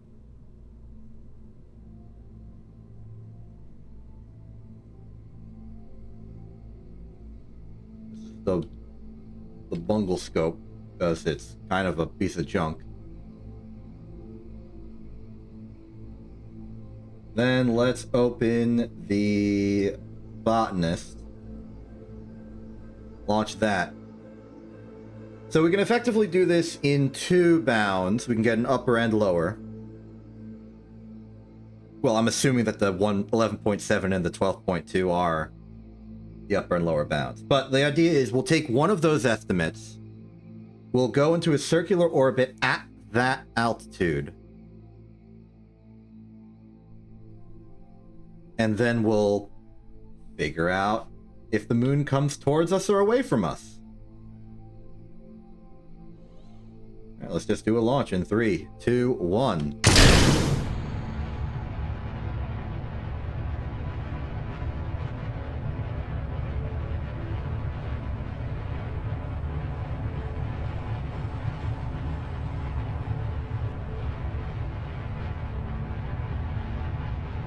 We've got Delta V to burn on this, so we can get fancy.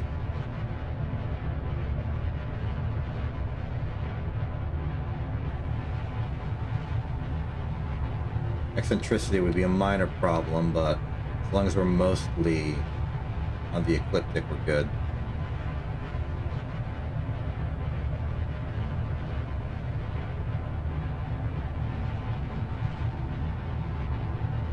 I know that we're just sort of messing around and like failing to get good measurements on the moon, but we need to figure this out long term if we're gonna be doing some ground observations of the other planets.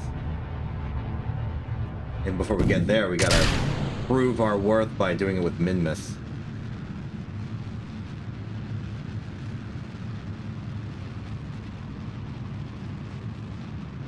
Because we're going to need to learn more than the orbital period for those. We're going to have to learn the true anomaly and stuff. That's a real scary time.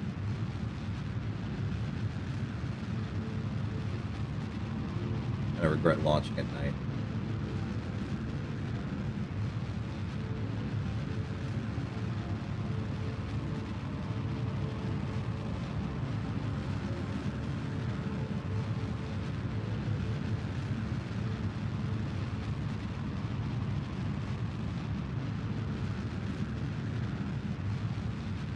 Was our ascent too narrow?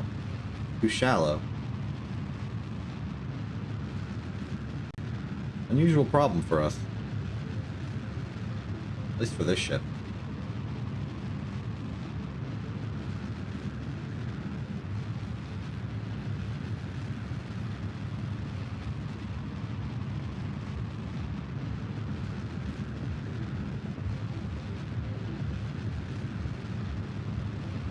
I think I'll stop at 2,000.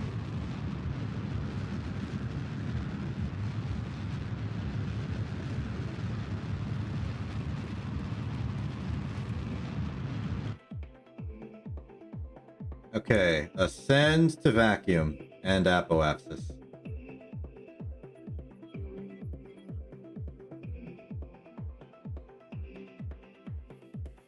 We will hit vacuum. That's good.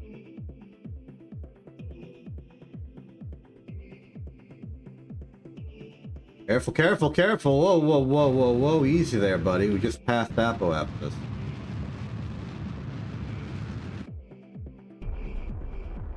Okay, now we're at apoapsis. Let's go to the one thing we are confident on.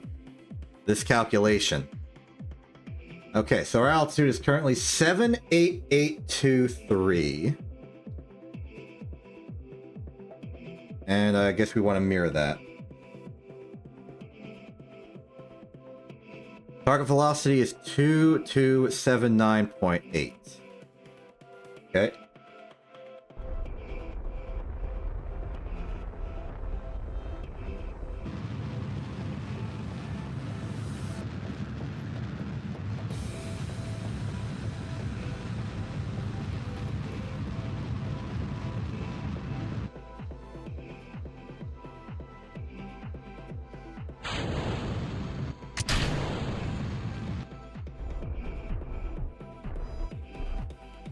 All right. Hopefully that's still enough that the lower stage will fall back to the atmosphere. I don't like leaving junk.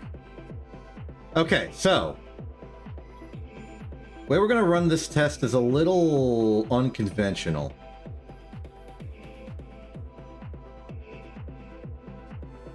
Normally we fire to the moon when it crests the horizon, but this time we're going to deliberately go much farther. Should hopefully give us enough time to get to apoapsis and circularize. Here's the question, which approximation will we be using for this? I guess it doesn't matter. Whatever we do, we'll get a decent estimate. Let's start with... how about exactly at the middle? Target radius of exactly 12 million. Our altitude is 81323. Kill that. Okay, target velocity is 3130.6. We go.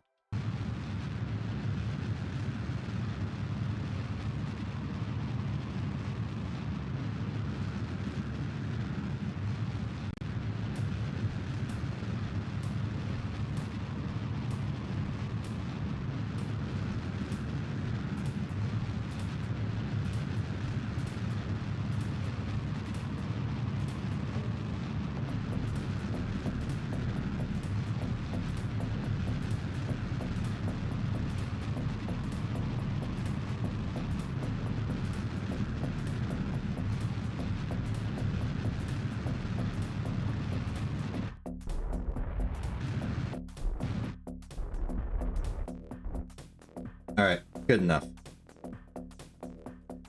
What's important is that we just get out there and circularize.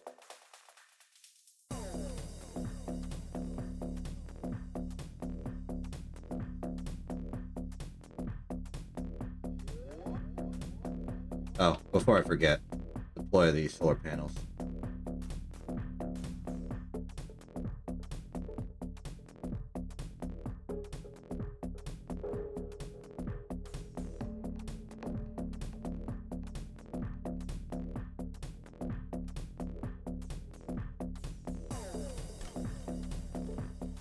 We should be far, far ahead of the moon for this.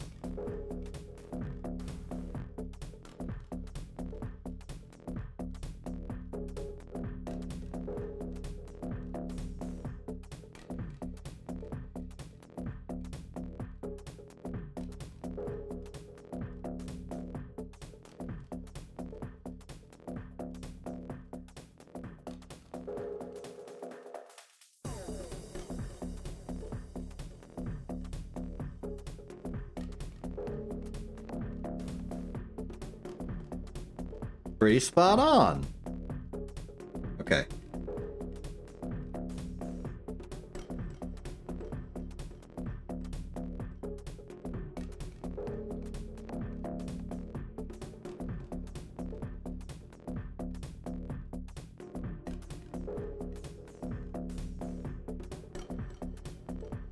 Okay, I'm willing to call that... Wait. Why is it so spot on? We set target radius, but now we're dealing with an altitude that was almost the same. That doesn't even account for the 0.6 million meter radius planet. Strange. Well, either way, we can circularize here and see what happens. So, altitude is 11990,000.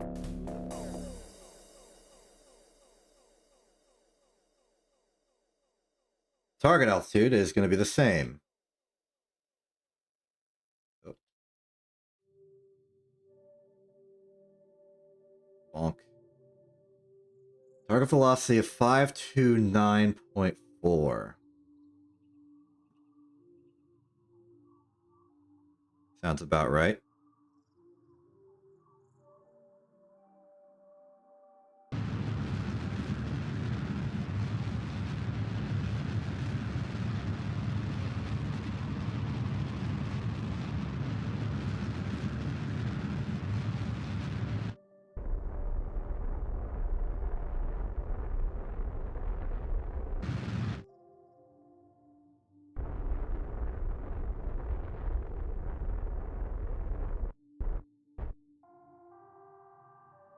Okay, 529.4. Theoretically, we should be in a pretty circular orbit. But we can check as we orbit around.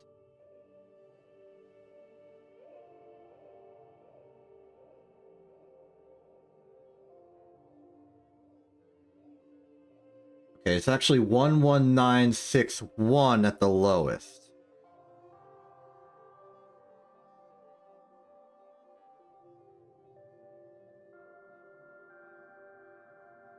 At the very least, that'll give us our semi-major axis later for more accurate measurement.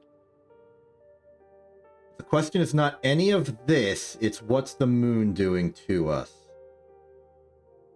Is it coming closer or further away?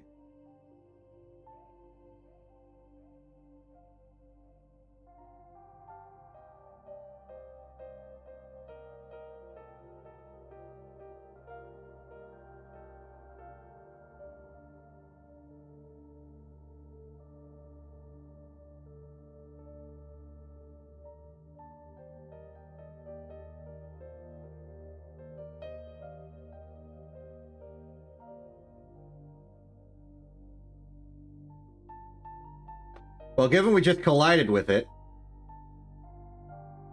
I think it went towards us. Which means that this is a lower bound.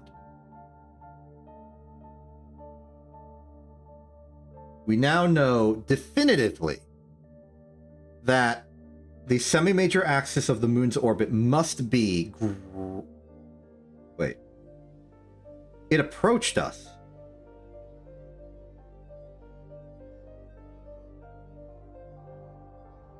It approached us, which means it was going faster than us, which means its orbit was lower than us.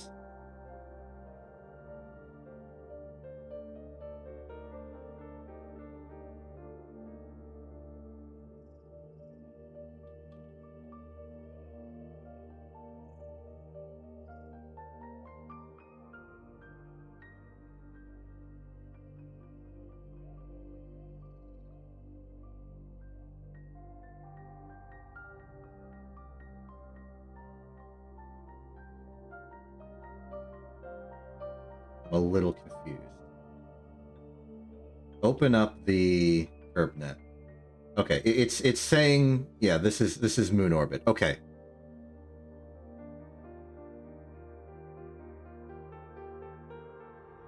This orbit that we're in right now, or that we were in before entering the sphere of influence, must have been higher than the moon's actual orbital period. Orbital radius. So now we know.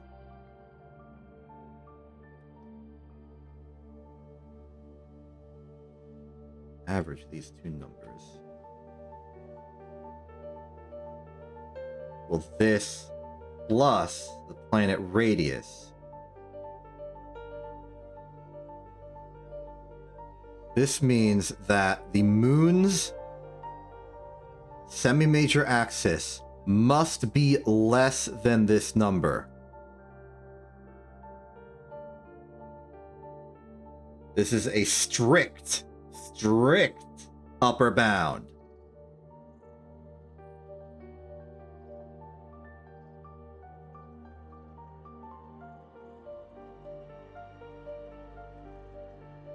Okay. New question.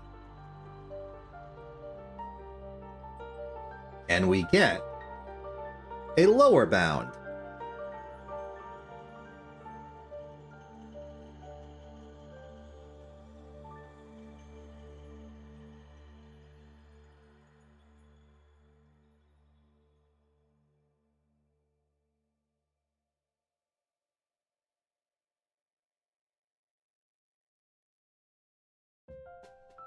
So my plan for this side is going to be...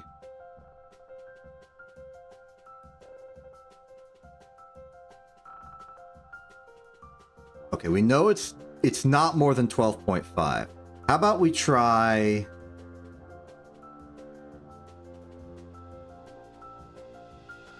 12 exactly, like we originally No. Let's make something that we're almost confident will be. Our original estimate was 11.7. How about we do 12 exactly? I am curious. Which means for 12 exactly, we need to go 600 below. So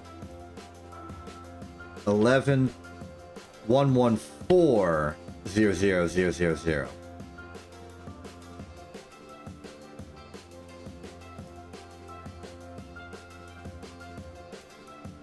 Yes.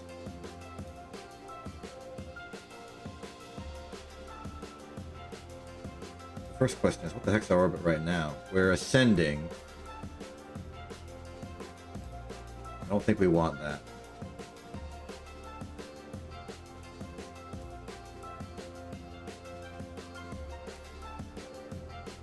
How about I just, yeah, we've got the Delta V for it. If I'm not at apoapsis or periapsis, I'll just make where I am apoapsis or periapsis. Alright. Did that real quick, you didn't have to see it. We are at 13649,000.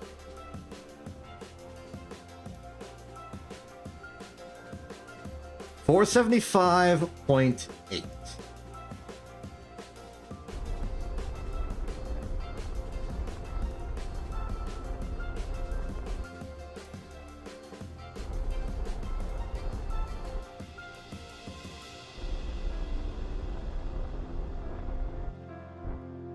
All right.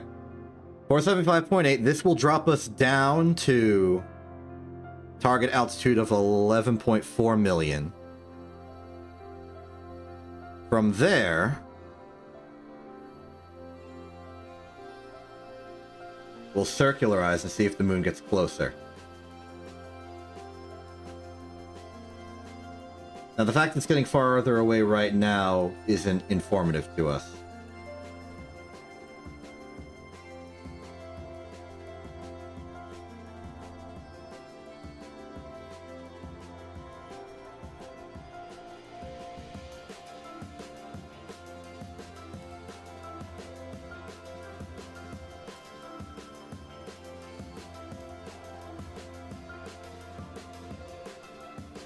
Okay, the actual that we end up getting is somewhere like 11,379.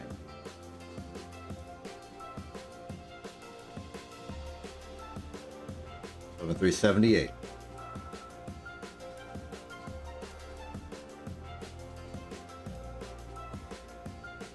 Sorry. Yeah. 11,378.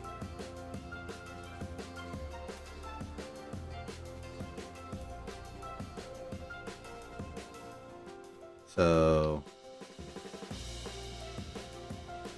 542.7.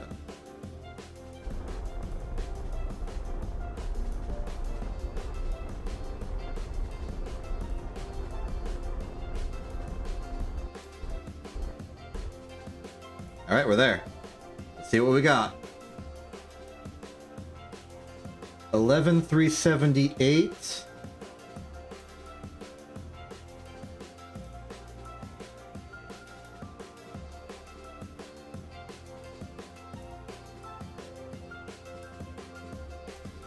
$11,354.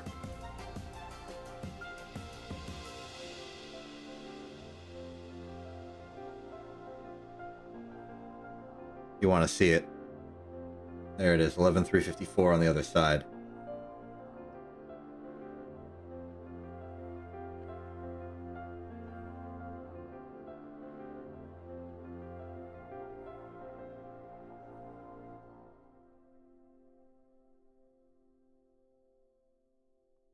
Okay, now we watch the moon.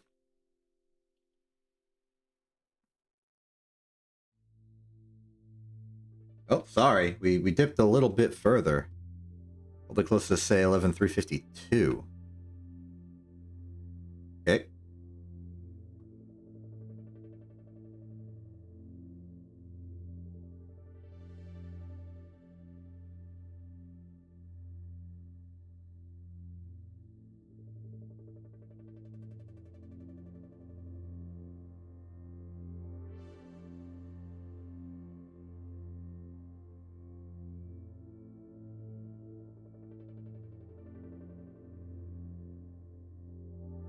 Why's the time warp keep slowing down again?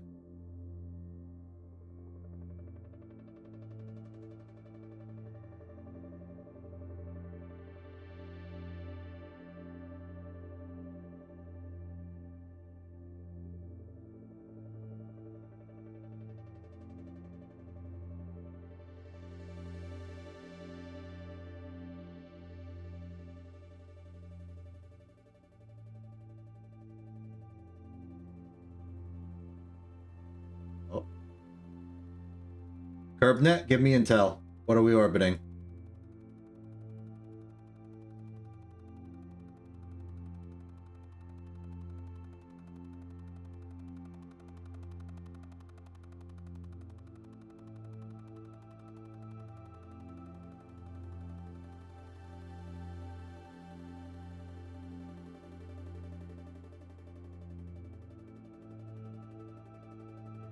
Wait, no control.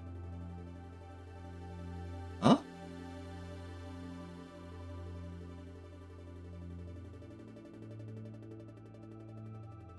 Why? Electrics are good. Why do we have no signal? Oh, there we go. So it's just a blackout region.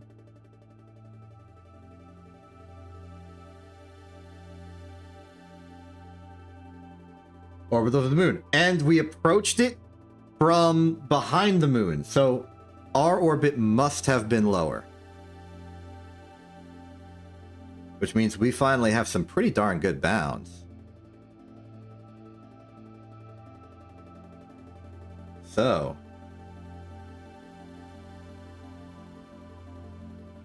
average those two, please. Then take that plus planet radius. Okay.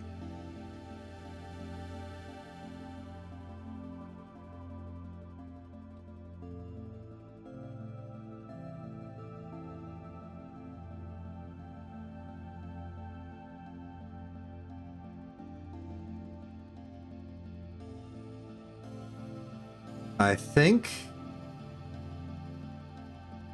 this is our answer.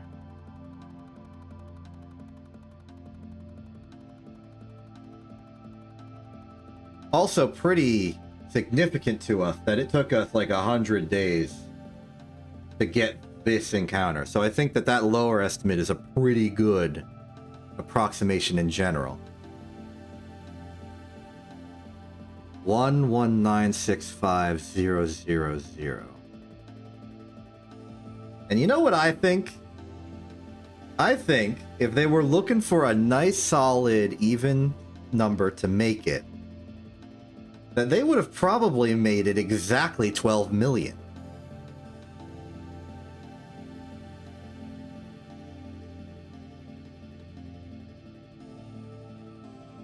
How about we say that it's exactly 12 million?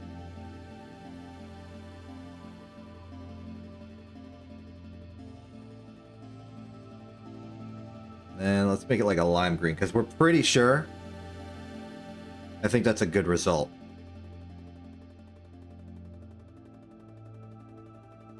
I am very satisfied with that.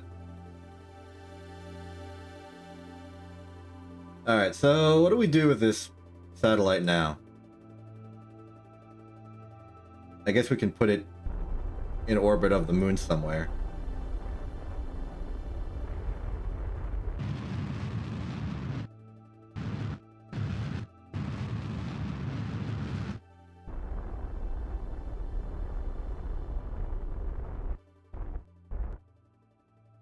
Maybe use this as a more like targeted satellite, like lower than the one we had before. So our altitude right now is 1667000. Last satellite we did was at an altitude of 400,000. How about we do 200,000? Okay. Target altitude, target velocity is 111 exactly. And we want this to be You're north or south, whatever we feel like.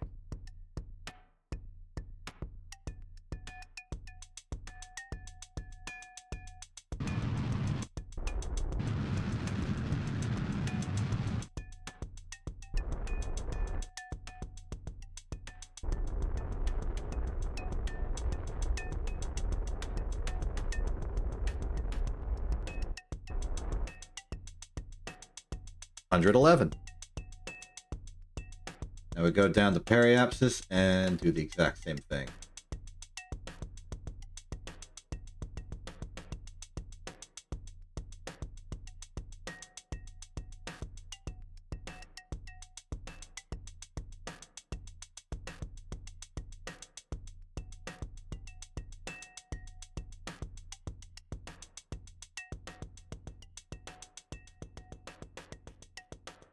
Oh, there's a problem. We do not have network to Kerbin access, which means we're going to have to do another orbit just to stall for time. And then another because I missed.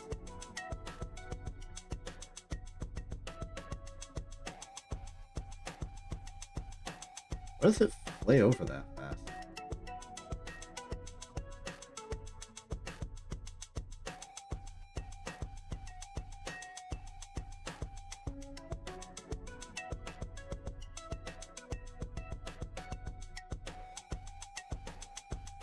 Okay, patience.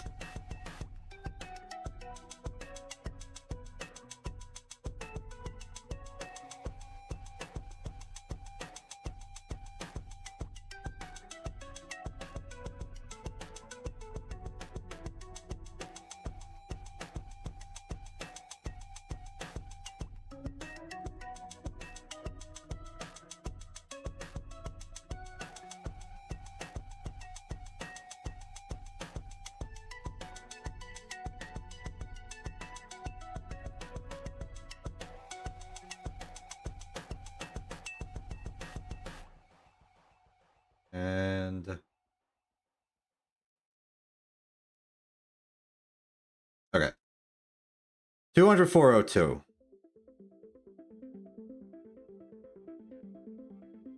Okay, 403.2 target velocity. Here's the numbers in case you're curious.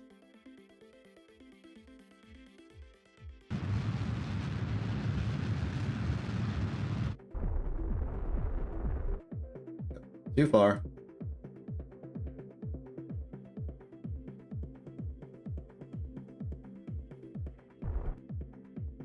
Too far the other way.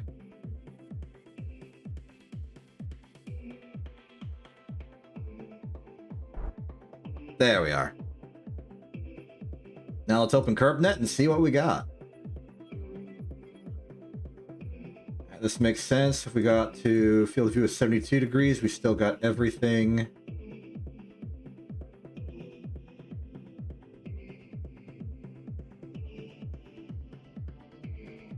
Looking good. We have the ability to sort of get finer details over everything right below us.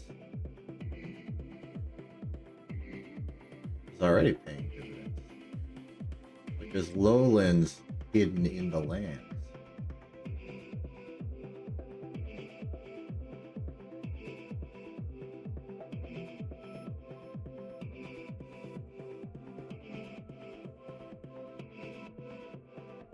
Okay, so there is mid, low, and highlands all along the equator.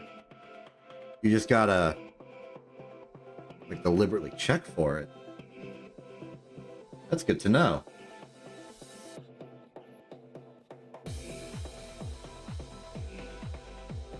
Okay, well, we got some better numbers on things, I think. Though I worry our attempt at making a good telescope for the Minmus thing is sort of failed. It's not a very good telescope.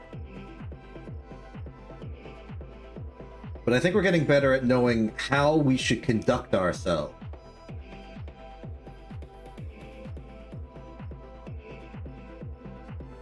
You know, another thing we could do is we could make an orbital telescope.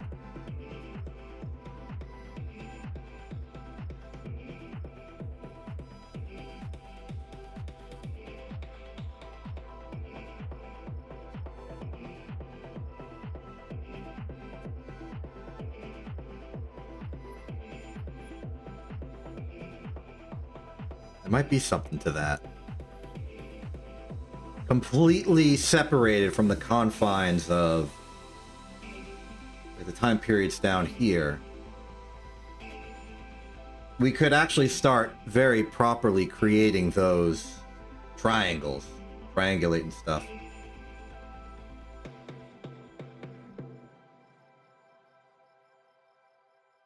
The problem would be measuring the angles.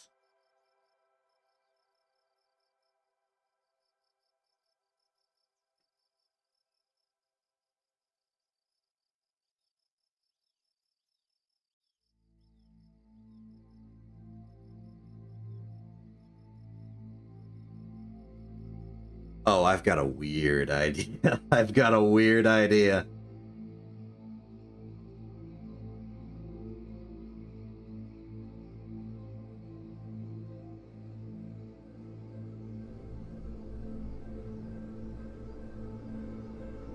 Okay, open up the bungle scope again. Here's the idea.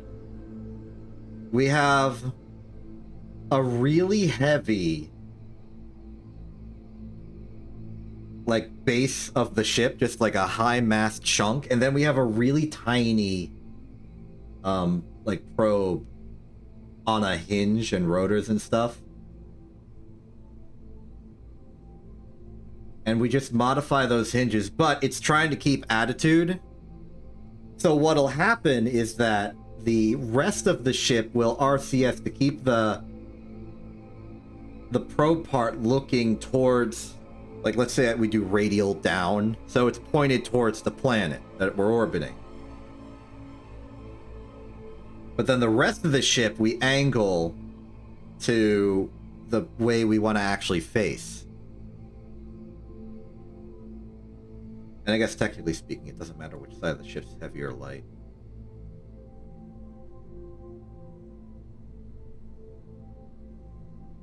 Now we can get basic bearing information by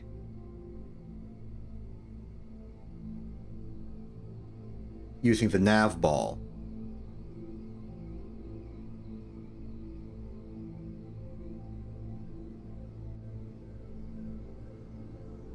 This will be weird.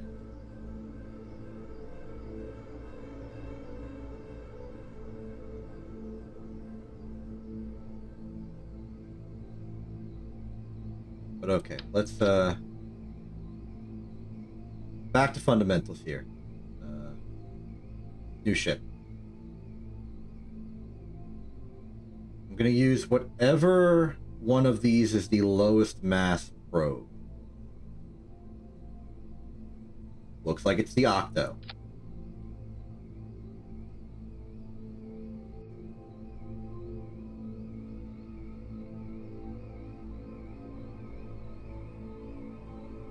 So immediately we hinge it, we servo it.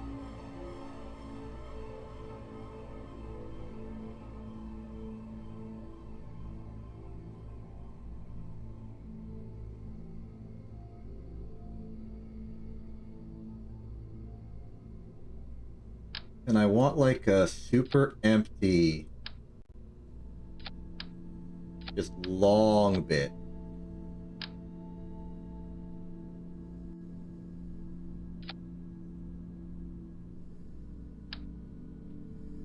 We're gonna have to make our own crosshair for this, I think.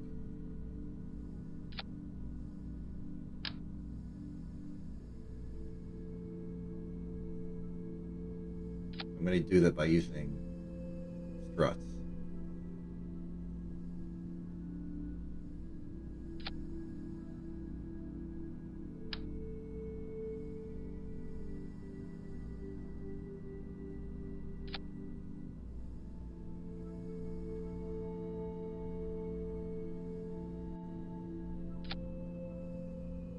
Double it. So you can imagine that we like aim camera here and then we just sort of like zoom into the whole arrangement. That don't look right.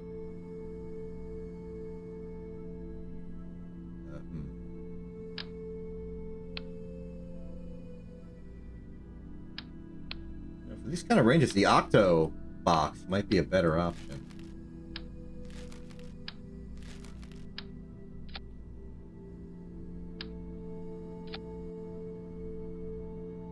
So we zoom in and then we get this, like, you know, squarular grid. Kinda.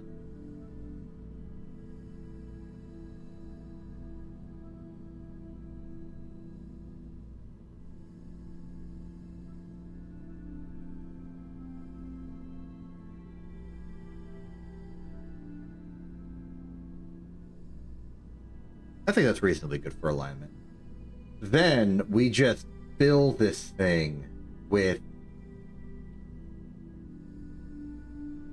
weight and power and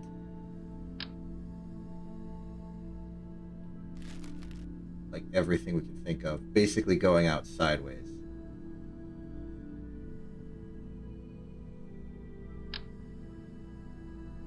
Like so.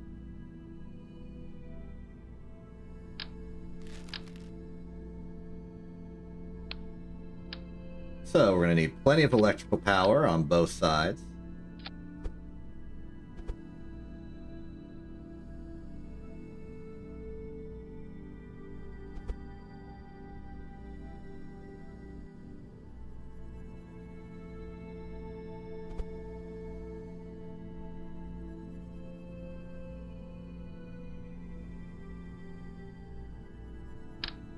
Need some good solar power.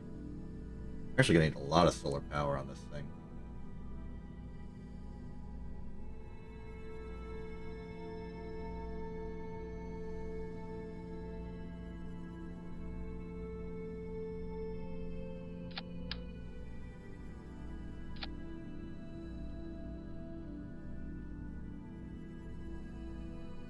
Communication naturally.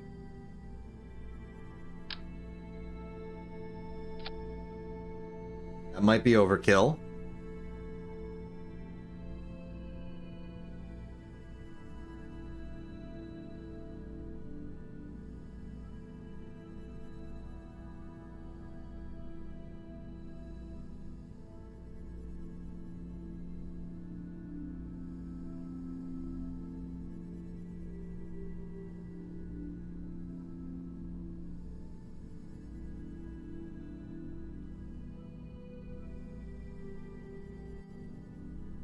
I mean, I think that's pretty much it.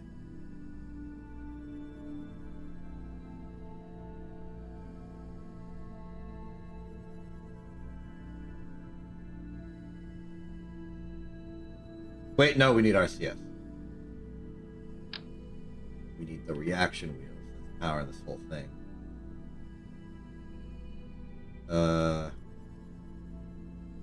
I guess stop measure between here. Well, in that case, I'm downgrading our relay antennas.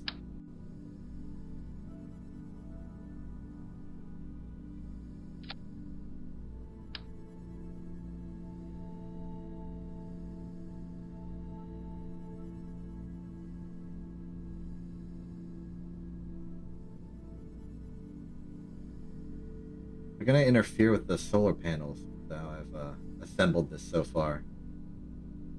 I think I do need to put them on the outside like this. This is gonna be a pain to transport.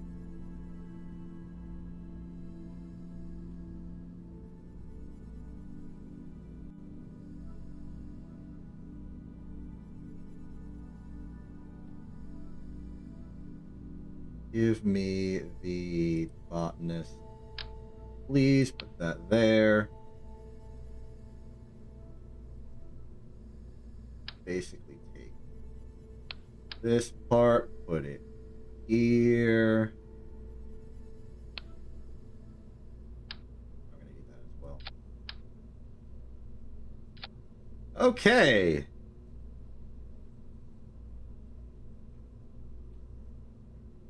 This is about to be real strange.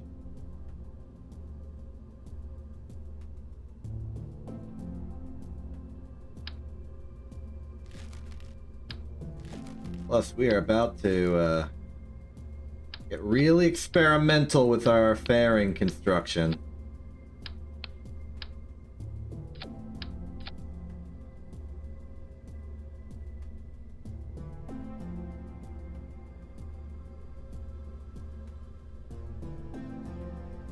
Okay, it wasn't that bad. It's still pretty... Oh my goodness, it's horrendous.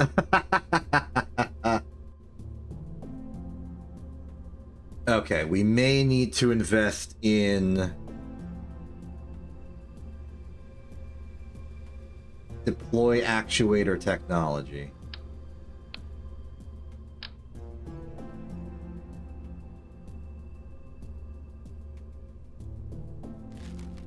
There's the hinge.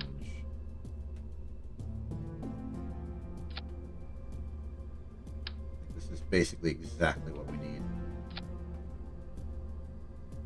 Good, good.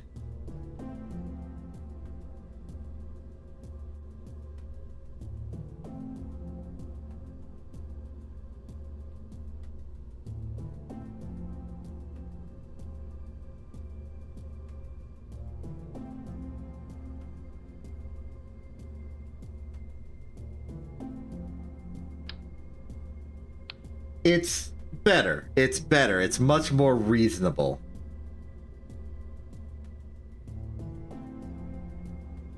Let's do some manual action groups here. Action group 1 will...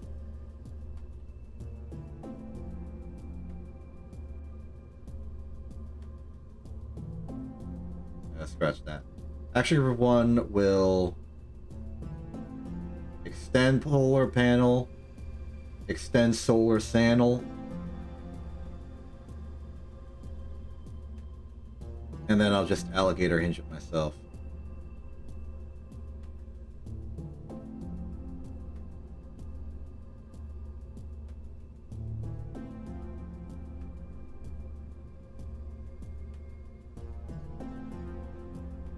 Okay, welcome to the...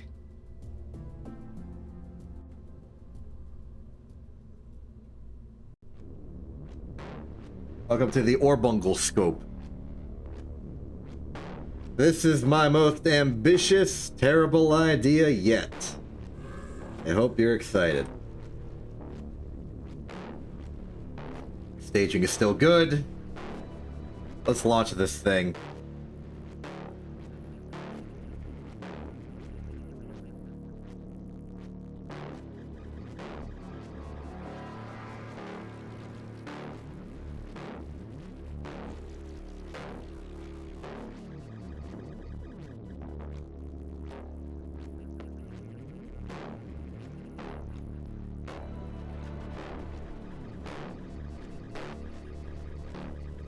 Okay, Orbungle scope launch for test of orbital telescope technology in 3, 2, 1, launch.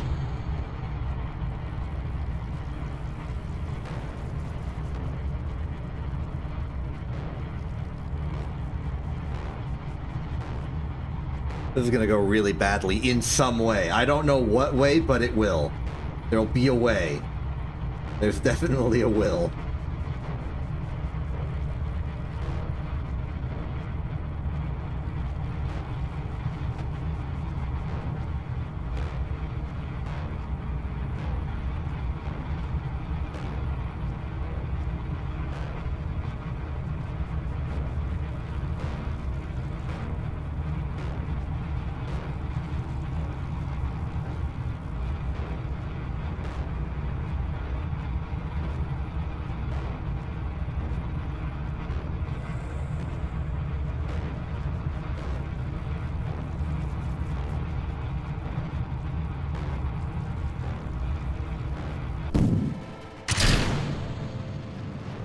Okay, time for our atmospheric profile to be real bad.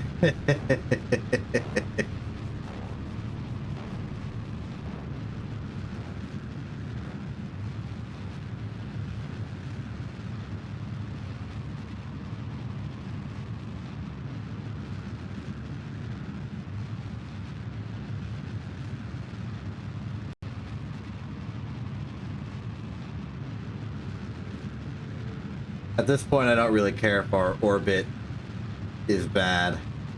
We'll correct it. We just need to get the heck out of here.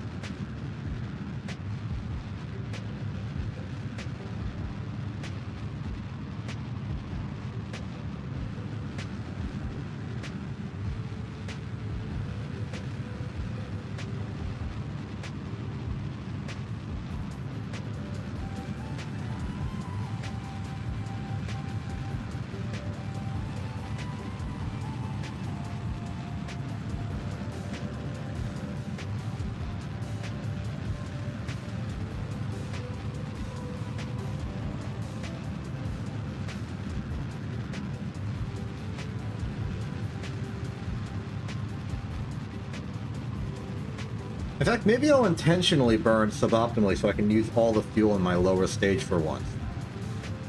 I keep being unable to.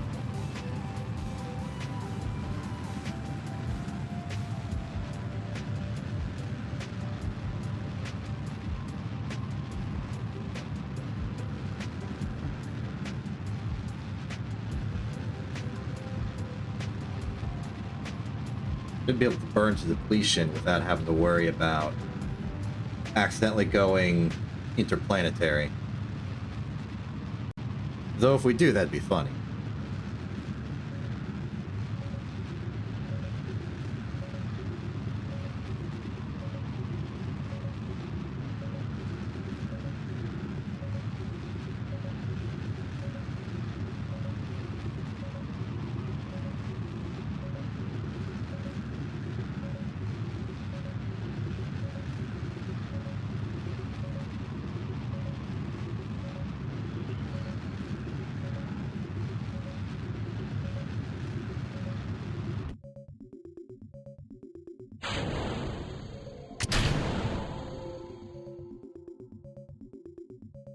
Okay. Now the moment I see some sunlight, we can do something.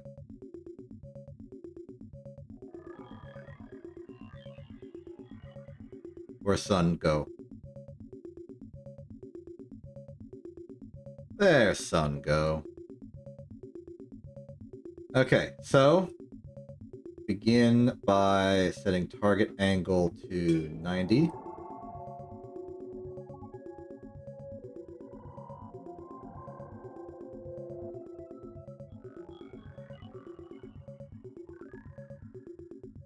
Then we can extend solar panels.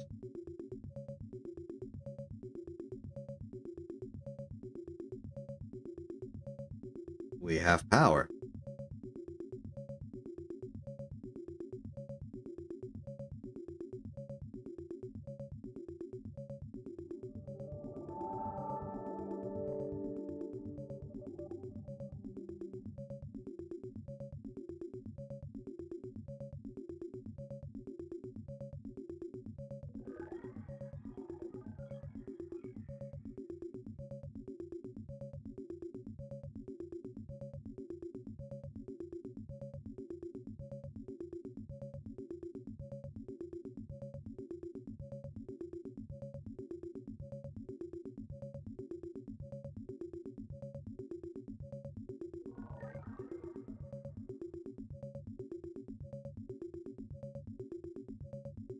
Process as normal.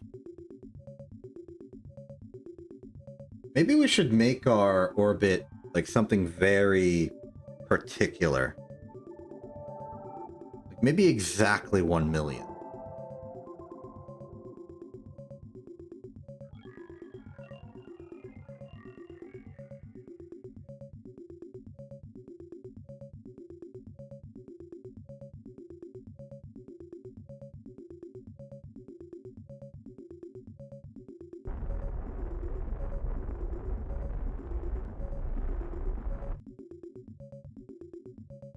Okay, go to Apo.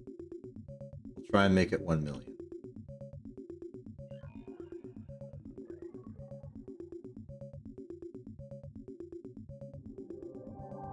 No, no, no.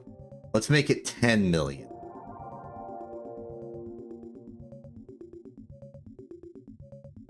Is that fine?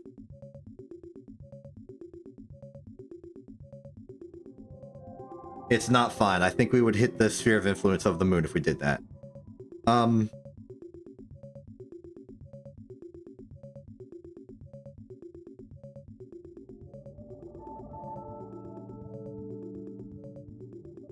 Would have loved the power of 10 just for convenient math, but...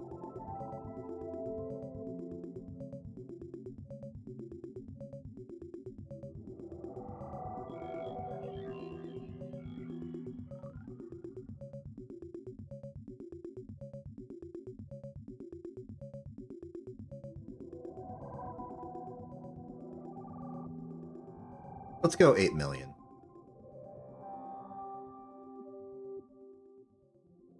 Okay, so...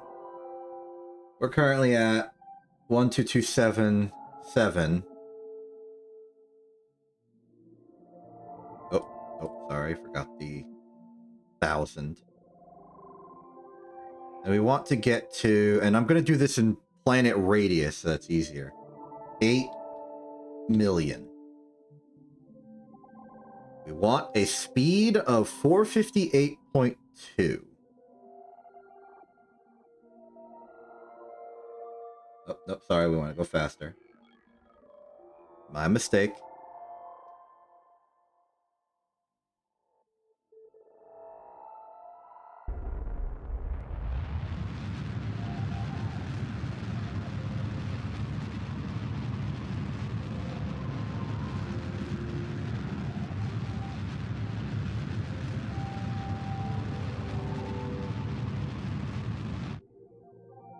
$458.2.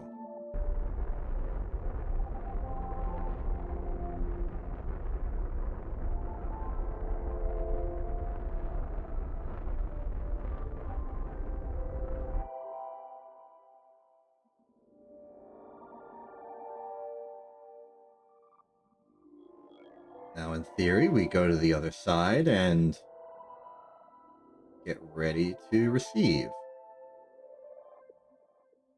Now, in principle, it should look like we have an altitude of 7.4 million.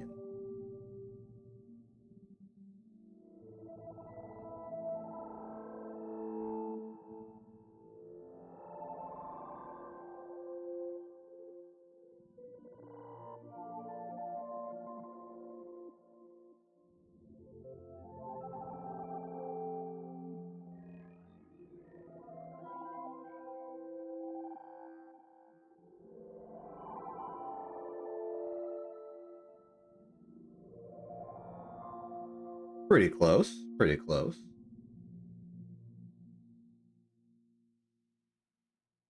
Part of me wants to just like repeatedly correct this until it's like perfect.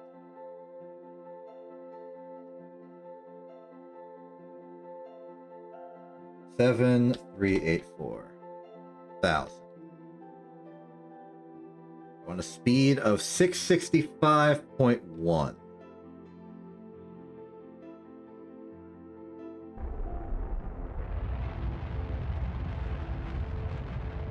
665.1.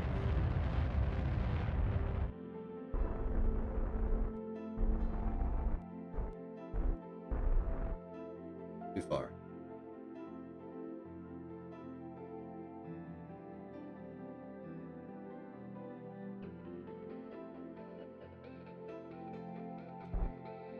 There we go.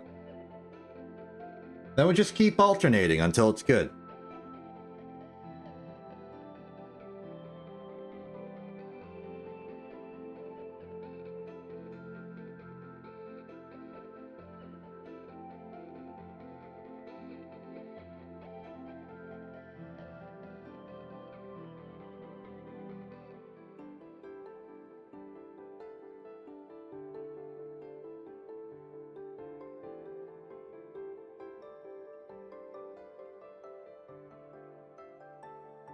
We're at 7394 right now.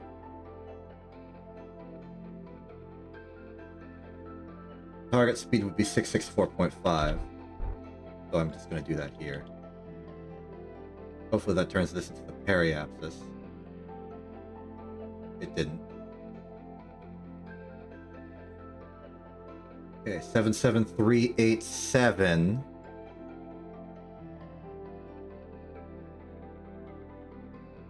Or just 7387, my apologies. 664.9, but we're already low.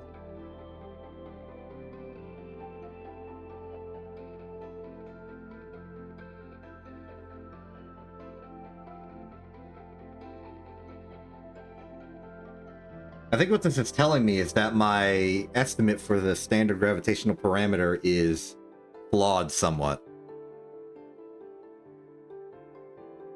Could be a way to refine it further, but for the most part, I think this is going to have to be good enough. Okay, so, moment of truth. Let's go radial.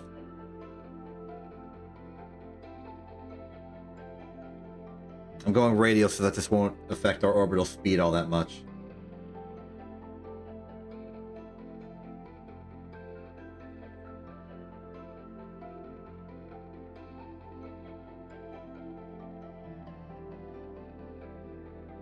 Time to launch the bungle scope.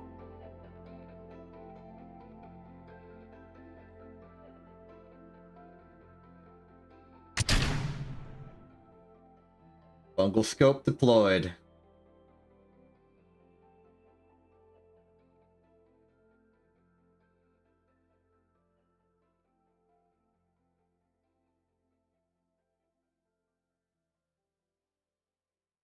Okay, so to practice the standard operation that I have conceived of is, let's say we want to look at Minmus. First off, we're really high up, so finding Minmus should be not that tough. I say, having it be tough.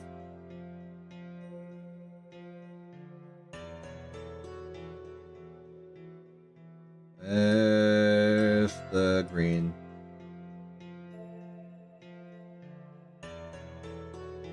Let's look with labels. Give a label look. There's Minmus right over there.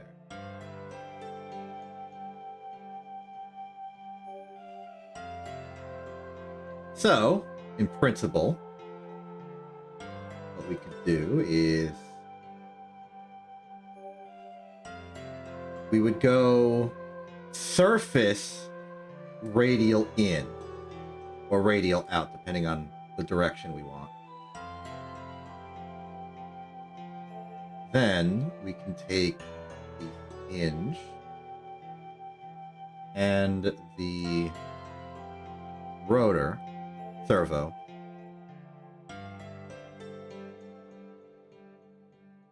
Next step is we go into locked mode.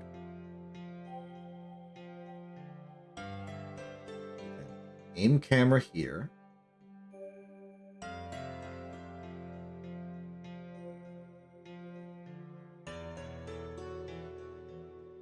Align this as perfect as we want it.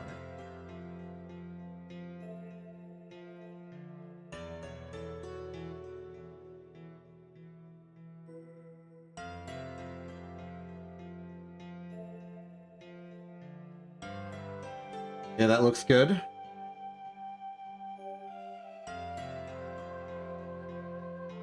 Now we can control the roll of the ship ourselves.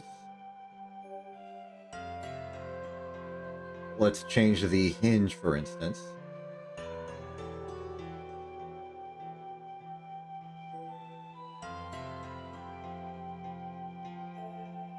I forgot. It needs to be on the part of the ship that's spinning. Okay. That means that this entire, like, theoretical system is not even going to work. That's fine. Let's just find Minmus and try to do an experimental observation of it.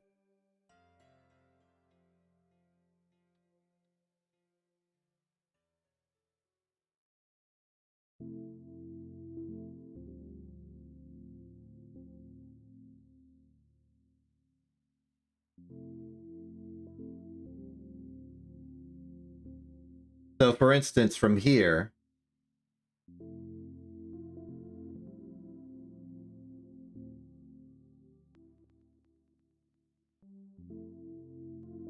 extremely sloppy, but we can still get results.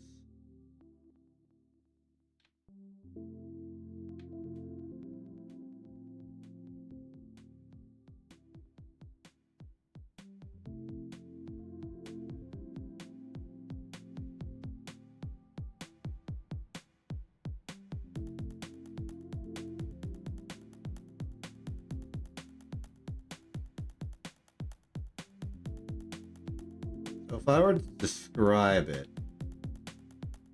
I would say that Minmus's angle right now would be 38 degrees.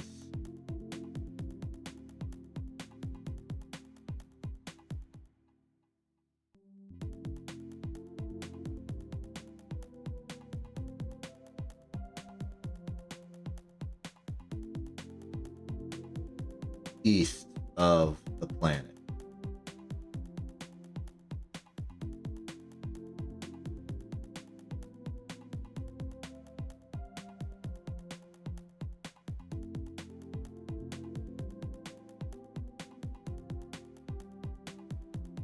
Well, no, 38 degrees away from us. So let's at least draw this, okay?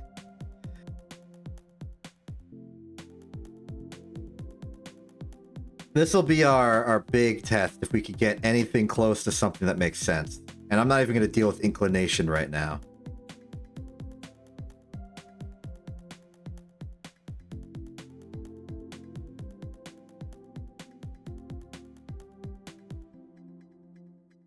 I guess I don't need this much anymore. Hope you've taken notes, because these notes are transient. But this one's actually going to be like an actual aid. So right now, at this very moment,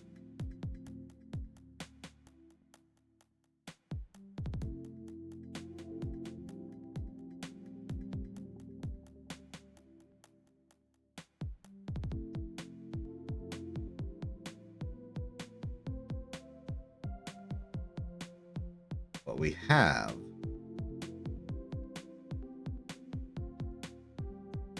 is one side of a hypothetical triangle.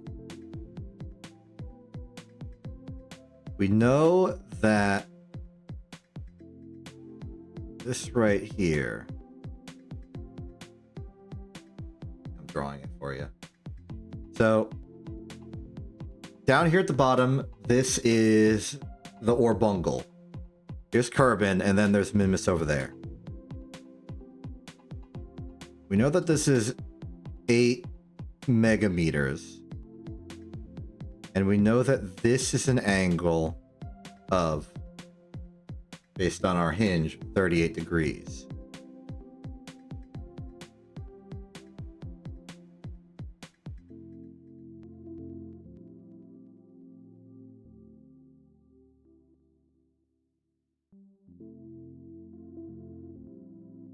Now, this point in our orbit, we're at 7394.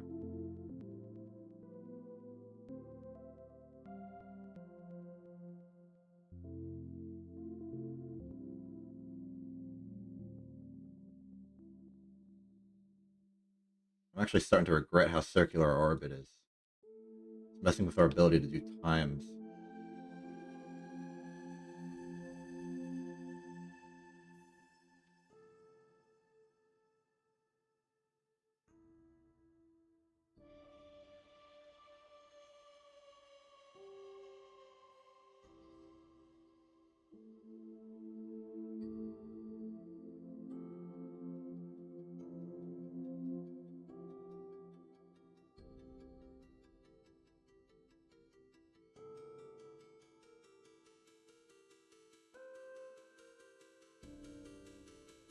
Wait a minute, I know. We can do a full 360, and we know that the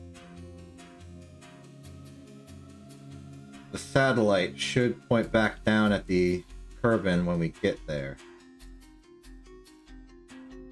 Because that's where we left it.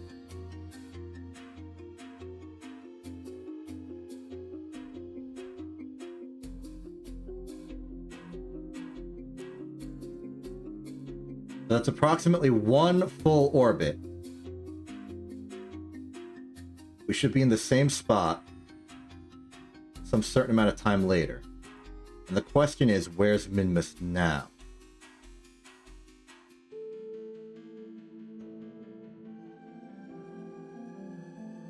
I think I just learned you can change the focal angle.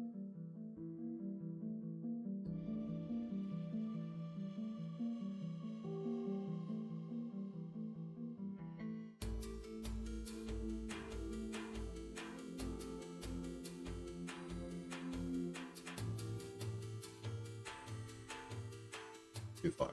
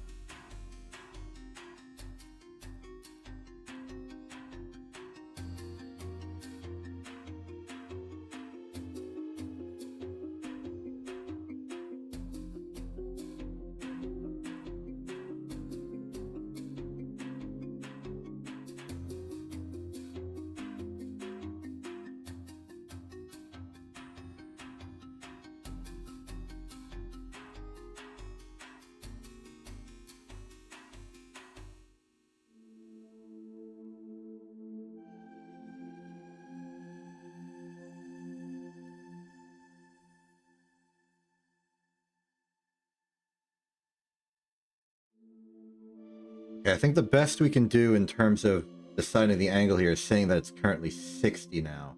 61.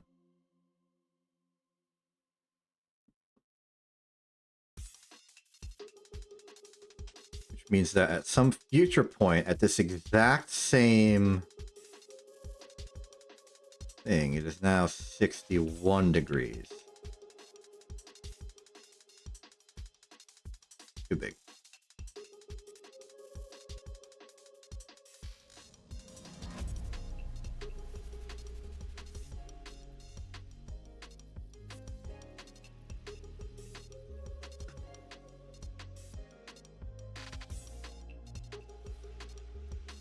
So it has traversed since we started.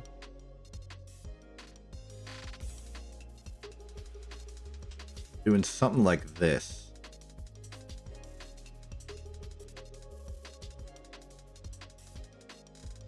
In that time.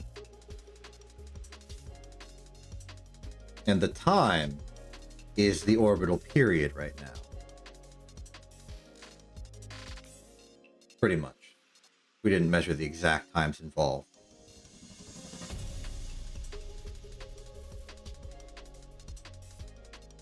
Now this gives us a little bit of an awkward situation where we could, if Minmus was not under the effects of gravity and is traveling in a straight line, even then I'm not even sure if we could determine it with just this. I think what we need is another orbit. This one's interesting because it's going to go onto the other side. So we're going to have to account for that when we measure it. That's tricky. But I believe in us. So, go.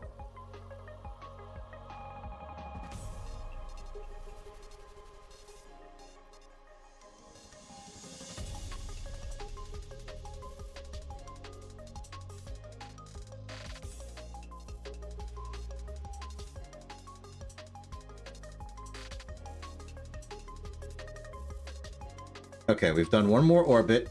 Where is Minmus now?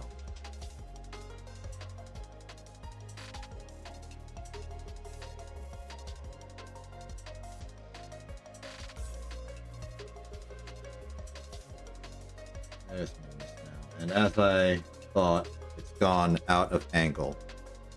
It should actually be pretty close to 90, I think.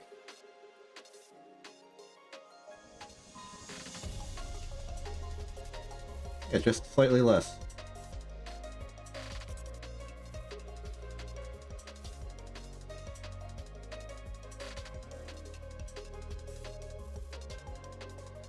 Enough.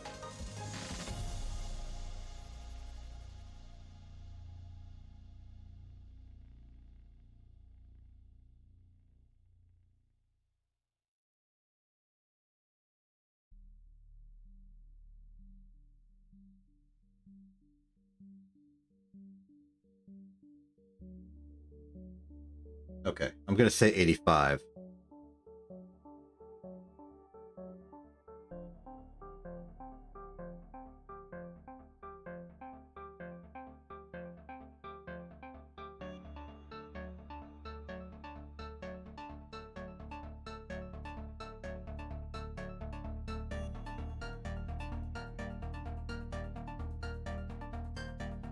Now there's one approximation we can do to make this better. We can assume that min-miss is...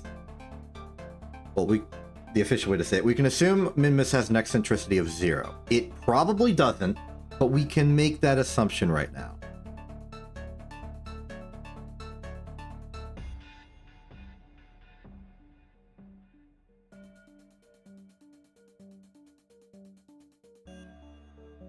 Which means that in all the lines going back to Kerbin, they will be the same distance.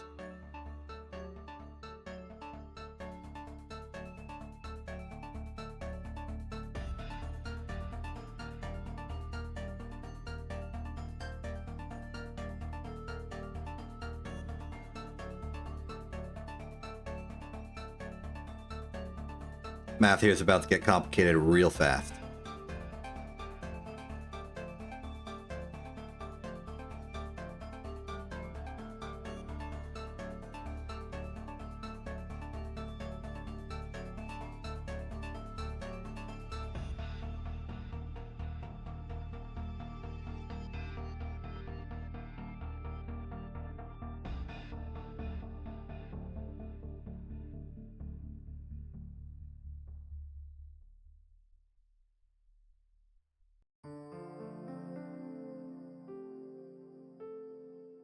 I figured out what this means. Because we made these measurements at equal time distances between each other, it means that the distance between min-miss at these 3 points is equal.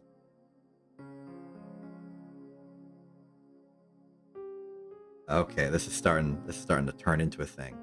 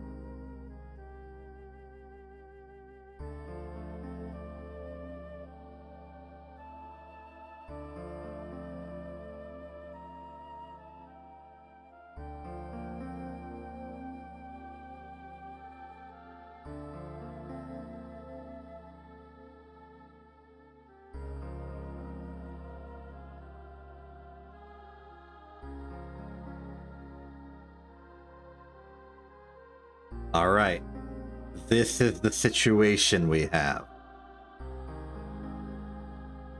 We know the angles, and let's call these point A, point B, point C. We know that the line segments A, B, and BC are the same length. We know that the line segment to, let's call this K because it's Kerbin. Let's say this is S for scope. We know that the distance between KA, KB, and KC are all equal. It's just two isosceles triangles that are just sort of propped up next to each other. And we know the angles between KSA, KSB, and KSC.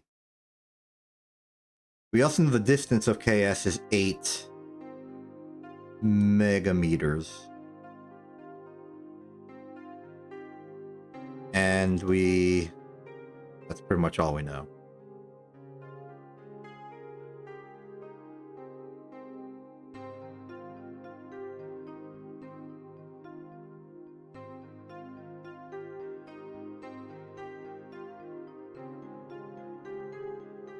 There's a way to do this. I believe there is a way to do this, and there probably is. I can kind of envision what we'd have to do.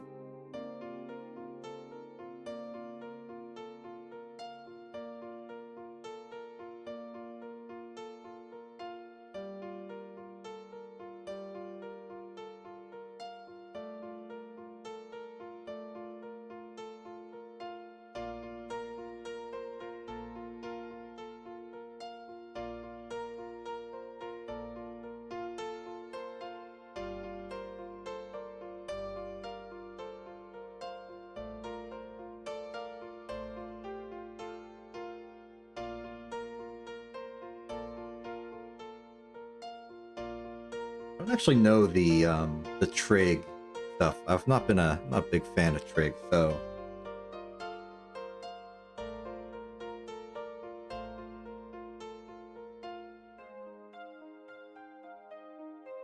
there's a bunch of formulas that denote what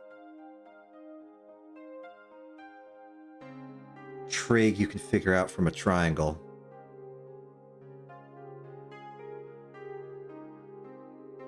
Side angle, side, etc. If we can generate one of those, we can figure out the distance at a particular one and then just sort of like propagate it down the line. Problem is that from the reference point of Kerbin, all we have are sides. We have 3 sides and that's it.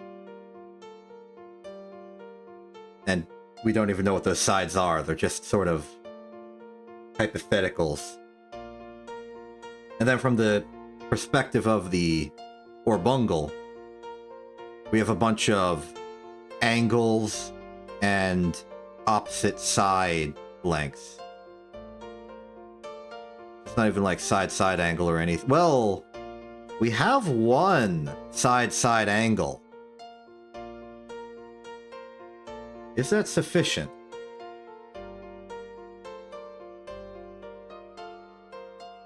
We don't have it in absolute terms, but we can have it in relative terms.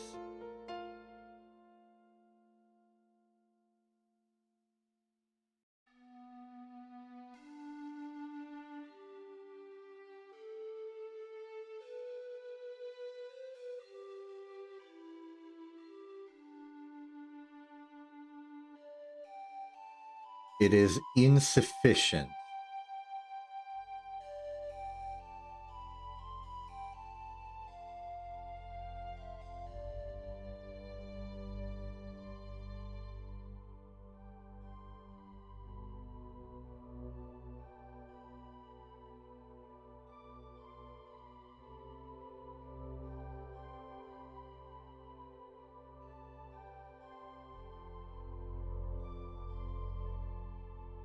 There's 2 possibilities.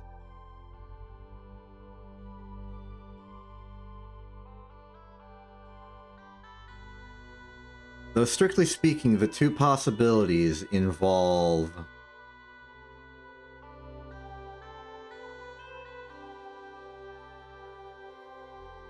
this super long angle flipping all the way over and going this way because we don't know what the angle of this is. But besides that, we can figure it out.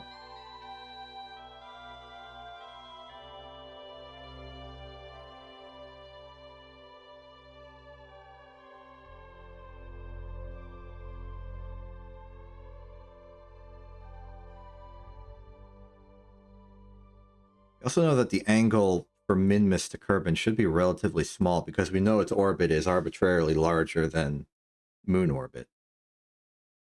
So we know that this side is like at least 12 kilometers, and that's like a bare minimum.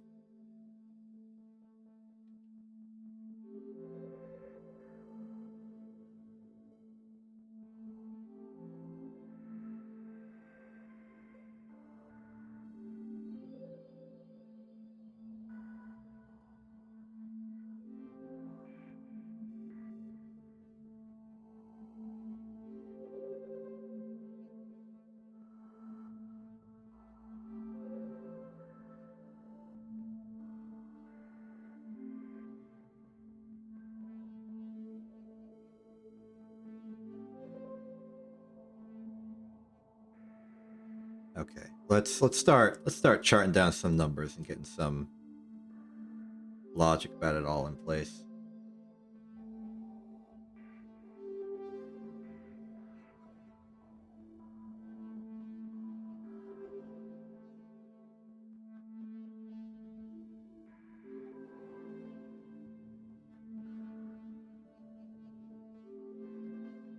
So referring back to our diagram, we know that Kerbin to Orbungle is 8 million. We know that the angle KSA is 38. We know that KSB is 61. We know that KSC is 85. Now, for convenience, let's also just do the angles in between everything, because that's at least giving us some intuition. So, ASB would be equal to KSB minus KSA. 21 degree difference. Interesting. And then BSC would equal KSC minus KSB for 24 degree difference. Interesting.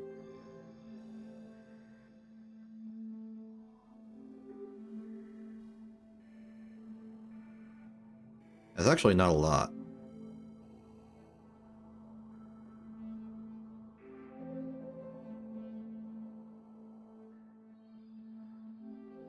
But if that 1 degree difference is significant, it would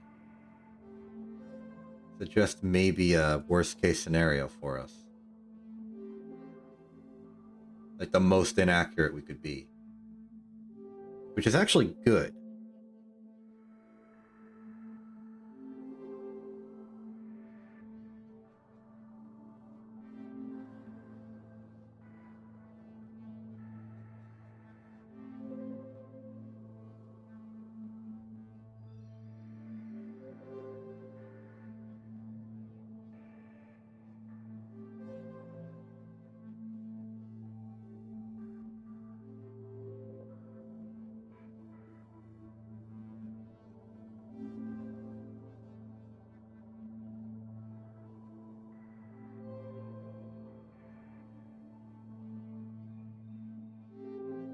Seems like the first thing we can do is solve a different angle using the law of sines, apparently.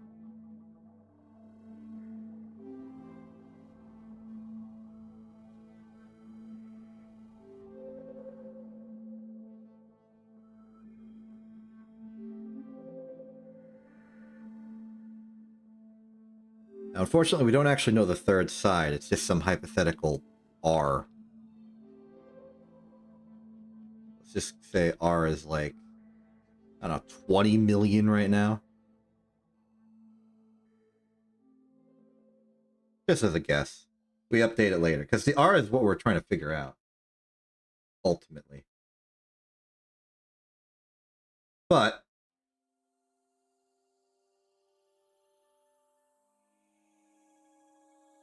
law of sines, we would have the sine of one angle over its opposite side length equals the sine of the other side over its opposite side length.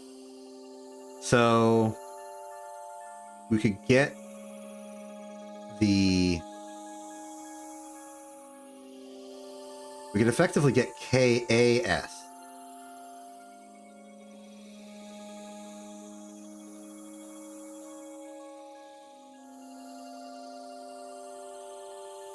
In this case would be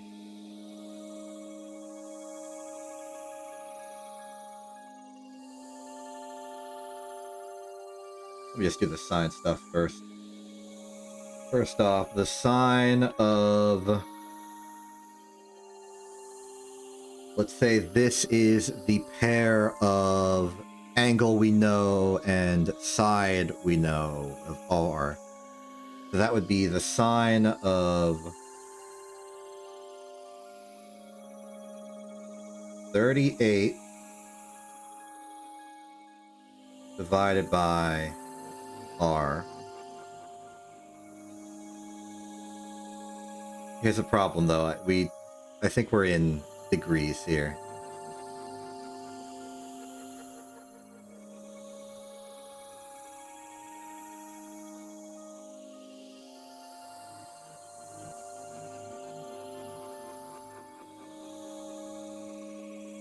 Okay.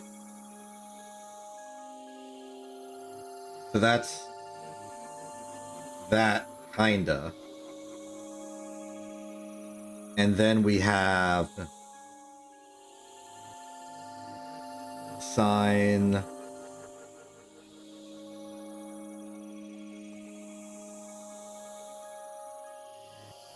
but we don't know what the other one is.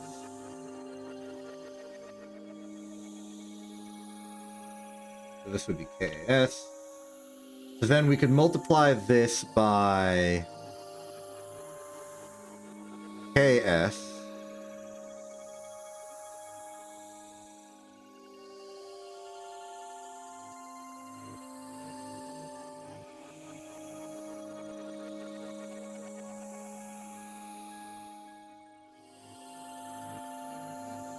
And then take like the opposite of sine. What is inverse sine in spreadsheet land?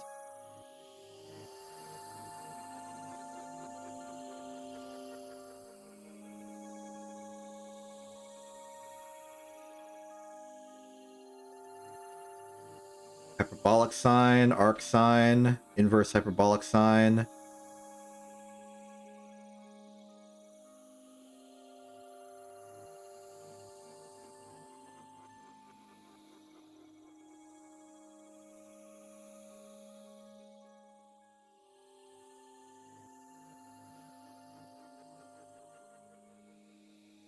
Ah. It's arc sine.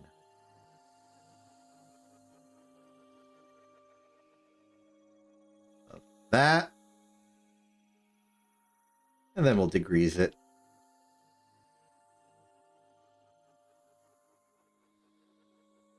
Okay, so theoretically KAS is 14 degrees. Cool. Theoretically, we don't actually know that. It's only for this radius. Like if the radius was 8 million,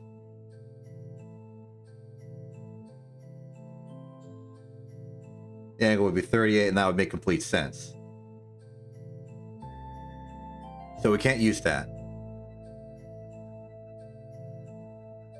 But we can continue.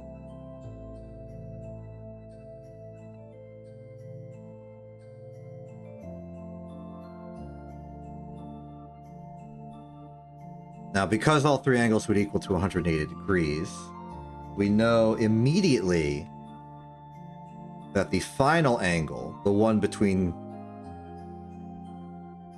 or bungle, well, let's just say AKS,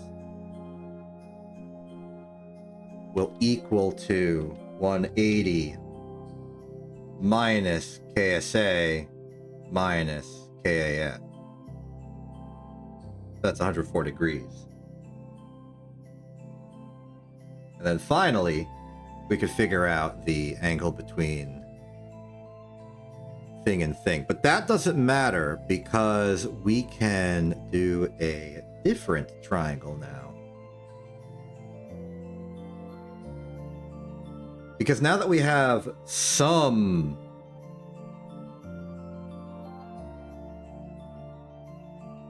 Actually, no, we still do this.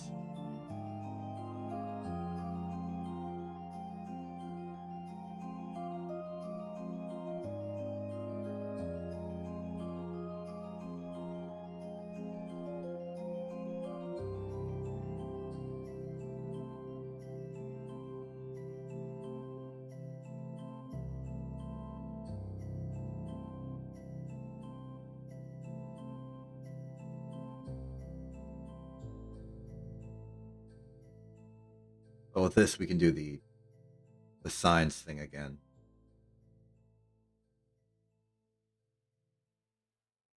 We can figure out the final length of AS.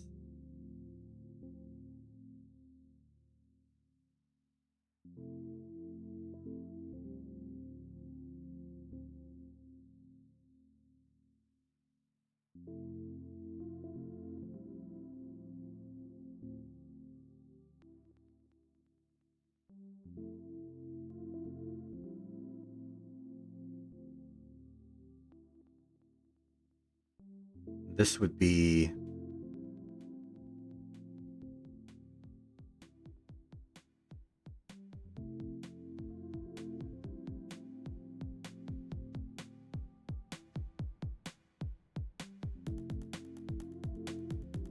It would be R again, divided by sine radians KSA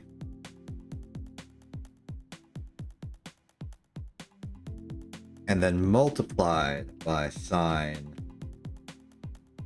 radians of this new curb angle we just got.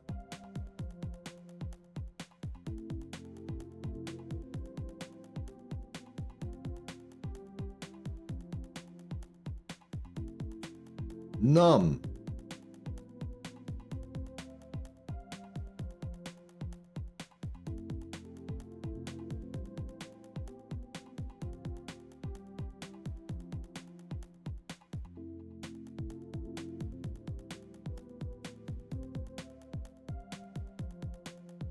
And so it'll vary depending on what exact number we put in here.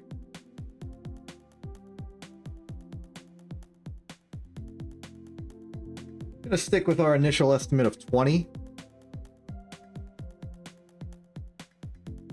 But now that we have this, we can continue another step along the line.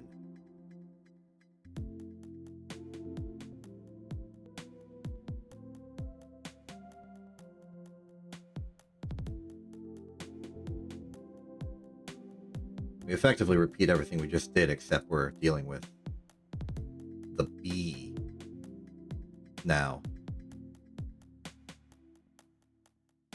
Like Kerbin's role is replaced by A, and A's old role is replaced by B.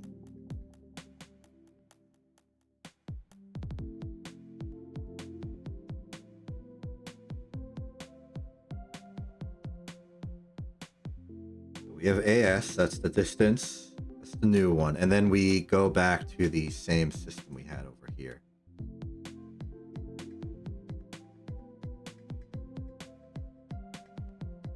But we just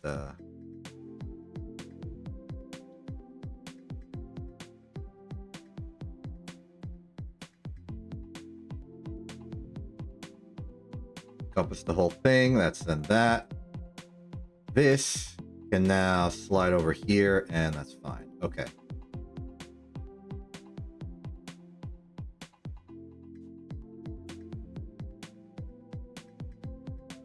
So next is we figure out the angle of we did KAS. Now we want to do ABS.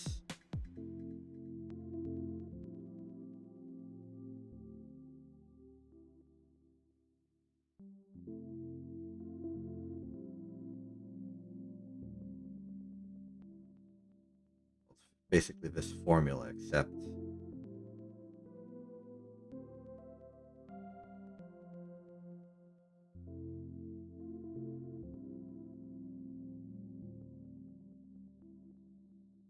did I really just put in 38 blindly in here? Don't do that. Use your data. Cool. Oh, for this one, it would be... the one was KSA. This is going to be ASB. Boom.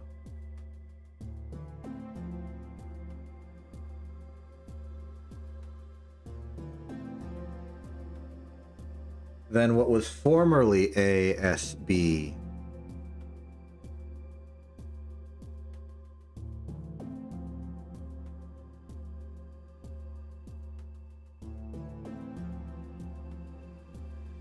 That doesn't make sense, but no, this one's the distance we're looking for.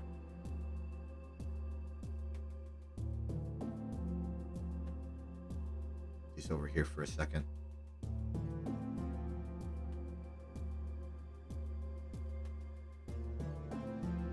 Okay, we got two distances here.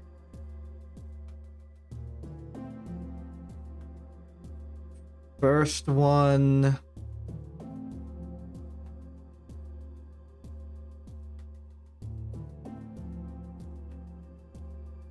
Wait.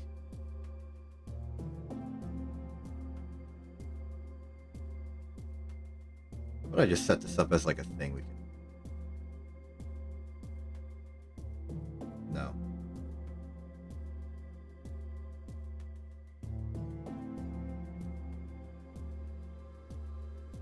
This works because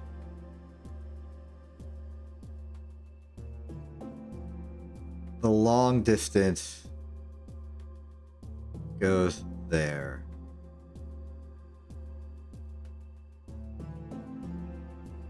This is a major problem with my labeling of things. We're trying to get ABS. ABS will come from ABS divided by AS equal, okay, how about just do it like this. ABS divided by AS is going to equal the angle we already know, which is ASB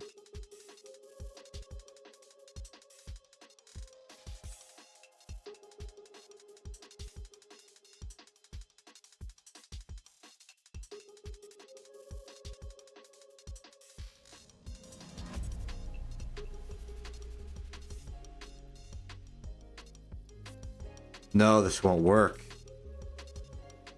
Because we don't have AB. We don't need AB. Yes, we do.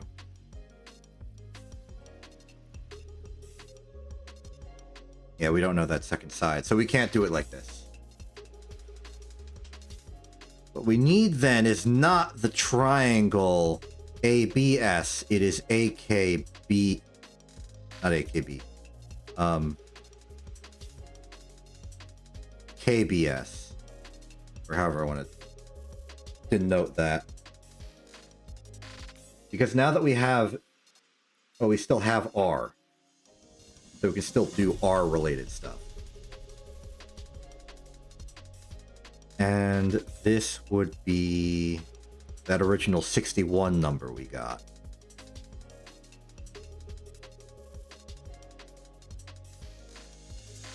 In that case, let's just do it like this. KBS.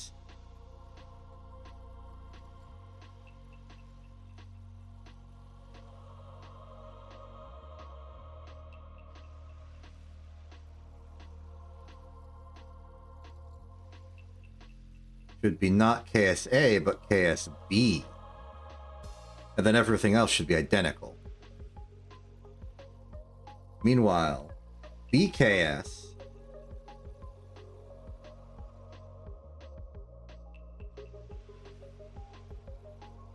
should be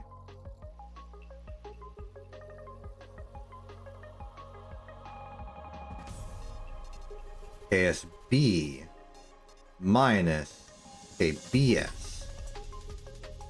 Well, 180 minus both of those together, which would be 98 degrees, and that is BKS.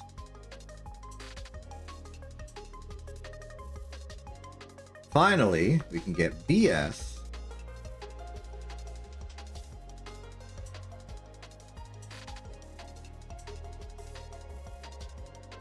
which is again that R KSAs replaced by KSB, AKS by BKS.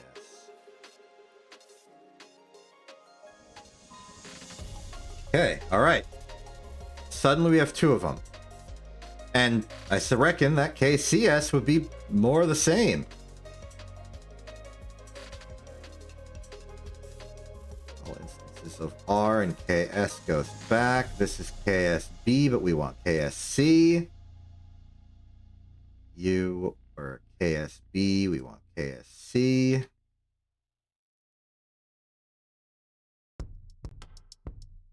And U or KSB, we want KSC. So suddenly we have pretty much every single side except for the exterior ones. But the exterior ones between A, B, and AC should equal. And that's the trick that'll let us sort of collapse this, I think.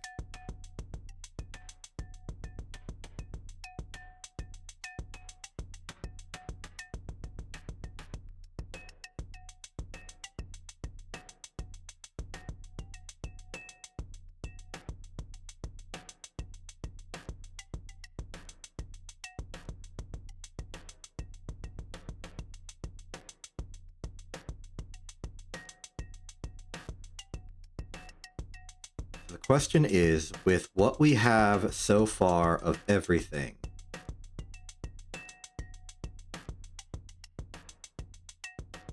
can we... Oh, I have to relabel these. Oops. Okay, CS. BKS. Sorry. BKS. CS.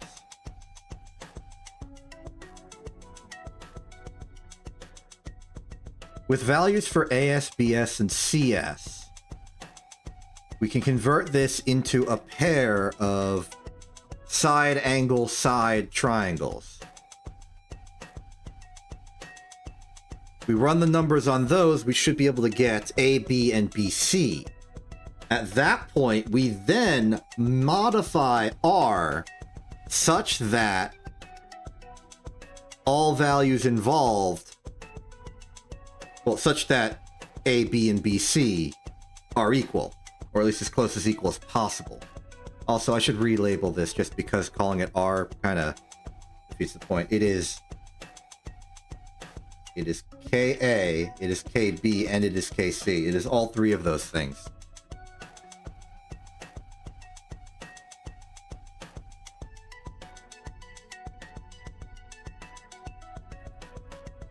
So side angle side.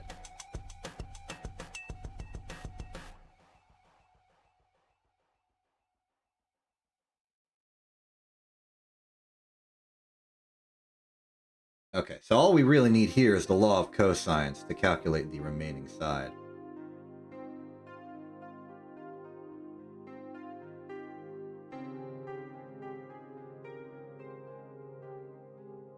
So that would be, I'm just going to write it out first. C squared equals A squared plus B squared minus 2AB cosine C. So that capital C at the end there is the angle. The others are just all the sides involved. So we have the angle from A to B through S. That's that 23 we had earlier. ASB and BSC are the ones we care about here.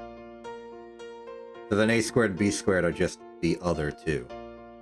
So, if I'm reading this good, then this means that AB should equal to, in this case it would be the square root of, what will be the two distances involved that we know of. Let's just say A is this, so A times A plus B times B minus 2 times A times B times cosine radian of ASB. And parenthesize up. Okay, that should be AB. BC is equal to, again, the square root of A times A times our new B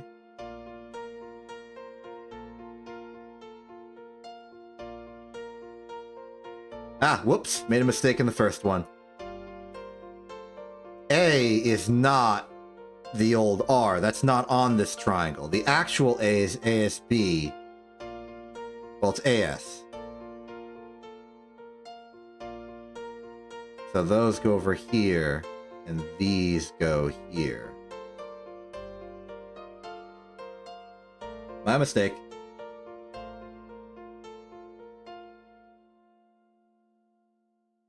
That means that translating it should be as easy as moving this over by 2.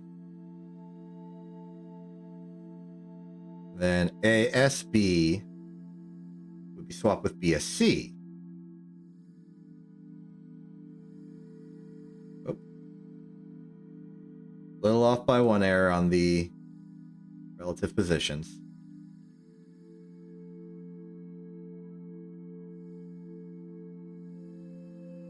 Okay, so what we want to do is we want to modify KA, KB, KC, aka R, until AB minus BC is as small as possible.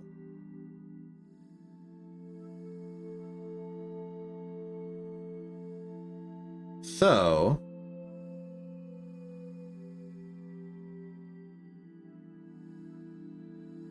let's start changing it. How about we go 30? That seems like an improvement. 40.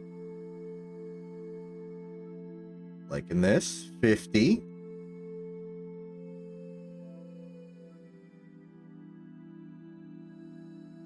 60. I think it went back up again.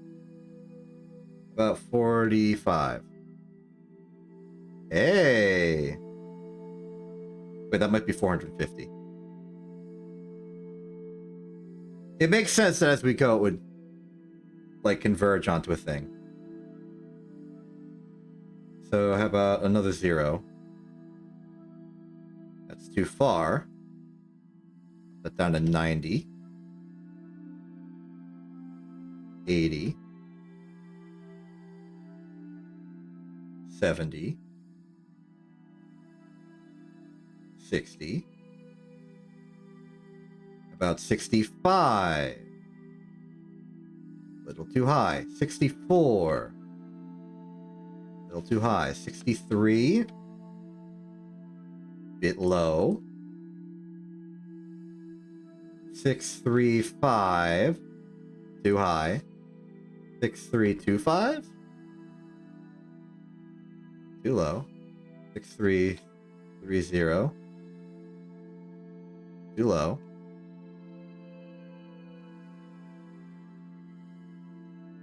Oh, too high, actually.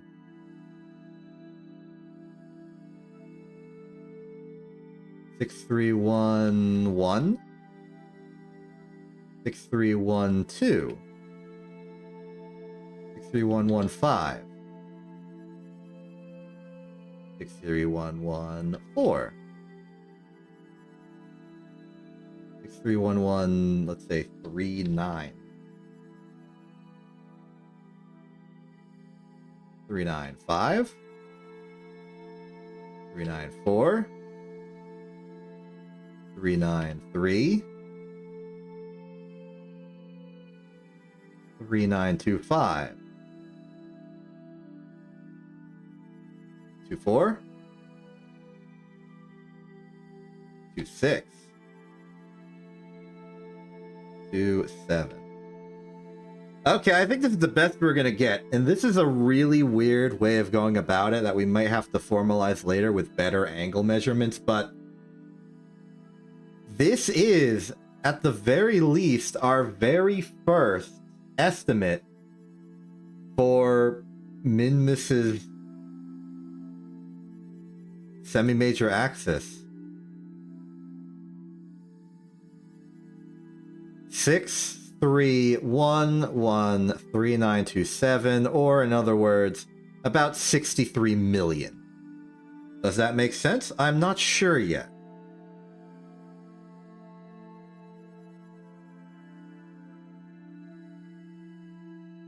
We change the angles slightly. The number can shift wildly.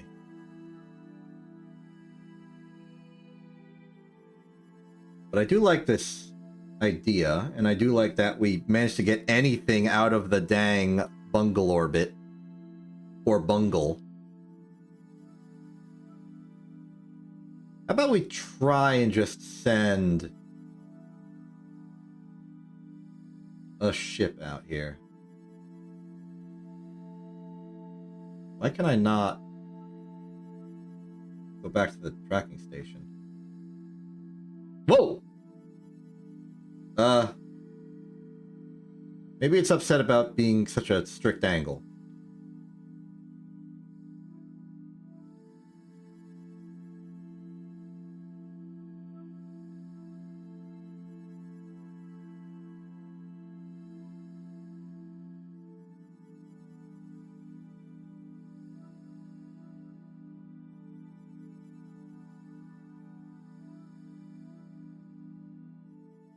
I think for whatever reason, the trim has been set.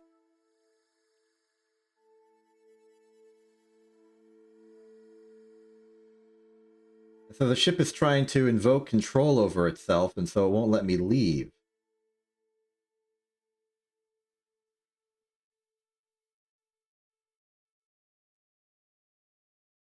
And I don't remember how to reset the trim.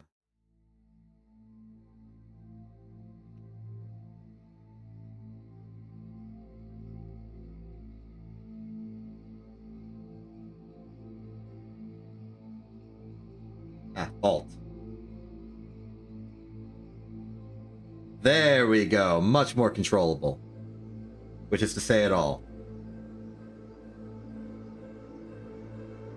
Okay, so we have a decent, rough, very rough estimate for Minmus's orbital elevation. About 63 million. So how's about we try and send something up to 63 million and see if it can't just, like, incidentally catch the thing. I'm going to send the Botanist because it's a very good Delta V craft. And no real other reason.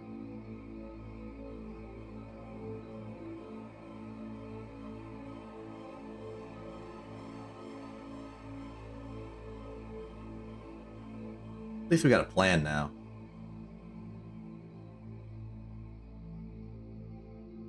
And we got this number through nothing but our own measurements and math, so it's a start.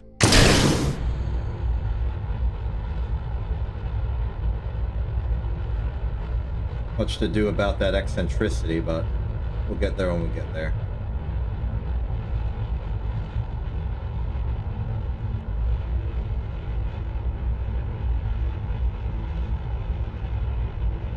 I think we've very much officially moved on to Operation Do Minmus. We can go back to the moon as needed to get more science, but really, we gotta solve the Minmus problem. We gotta do some hard math, harder measurements. It scares me. This is really gonna be the major test of my abilities. The math is gonna be a big tangled web we're gonna have to unweave, but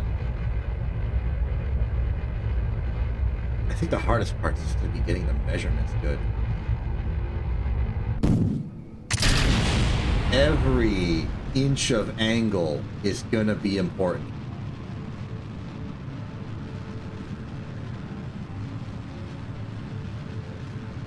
If we're off by even a little bit, the whole thing just collapses into unusable.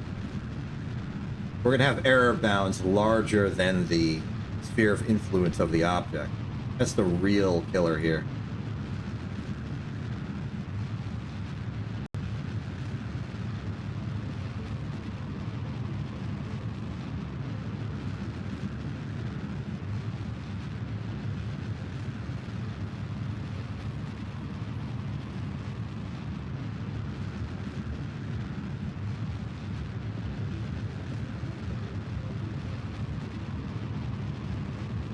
We're going to need to invent new paradigms of measurement.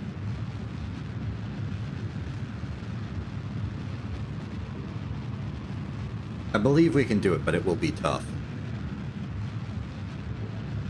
I'll also sort of formalize the methods we're using currently. Try and make it easier so we don't have to reinvent the formulas every single time.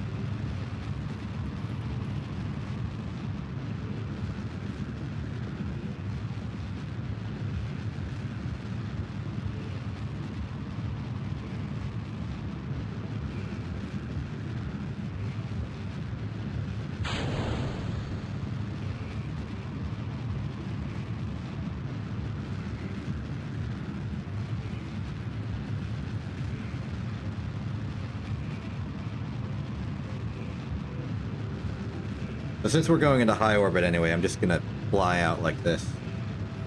The Delta V is not the concern. The concern is that our math was way off.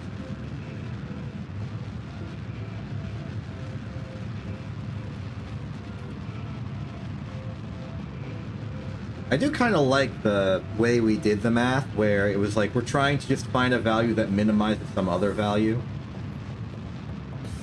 It almost felt methodical, in a sense. If we get a lot of samples, and we can set up that chain of minimizing the value, then I think at some point we just sort of work with the error we have. And it'll just suddenly work.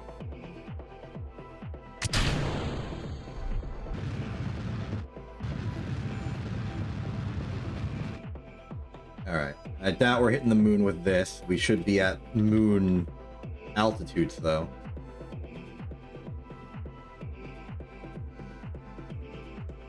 No need to fine-tune it. We're just trying to get to a particular circular orbit very high up. I think an eclipse just happened.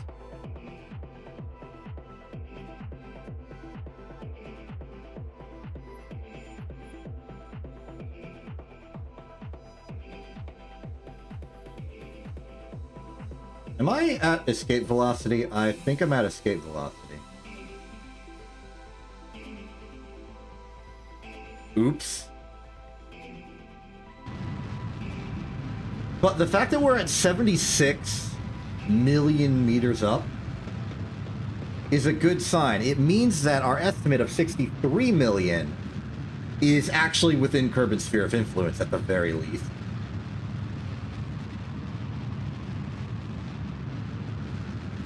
Alright, I'm gonna hit 0 and then just go circular.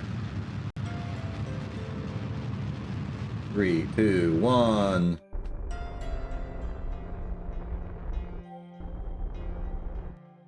Okay, so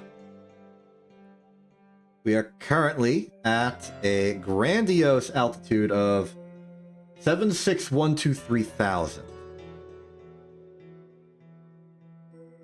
And we want to get to a target altitude of approximately... Where did I do this math on? Where's my math? There it is. Let's say 63 million flat. And that's the radius. So 63 million. We want a velocity of 203.6. That's surprisingly large.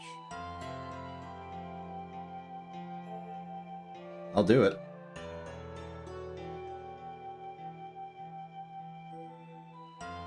Okay, we want 203.6. Ready to fire.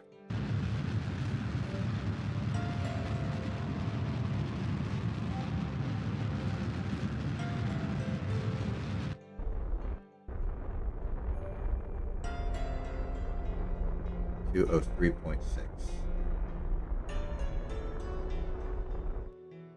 Okay. You know, while we're up here, where is Minmus? Right over there.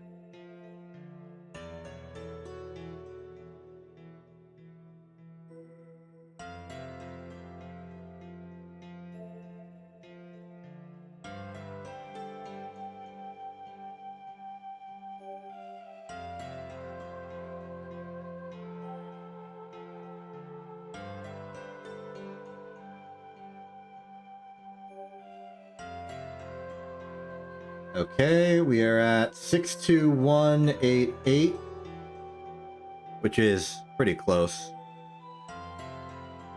Let's just put that in as our target circularization.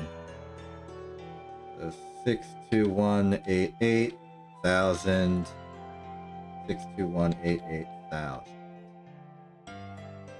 Avoid that. 237.0.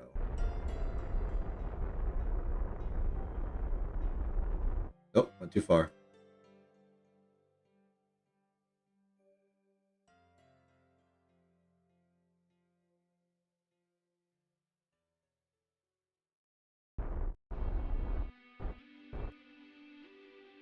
Okay, where's Minmus?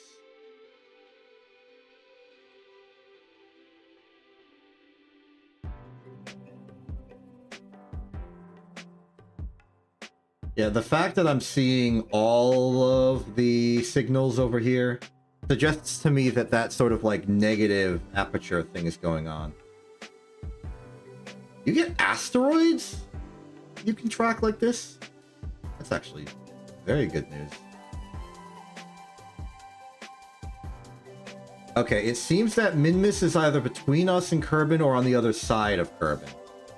What's important, though, is what happens as we accelerate.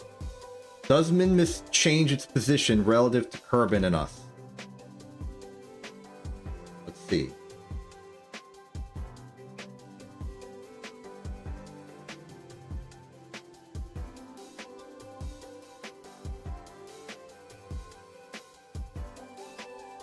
The answer is yes, but slowly.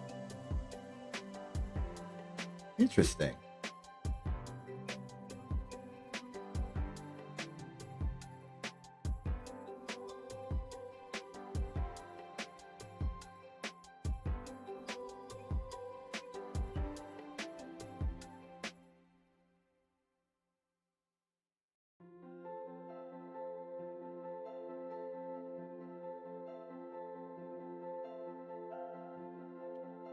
I'm calling it there. I think that's a pretty darn good success.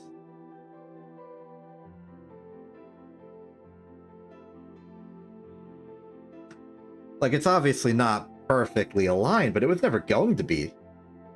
Our orbit was inaccurate. Like, a lot of things were going off there. And yet...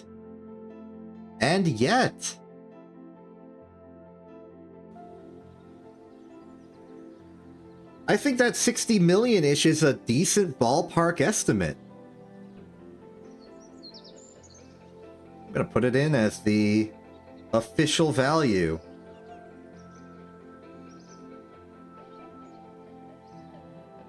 Though I am, of course, going to paint it a solid red.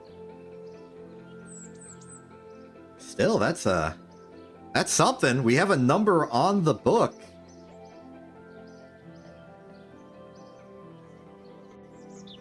I'm happy about that. Look at that. The third column has a thing in it.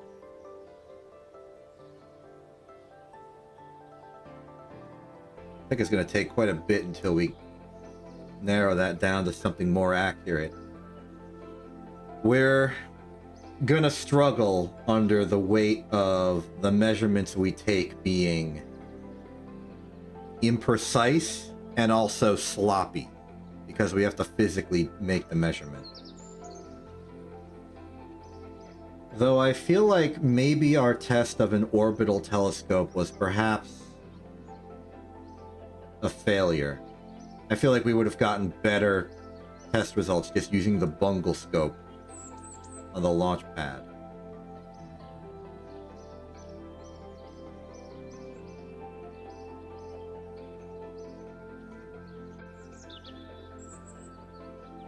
That said, the method that we used, using the orbital altitude to sort of stabilize our periods, meant that we could, you know, assuming eccentricity 0, just run the numbers based on distance and angles. No time component, because that was synchronized out by just how our orbit went. Kind of like how we did the original Kerbin radius, man. And the way to standardize that system is not to say that the distance between the 2 points is the same, but that the area of the triangle made is the same. Classic Kepler. So I'll try and formulate that. I'll try and standardize that. And maybe something with a bit more of an eccentric orbit, so that we do the measurements at the apoapsis and it's really easy to check when the altitude number flips over, so that we can get like precise angled measurements for all those. I think we can build something out of this. As long as we can get those orbit angles good. Those angles while in orbit to be decent. I think we could have something.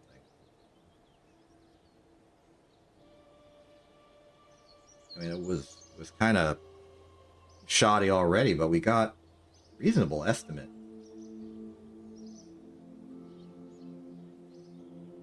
It was sloppy, it was messy, it was rough, but I think at the end of it, we got a decent approximation. And I think we've developed the method that we can expand further. In a sense, this method could even work to do interplanetary, because once we know the radius of the orbit that Kerbin takes, we make one measurement every year. That will standardize our location. After all, it's defined by the orbit. From that, we can take angle measurements of every single celestial body at once, and then just accelerate the clock.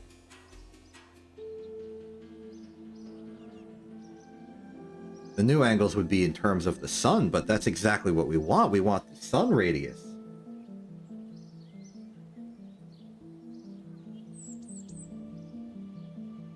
I think I'm onto something. I don't know when we'll finally get a good min-miss intercept. When we'll actually be able to, like, enter its sphere of influence. But once we do, it shouldn't be that hard to just land on it. In the same mission, theoretically.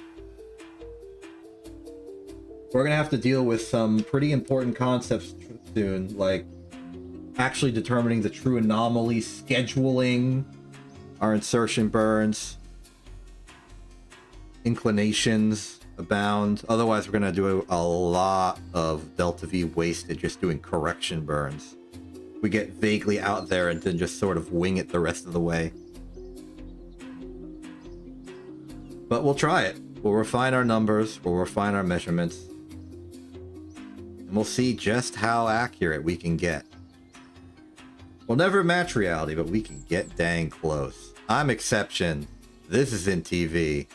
Have a good day and good night.